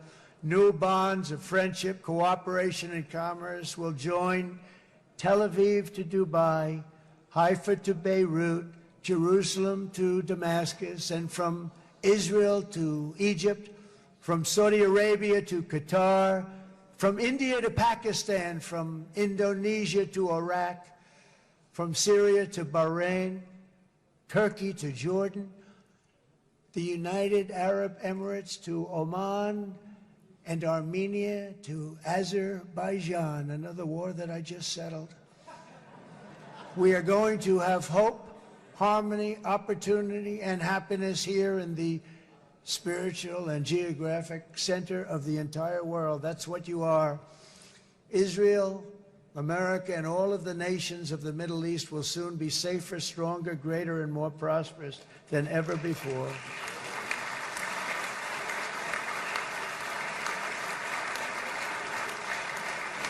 And I want to thank you all once again for this exceptional honor. This has been truly an honor. It's seldom that a president is invited to do this.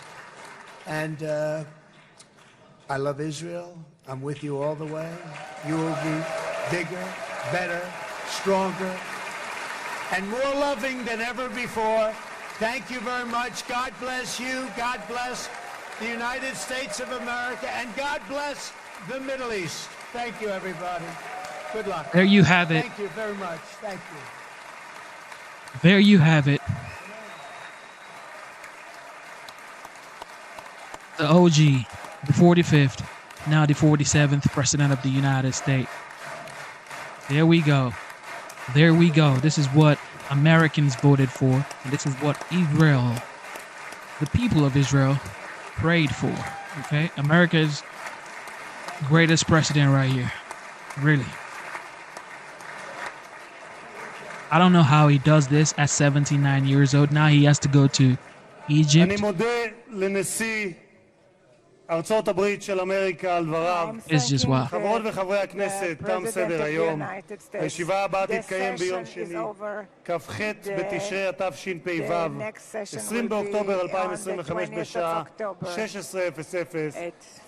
חג שמח ובשורות טובות. ישיבה זו נעולה. כבוד הנשיאים וכבוד יושב ראש הכנסת.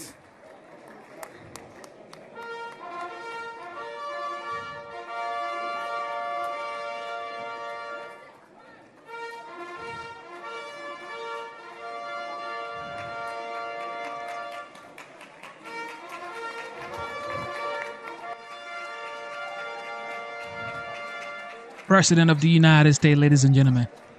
Ladies and gentlemen, the President of the United States. And you have people in the United States saying to the media that this man right here is not respected amongst world leaders. That this man right here is bringing shame to the United States. That America is being despised across the world. That is fake news, ladies and gentlemen. That is absolutely fake news. This task force will be a replica of our extraordinarily successful efforts here. And all right, pause. That is fake news, ladies and gentlemen. I just got to tell y'all. I have to tell you, it is fake news. He's ending wars, okay? He's saying, let there be peace, all right? Because if there's peace, everybody wins, okay? You can be prosperous, low gas prices, safe borders, okay? Nobody's trying to, run to the United States for asylum because they have peace in their country. So, look, we can say what we want to say, have our own reservations about whatever he's doing, but you have to give him his flowers. You have to give him credit for the fact that he is doing exactly what he said he was going to do during the campaign grounds. All right, so the hostages are being released. Let's see some of those videos. Give this man his flowers, yo. Give him his flowers, yo. Don't hate. Just give him his flowers. And it's good for America as well. 11:34 in the morning on this Monday in Israel. It is a historic day, and you are watching history unfold. This is the Knesset in Jerusalem, the Israeli parliament building. President Trump has been invited to speak to the Knesset. He has been obviously very involved in the peace negotiations that have resulted in what you see on the banner at the bottom of your screen there. All 20 living hostages now confirmed to have been released by Hamas. Israel is releasing nearly 2,000 Palestinian prisoners in return, and there are the bodies of 28 hostages who died while in horrific conditions in Hamas captivity. Those bodies are going to be returned in the coming days, perhaps weeks, because it is not known where all of them are. If you're just joining us, you're looking at the Knesset. President Trump will be the fourth U.S. president to address the Knesset. We've heard that speech already. I just want to see some pictures of the released hostages.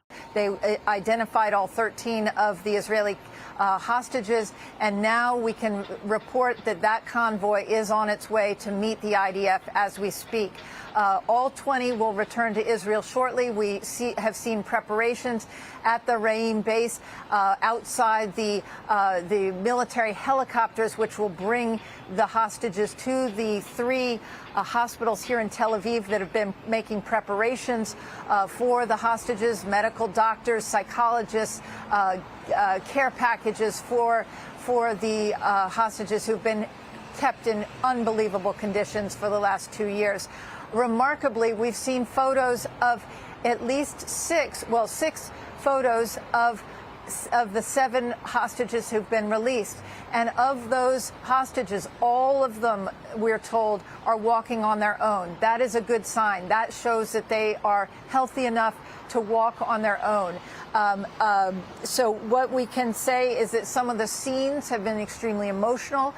When the twin brothers, Zvi and Gali Berman, hugged one another, there's a still photo in front of the IDF when they hugged, and they had been separated for 2 years, both of them held hostage by Hamas, both of them released in this first wave of 7 who were released earlier today. You had moments where Omri Miran, who we have not seen an image of yet, but he was speaking by phone with his wife, Lishai, who has been tireless in bringing his story to the world, and his young 3-year-old daughter who barely remembers her father. He's been gone for 2 years. He was on the phone with his wife, Lishai, and that was an emotional moment. We have other photos of Alon Ohel, who we've told you about. He's the piano player. A piano is waiting for him at Raim base, and also likely at the hospital, because music is his form of therapy, and his parents have made the piano a symbol of his captivity for the last 2 years. So behind, not far from where I'm standing right now, is what is called Freed Square. It was Hostages Square earlier today, but now the name has been changed. And President Trump and Air Force One flew over Freed Square. We saw Air Force One as it went up the coastline here in Tel Aviv. It flew over that message on the beach that said, "Thank you, Trump." He's now in the Knesset. We have a message that he wrote to the people of Israel in the guest book there in the Knesset. It said, "This is my great honor, a great and beautiful day, a new beginning." So we are waiting now for President Trump to speak to the Knesset. I'll throw it back to you, John. All right, Jennifer Griffin. Jennifer, thank you. Let us not forget the barbarity of the attacks that Hamas launched more than 2 years ago, October 7th of 2023, when they snuck across the Israeli border, killed Israeli military soldiers, butchered Israeli citizens, people who were simply trying to live their lives. And Hamas fighters came in, roasted babies alive in ovens, killed people with pitchforks, chopped the heads off of many of the men, raped many of the women, took these hostages and in some cases, sliced their Achilles tendons so that they couldn't run away. It is absolutely horrific, barbarous, just inhuman kinds of attacks that Hamas launched. Israel has responded and left much of Gaza flattened. But again, Israel says that they were simply trying to get to the Hamas fighters who hid themselves in civilian buildings, in hospitals, schools, and mosques. The fighting may be over now. At least President Trump says it is, and things are going to be changed in the Middle East. Our Steve Harrigan is in Jerusalem now. Let's get the latest from him. Steve.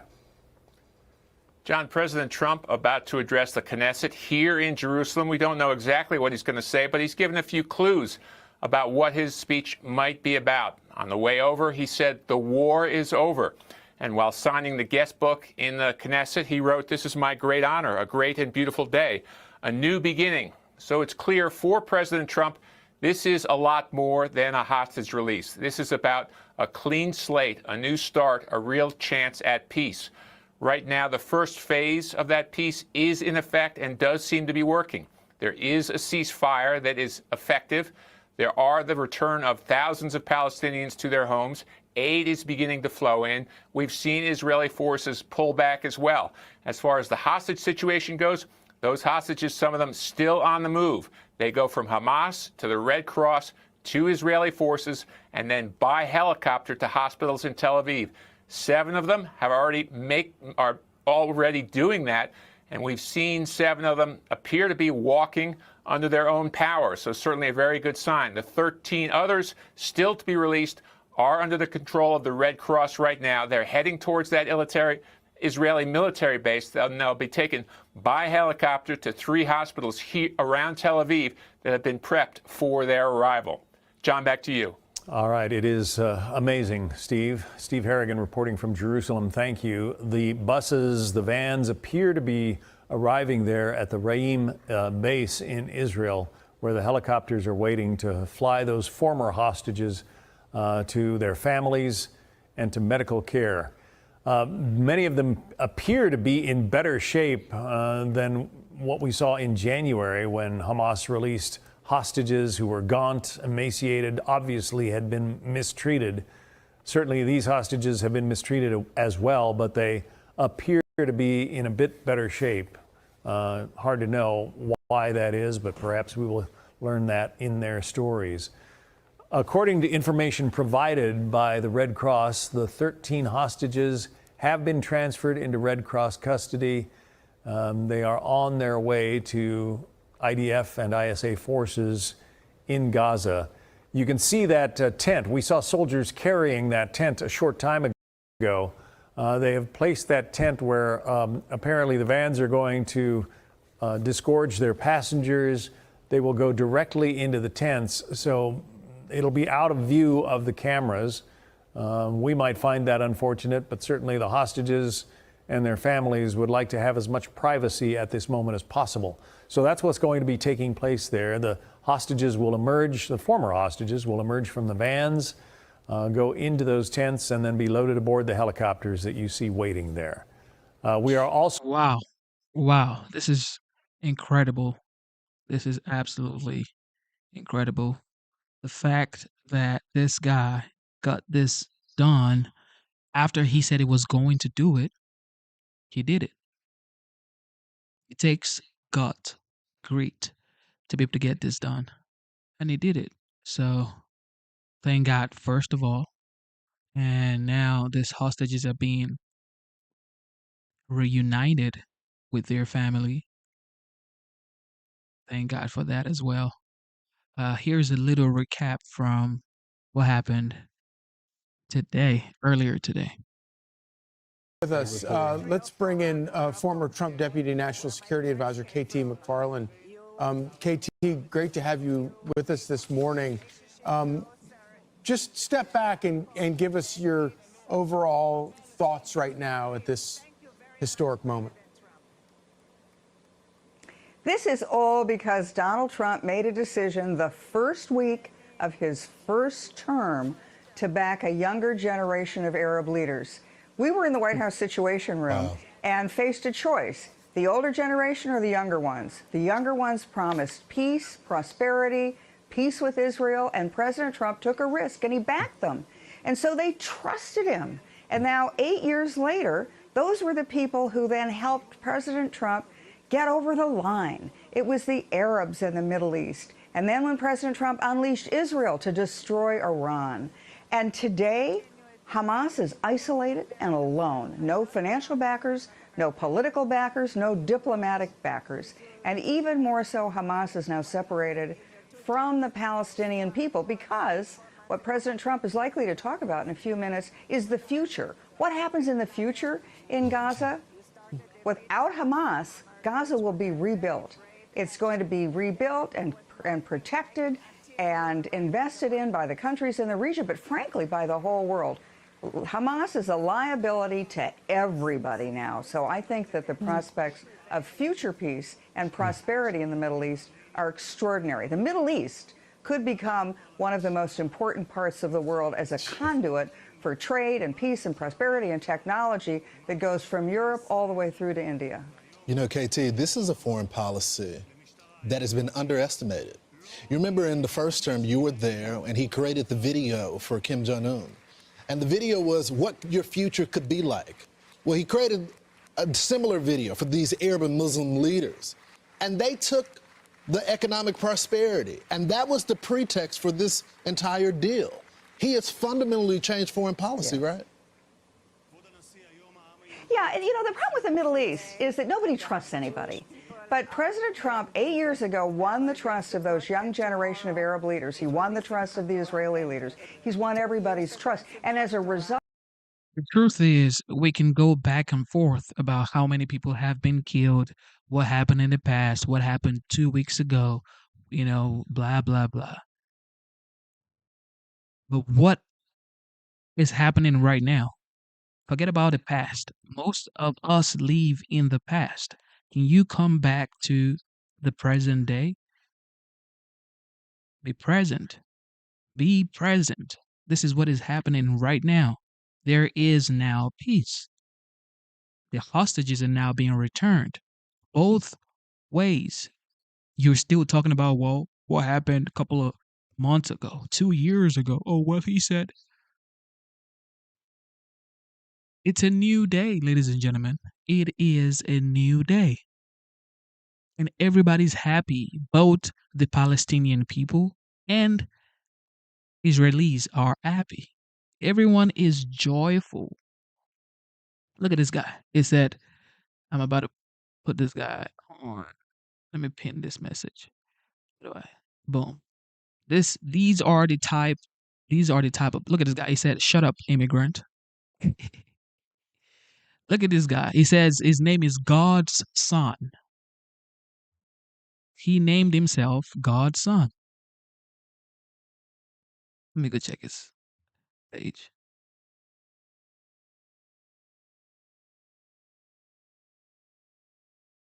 You can't make this up, ladies and gentlemen. 0 subscribers, no videos, nothing. All right. We're going to keep going. Okay. So we have to give this man his flowers. We have to give this man his flowers. This is what is happening right now. Of course, are we going to forget about the past? Absolutely not. Okay. You can learn from the past, but you cannot live in the past.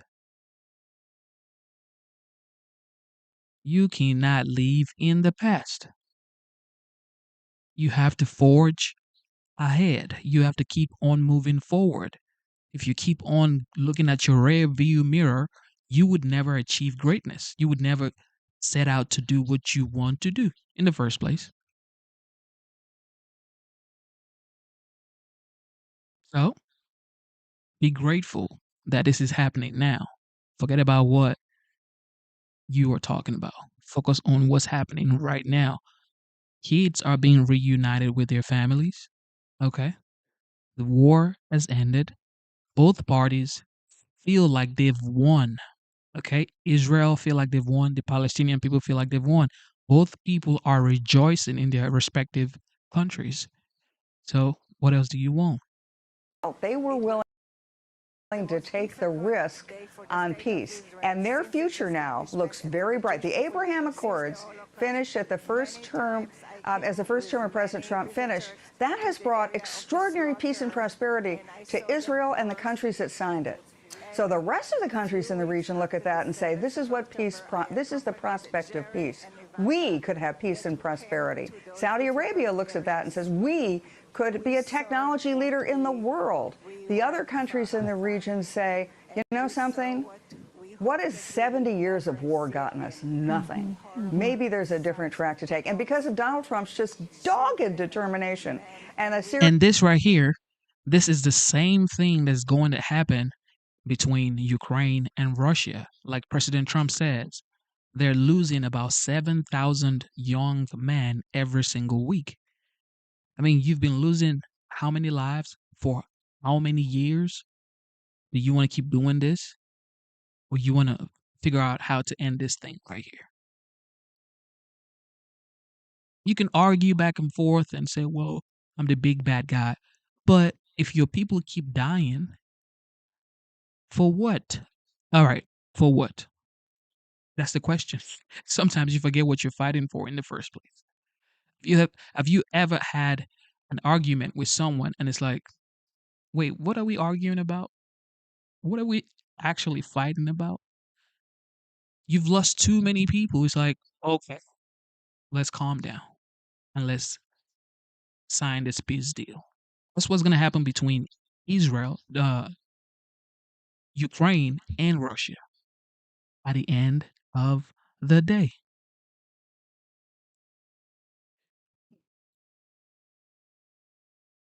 Steps, one after another. It's brought us to this day that, looks like a miracle. It was a miracle that was man-made, and I think so much, and almost all of the credit goes to Donald Trump personally. Yeah, KT, we're looking at these excerpts from the speech, and this one is just so beautiful. After so many years of unceasing war and endless danger, today the skies are calm, the guns are silent, the sirens are still, and the sun rises on a holy land that is finally at peace. A holy land. It's biblical, but also when you look at this room right here, KT, and all of these individuals have just seen war firsthand, lost loved ones, had loved ones tortured while they were being held captive. They've been through so much, and today they're learning those hostages are home and it's over. You just can't even find the words. It's just such an extraordinary achievement of humankind and an investment in a belief in hope and peace and prosperity for a people that haven't known it for decades, for generations. And again, brought by the absolute dogged determination and brilliant decisions over the last 8 years of one man, and that's Donald J. Trump. And a reminder that President Trump negotiated with both sides and held a hard line with both sides. Also in the speech, he says, Israel has won all that can be won by force of arms. Now it is time to translate those victories against terrorists on the battlefield into the ultimate prize of peace and prosperity for the entire Middle East. This is so much bigger than just the Gaza peace plan. It's the entire region is now going to, as President Trump said when he was in Saudi Arabia in the first visit of his second term, these are people who are ready to trade commerce for chaos and technology for terrorism. They're all looking to the future and the prosperity and the peace, which they can hardly imagine it because they've only known death and destruction and terrorism and uncertainty for decades. And the thought that they're going to come to this promised land of peace and prosperity, it's bringing tears to all of their eyes. KT, we're going to get your reaction to something, but just for our audience, we're standing by waiting for the president to address the Israeli parliament, the Knesset. Because we're in Israel, most of what's being said right now is in Hebrew, but the moment the president speaks, we'll bring that to you live. KT, I want to go to phase 2 of this plan, because we don't want to get ahead of our skis. We want to be joyful today because we got all the living hostages, but the tough part is going to be that phase 2. Yes, it will be the tough part, but remember, the difference now is that the rebuilding of Gaza is going to be done by not just the countries in the region, but really by people all around the world. Gaza is 97% rubble. 89 or 90% of the people are unemployed.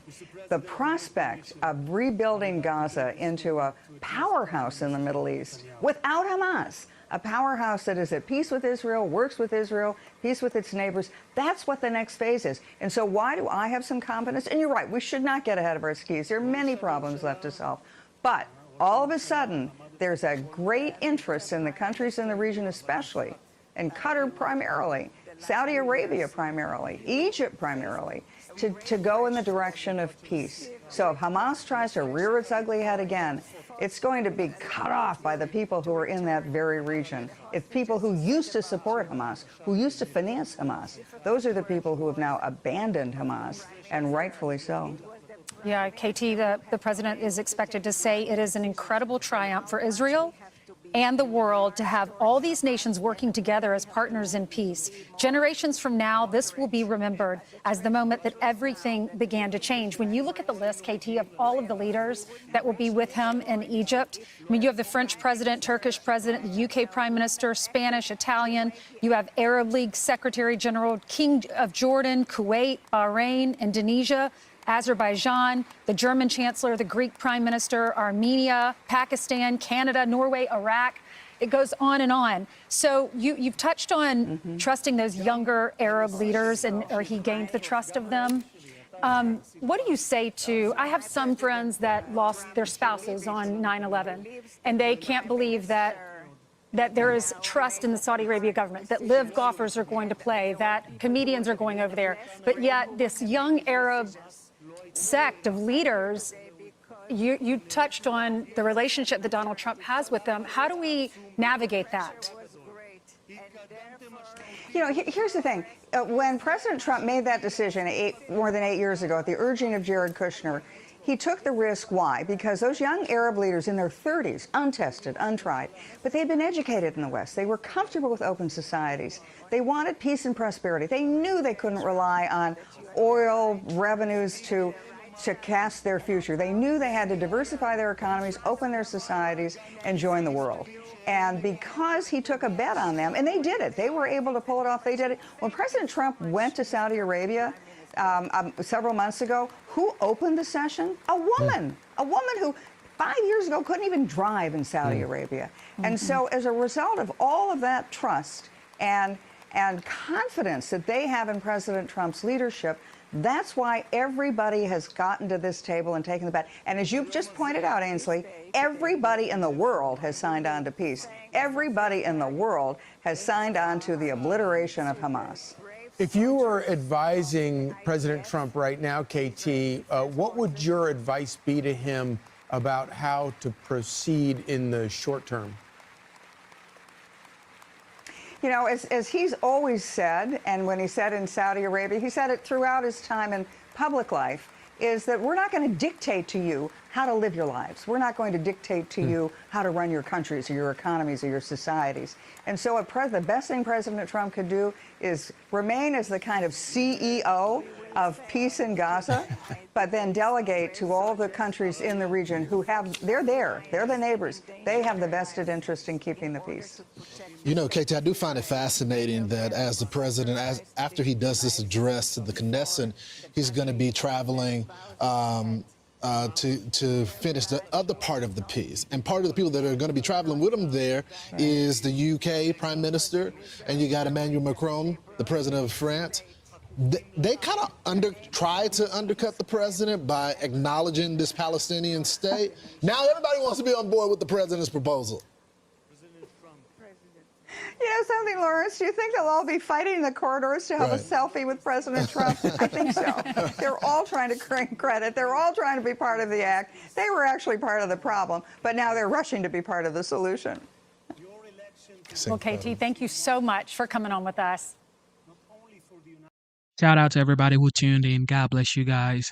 And I just want to say, God bless you, your family, and God bless America, because President Trump is actually the chosen one for this job right here.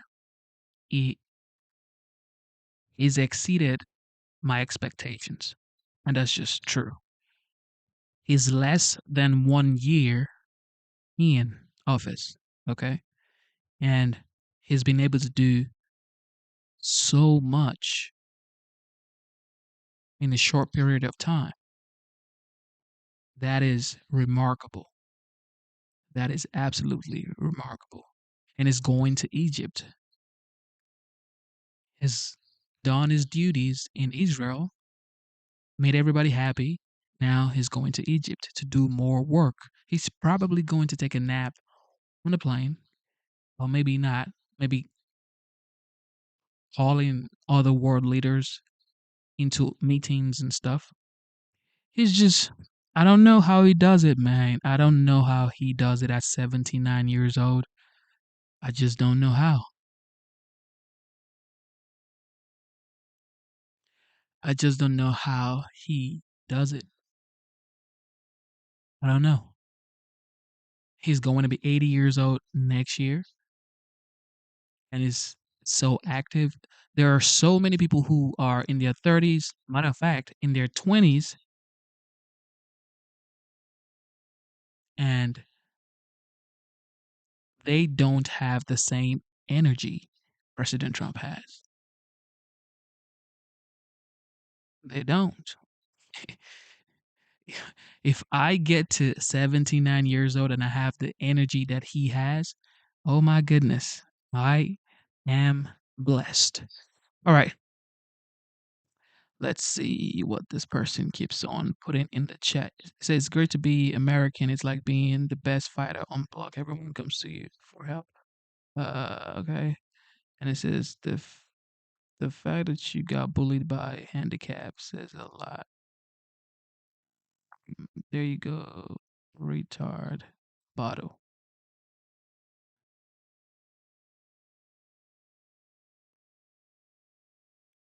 You need a hug. You need a hug. Okay. You got to call mom and tell her, hey, mom, I need a hug because I'm on somebody else's page and I could be doing other things with my life as an adult. Okay. I could be taking care of my family. I could be, busy doing productive things on a Monday morning, but I choose to use my special time to go on somebody else's page on YouTube that you do not know to say total BS. That says a lot about you. Says a lot about you, man. We got to grow up. We got to grow up, ladies and gentlemen. We got to grow up. All right. Thank you guys for being here. Instead of looking for perfection, seek for consistency. Never give up on yourself. Never give up on your dreams. Never give up on God. Believe in yourself. Believe in your dreams. And believe in Almighty God.